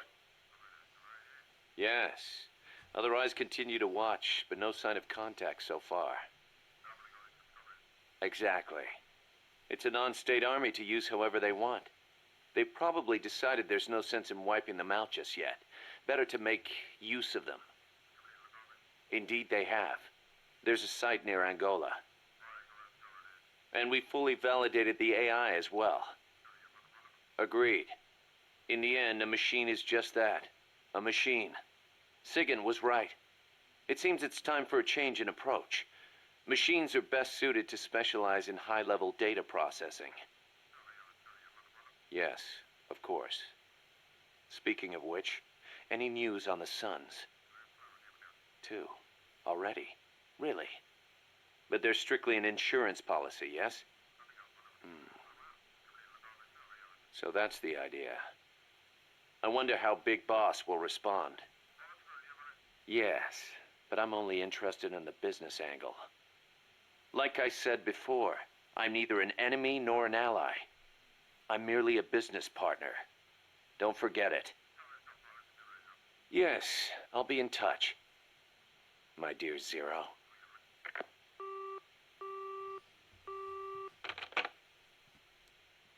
There we go. So, during the previous ending scene, you saw Miller spill the beans to Snake, right? But did he really spill all of the beans? It doesn't seem like it. He admits that he knew where Paz was coming from, that she was this Cypher agent. But he still seems to be putting on this act that he doesn't really know what Cypher is exactly. That Paz, she's a Cypher agent, but Cypher? What's that? I don't know. But yeah, in reality, he knows all about the clones. Knows about the Patriots AI. Knows about that whole plan. They revealed there that it was Sigint's idea initially. Seems that Sigint was right. It's time for a change in approach.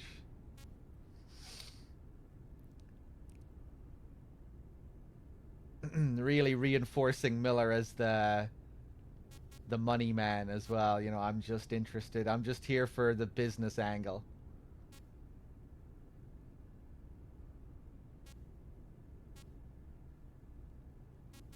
Which makes you wonder, is he really just using Snake as well?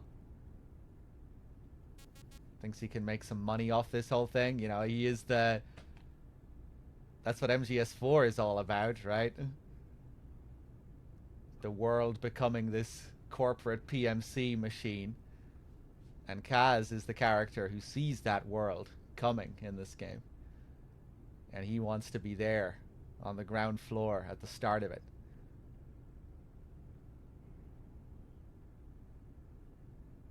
He sees that new world coming and he wants to make a buck.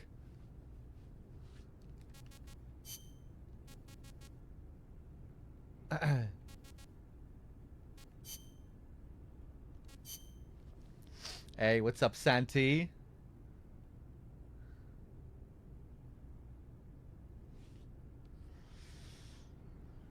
The clones weren't made during the 9-year coma? No. The Les Enfants project started 2 years before Peace Walker, 1972.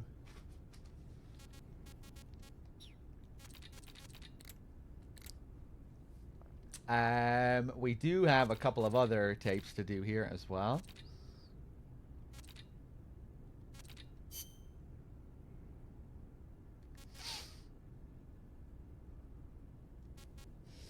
Ocelot kills him.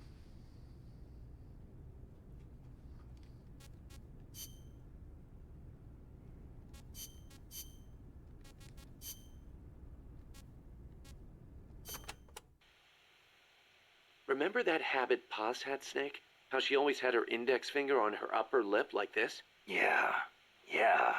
It bugged me ever since we first met her. Never figured her for a snuff user. I can't believe we never noticed. She used the kind where you keep a pouch of leaf in your upper jaw, let it absorb through your gums. She might not have been used to it. Probably used her finger to keep it in place.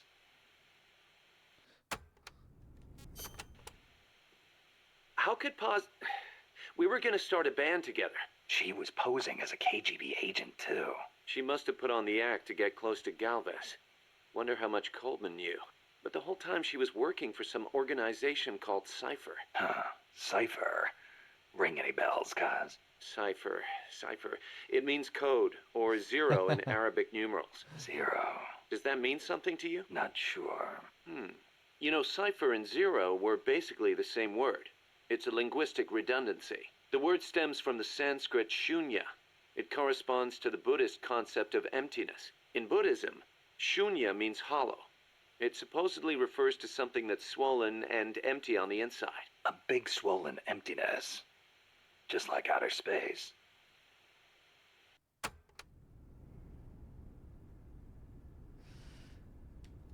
Yeah, this is a tape you unlock after that second ending, of course. So you have to wonder, does I always assumed anyway that this tape took place after that second ending, but maybe they had this conversation before Kaz spilled the beans.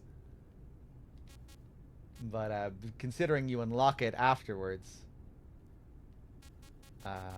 I was assumed it was a conversation that they had afterwards.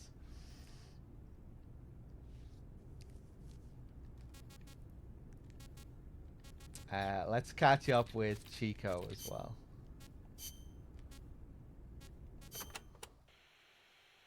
Chico, I heard you saw Paz trying to sabotage Zeke before she activated.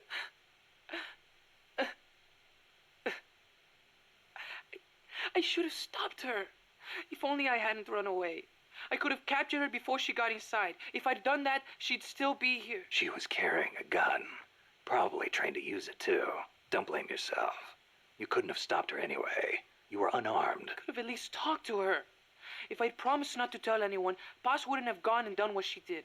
It's just I was so shocked. I panicked. Ran away. Chico, when you saw Paz, she was trying to sabotage it, right? Huh? Well, yeah. And right after that, she took control of it, tried to make me surrender. Something doesn't add up. Why would she sabotage Zeke when she was about to use it against me? What? Her actions were inconsistent. Even for a spy. If she wanted to destroy Zeke, she could have done it and run away. But if her goal was to steal Zeke, she'd have no motive to sabotage it. I don't know. Maybe your seeing her caused her to change her plan. I don't get it. Do you think Paz was planning to double-cross Cypher? Without Zeke, she wouldn't have any way to threaten you. If that were the case, she could have told me all that from the beginning. She wouldn't have had to try and sabotage it. I guess so, but that was the day before Peace Day. Paz was going to sing in a band. I couldn't wait to hear her. What if she wasn't going to double-cross them? Maybe she just wanted to at least be able to enjoy that. Chico. I knew it! If only I hadn't run away. If I talked to her. Promise I wouldn't tell anybody. Don't second-guess yourself. Think about who might have been hurt if you kept quiet. Yeah, but... Besides, we don't know for sure she's dead. She was ejected into the ocean, and she had scuba equipment with her. Yeah.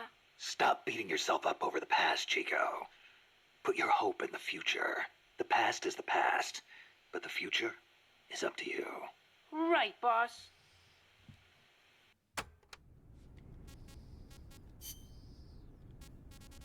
All right, guys, I think we will do the EVA tapes because I could start off Ground Zeroes, but I'll barely be able to play any of it. So I think I may as well do the EVA tapes because DRK will be taking over soon. He'll probably have to even play the last couple of them.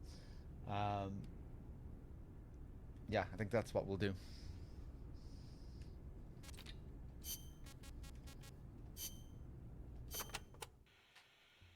Hello, Snake. It's been a while, hasn't it? I hear you've been causing quite the ruckus in Nicaragua. Nothing much to report from my end. The legacy's being put to good use. Or so they tell me. But enough with the small talk. There's something I need to tell you. You saw the photo that came with this tape, right? The boss gave that to me 10 years ago. I'm sorry, I should have told you sooner. I probably should have told you right away. But sending it to you hasn't been an easy decision to make. It's taken me 10 years. Once you've heard what I have to say, you'll understand why. That photo belonged to her. I know what you're thinking. What does she have to do with this? You've probably seen it 100 times in the press already. Obviously, it's of the Mercury 7, the first group of American astronauts, the heroes of Project Mercury. But there were actually 8 people in that photo. One of them was edited out, erased. without a trace. That 8th astronaut, the one airbrushed out of existence, that was her, Snake. Now why did they need to keep her existence a secret? What were they trying to hide? The answer goes back even further. 17 years ago. It was the height of the Cold War. The Eastern and Western blocs were racing to develop space technology to match their nuclear arsenals. In 1957, the Soviet Union launched Sputnik 1, the first artificial satellite. The Americans were stunned. They'd been led to believe their country led the world in science and technology. That shock quickly turned into fear. If the Russians had the know-how to launch a satellite into space, they could use it to launch a nuclear missile, too. Frantic, the U.S. threw everything it had into the space race.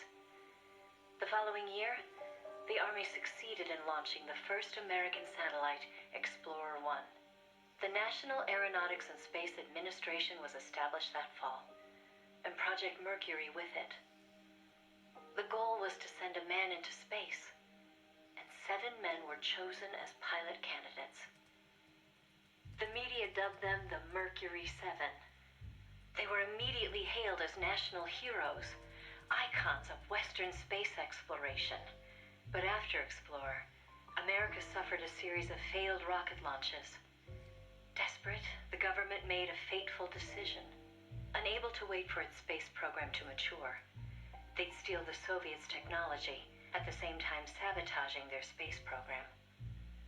You know better than anyone how hard a mission that was. The Soviet space program was shrouded in secrecy. Recovering that information would be no easy task. Using the help of an insider, they'd insert a sleeper agent into the research institute, or else recruit one of those insiders to do the job for them. And, if necessary, the mission leader would have to go in and sort things out themselves. Someone was needed with experience, knowledge, and superior intuition. And the only one for the job was the boss. The president himself asked for her by name. He needed someone who could be trusted with the fate of a nation. Who else to turn to but the hero of the Second World War? It was June 1959. So you see, Snake, that's why she left. That was the top secret mission that took her from you. But her selection ruffled a few CIA feathers. They didn't appreciate the president going over their head like that. The mission was tough enough already, and now the CIA was dragging its feet. She couldn't get anything out of them. No manpower, no information.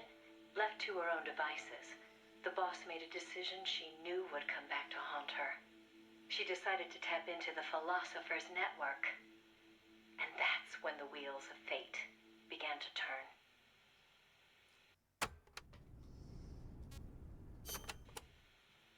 The Philosophers were a secret society of power brokers formed in a pact between the US, Russia, and China in the early 20th century. Of course, by that time, the American and Soviet branches had already parted ways. But there were those among the remaining Russian philosophers not entirely happy with the one-party communist state. The boss reached out to them. She arranged clandestine meetings in Berlin, hoping to find a way into OKB-1, the Soviets' premier design bureau. She worked tirelessly to win their sympathy, in some instances using huge sums of cash, in others by helping them over the Berlin Wall. It was a dangerous game to be playing. The Philosophers had everything on her, and not just information either. She'd given birth to a child on the battlefield, only to have them immediately snatch it away. I know she told you that story. If that child was in the hands of the Soviet philosophers, she'd be putting more than just herself in danger. But she did what she had to do. At the time, the Soviet Union was believed to have an arsenal of missiles far greater than that of the United States. If that proved to be the case, Moscow would be free from the yoke of nuclear deterrence, raising the possibility that the Soviets might actually launch nukes if they felt it necessary. As you know, the so-called missile gap turned out to be a Soviet bluff. Moscow had gone to incredible lengths to perpetuate the lie. In fact, the whole space race was really just a part of an elaborate ruse. Only we didn't know that at the time. She used to joke that even she swallowed the whole missile gap story, hook, line, and sinker. She put her life on the line, for the sake of her country, to prevent nuclear war. And it was because of her sacrificial efforts that America succeeded in placing a sleeper agent inside OKB-1. NASA began to receive huge volumes of technical data from the Soviet program. By the end of 1959, they'd succeeded in sending a chimpanzee named Sam on a ballistic rocket flight. The rocket never left the atmosphere. But all the same, it was a huge success for NASA, restoring confidence in its technology. Then, just when the operation was starting to produce results, the CIA came calling. "You're a war hero," they said. "No need for you to dirty your hands with this sort of black ops. We'll take it from here." In effect, they wanted to reap the rewards for themselves. But the boss didn't object. "My part is over," she said. "I don't care what you do with the data now." It seemed as if NASA was making great strides toward manned spaceflight, while the Russians lagged behind. They even got a report from their mole at OKB-1. "The safe return of Sam has sent our scientists into a panic," he said. Soon afterward, the Soviet Union sent an animal of its own into space on Sputnik 2, the dog Kudryavka, better known to the world as Laika. But Laika was fated never to return to Earth. The U.S. can recover its spacecraft from the ocean upon re-entry. But the Soviet Union only borders the frozen Arctic. They had to bring their spacecraft down on land. How could they soften the impact enough to bring a living creature back safely? The agent reported that the Soviets hadn't yet found a solution to that problem. The plot to sabotage the Soviet space program seemed to be working, too. First, they tampered with Sputnik 4's re-entry. Then, 2 months later, one of their rockets exploded on the launch pad. They did manage to send 2 dogs into orbit aboard Sputnik 5 and return them safely to Earth. But the agent dismissed it as a fluke. Dogs, sure, but humans? They didn't have the technology. Everybody believed it. Everybody was complacent. Everybody. Except the boss. There was something about the Sputnik 5 schematics they were getting that didn't seem right. Some kind of ejection device on the capsule that didn't quite belong. She couldn't figure out the reason why it was there. What was it supposed to eject? NASA shrugged off her concerns. They figured it was probably meant to eject the flight recorder in case of an accident. The boss pleaded with them to investigate, but the CIA wasn't having it. They probably thought she was trying to reclaim some of the glory for herself. The boss wouldn't give up. She decided to head to the Soviet Union herself, alone, without any backing from the CIA. By the beginning of the next year, 1961, she'd succeeded in infiltrating OKB-1. That's when she saw the truth, for the first time.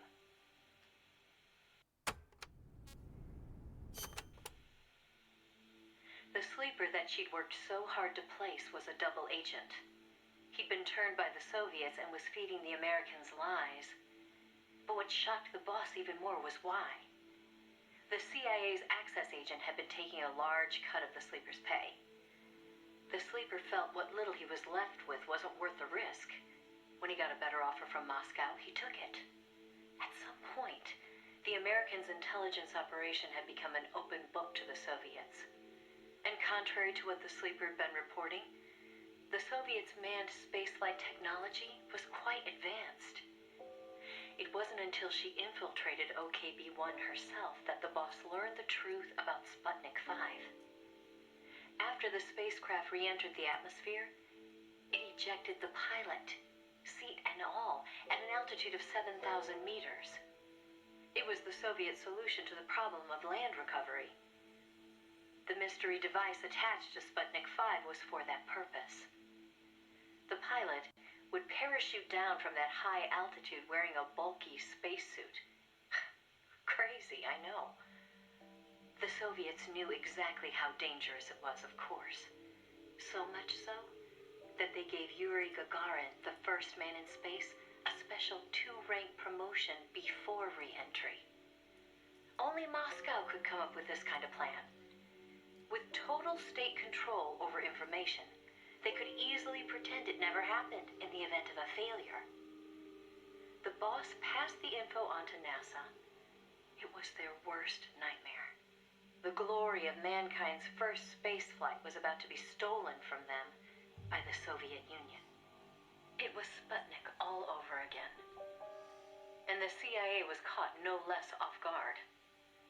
Their ineptitude had caused the fiasco in the first place. The Soviets' deception was brilliant. They'd woven a masterful tapestry of truth and fiction to convince the Americans their intelligence operations were proceeding as planned. No one but the boss could have seen through it. It was obvious the Soviets had some gifted minds working on their side. But that certainly didn't excuse the CIA's massive failure. The CIA wasn't done, though, and devised an ingenious plan to avoid taking responsibility. Luckily for them, a new president had been elected the previous November, John F. Kennedy. As he didn't know the case history when taking office, the CIA was able to feed lies to his new administration. They masked their own failures, placing the blame squarely on the boss's shoulders. After all, she'd selected an unreliable sleeper. They claimed she'd failed to make use of one of the most effective means of controlling a sleeper agent's actions: holding their family hostage. The boss was well aware that would have worked. She told me so later, but she couldn't bring herself to do it. It seems clear it had to do with having her own child taken. She could never inflict the same pain on anyone else. The CIA used that against her. In his election campaign, Kennedy had vowed to close the missile gap with Moscow. If America lost the space race, that promise would be worthless. The fact that the president had no links to the philosophers only made things worse. He was completely unaware of the secret networks she'd used to complete her mission. In his eyes, she was no better than a traitor. The fate that awaited her was cruel beyond belief.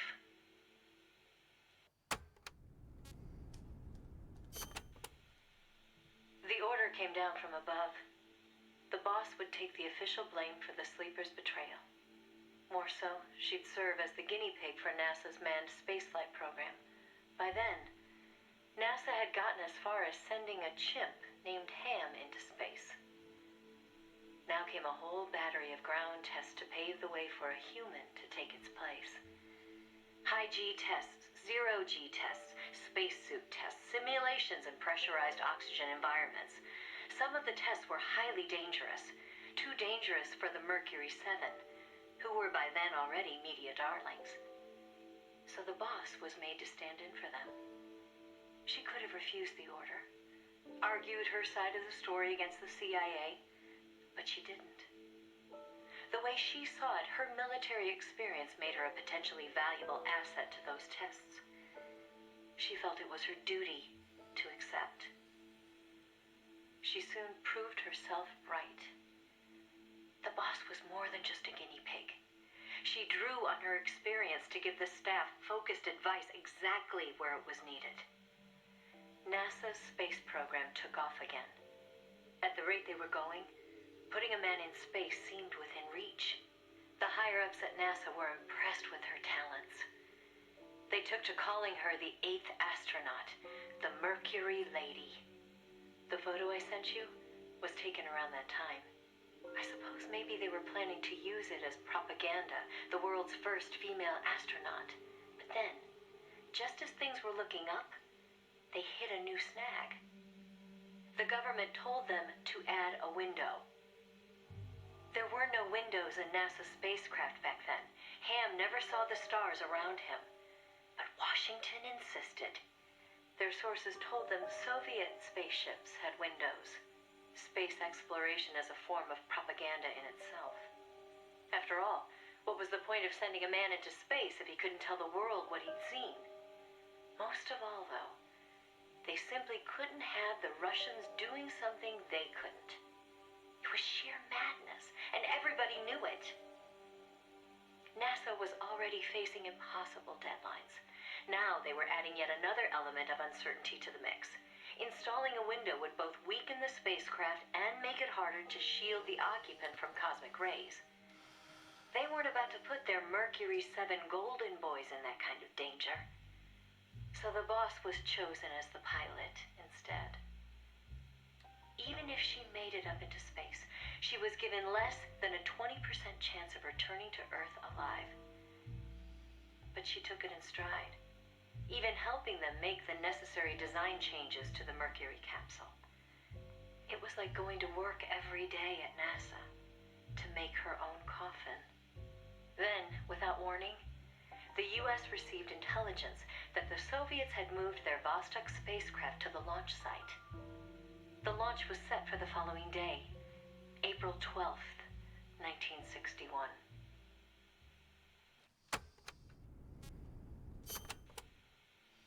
America couldn't let the Soviets beat them with Vostok. NASA was forced to cut short the testing process and move the launch date up. They pulled out all the stops to get it scheduled for the earliest hours of the next day.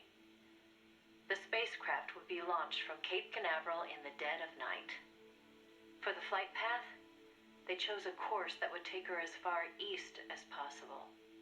She'd be able to see the Earth in daylight from the window, at least for a little while.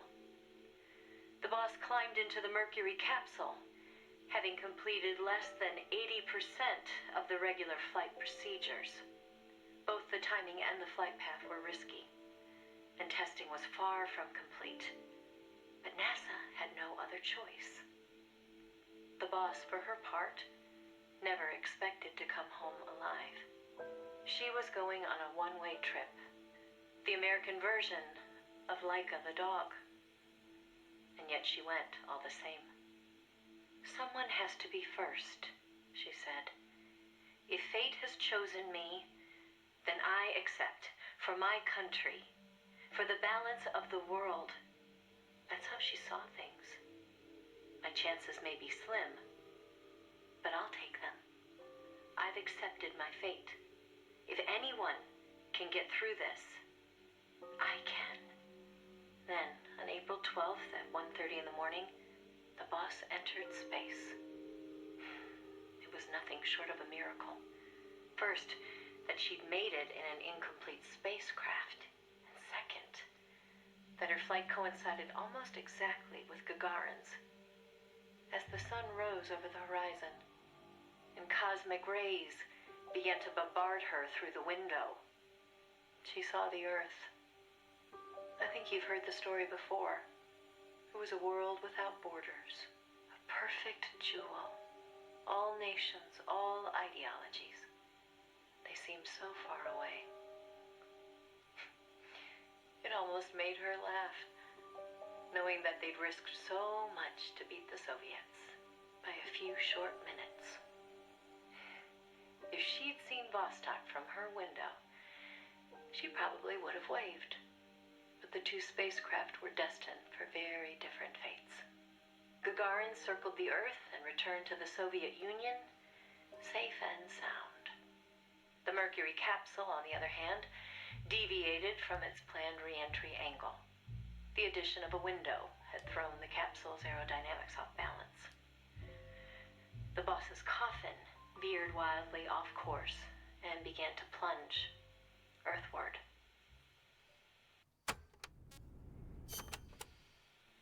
The course deviation caused the capsule to miss its splashdown point by a wide margin.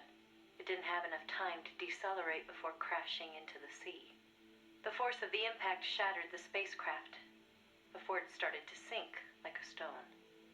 the boss used the last of her strength to escape to the surface. Her body was covered in bruises and scorched by radiation. It was a miracle she was still alive. She slipped into a coma and didn't regain consciousness for 6 months. To some, what was worst of all was that she had lost the space race to Gagarin by only a few minutes. That aside, it should have been a proud day for America. Its first manned spaceflight. Sadly, her accomplishment was kept out of the history books. An attempt to save face by Washington. In contrast to Gagarin's orbital flight, America had only managed a ballistic trajectory. Her flight time was much shorter, too. And most importantly, the Soviets had brought back both spacecraft and pilot safely. NASA couldn't even conjure up a half-hearted tale of heroic survival. The coup de grace, though, was the Soviet propaganda campaign that kicked into gear after the flight. The Earth was blue. Those were the words of Gagarin on his return, and the whole world was listening. In the blink of an eye, Gagarin was an international celebrity, earning accolades from every corner. It was a PR coup for the Soviet Union. Meanwhile, Washington could only grit its teeth in silence. They decided there was no value in making the boss's flight public, that it would only make matters worse. So they buried it instead, labeling it a dark mission. NASA and the CIA did everything in their power to erase all traces of the boss from Project Mercury. The result was the photo you see before you. Not a bad job, huh?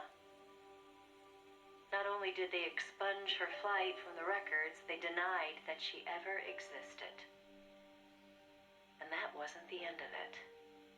As an alibi, the military claimed she'd taken part in the CIA's botched Bay of Pigs plot to take back Cuba. And when the boss was finally well enough to return to service, they wouldn't take her back. She was forced to go underground. In the public eye, the boss was still a hero of World War II. In reality, though, she was anything but that. She was a non-person, fit only for the blackest of black ops. In effect, she may as well have been dead. Gagarin went on a worldwide tour in front of millions of adoring fans. The boss, meanwhile, was a walking secret, unable to breathe a word about her experience.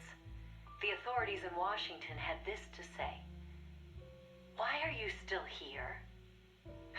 If only you'd had the decency to give us a nice quote like Gagarin and then die an honorable death, you'd have gone down as a hero." 3 weeks later, on May 5th, Alan Shepard, one of the Mercury 7, made his own ballistic flight.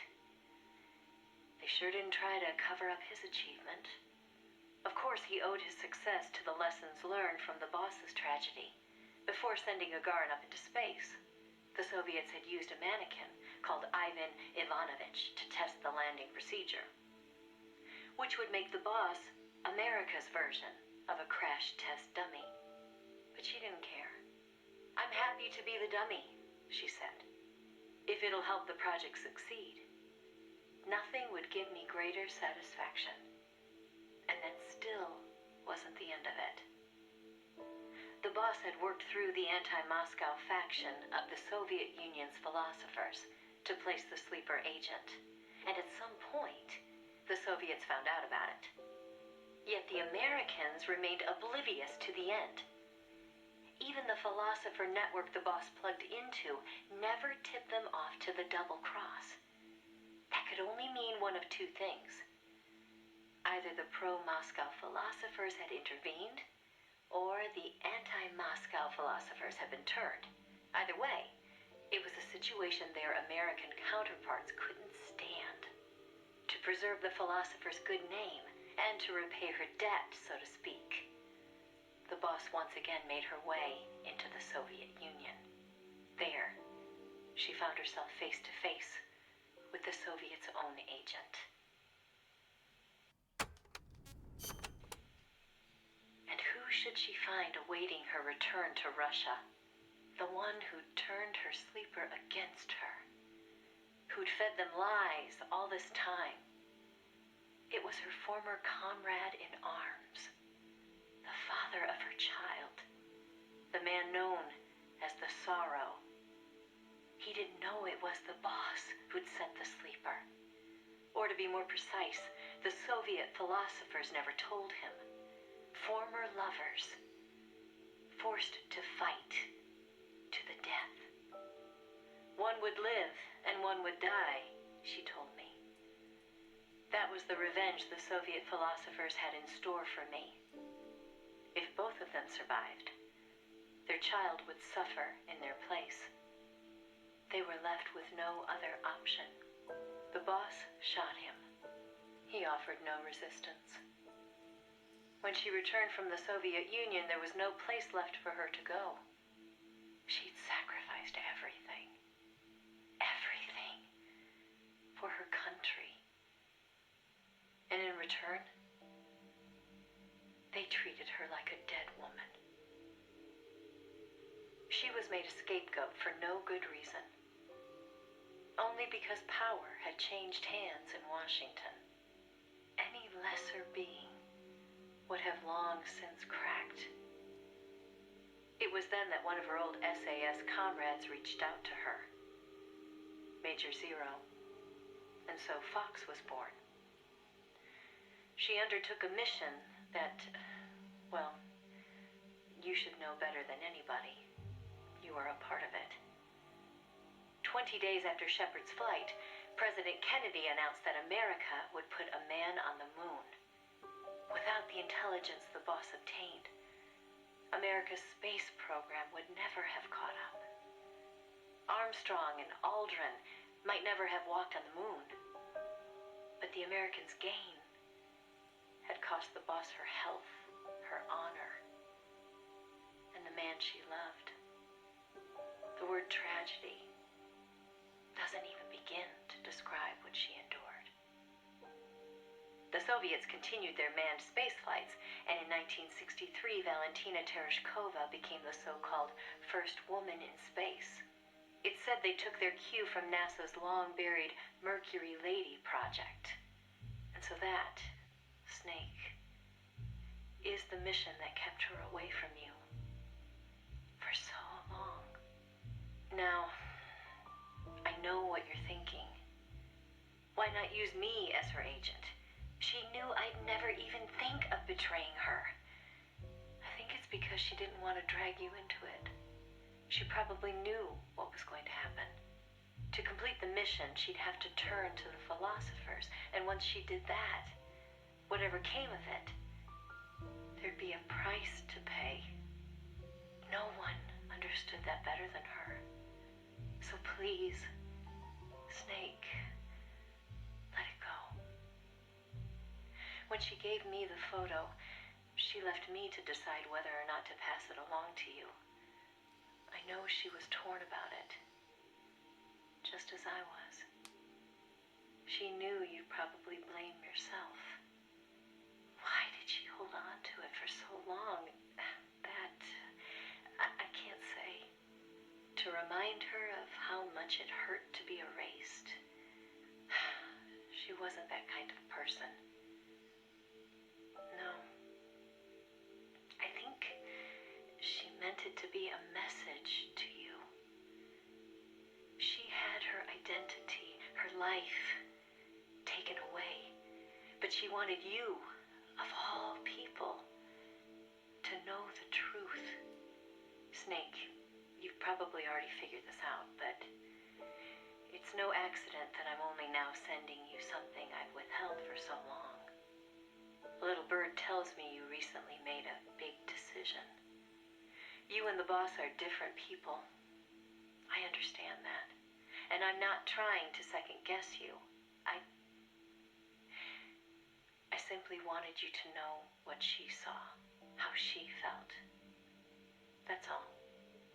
Keep it with you, Snake. Keep it deep inside. Don't ever forget the path she took.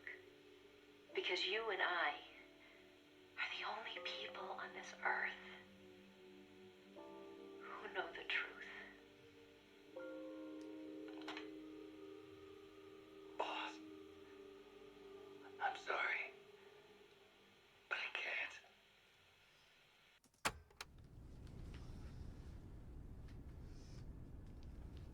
All right, fools. Perfect timing. DRK is here, ready to take over. Right at the end of the last tape. Thanks for watching, everyone. I hope you enjoyed my little Peace Walker session here, or my fairly lengthy Peace Walker session. Let me just take a look at my dashboard, make sure I'm up to date on thanking everyone. I think I am. Yeah, guys, you know the drill. This time we don't have any saves to pass over, so it's going to be instant. Yeah, stream is going to go down for like 10 or 20 seconds, and DRK will be back up with Ground Zeroes. I'll be back later. Probably be my last session, I would say. My next session, maybe I'll be on for like a really short one after that or something. I don't know. Anyway, we're getting close to the end. Yeah, thank you everyone who donated, all the subs, resubs, everything, raids. And yeah, I'll see you soon after I get some food and some sleep. And yeah, don't go anywhere. The stream is going to go down for a few seconds, and DRK will be right back. Take it easy.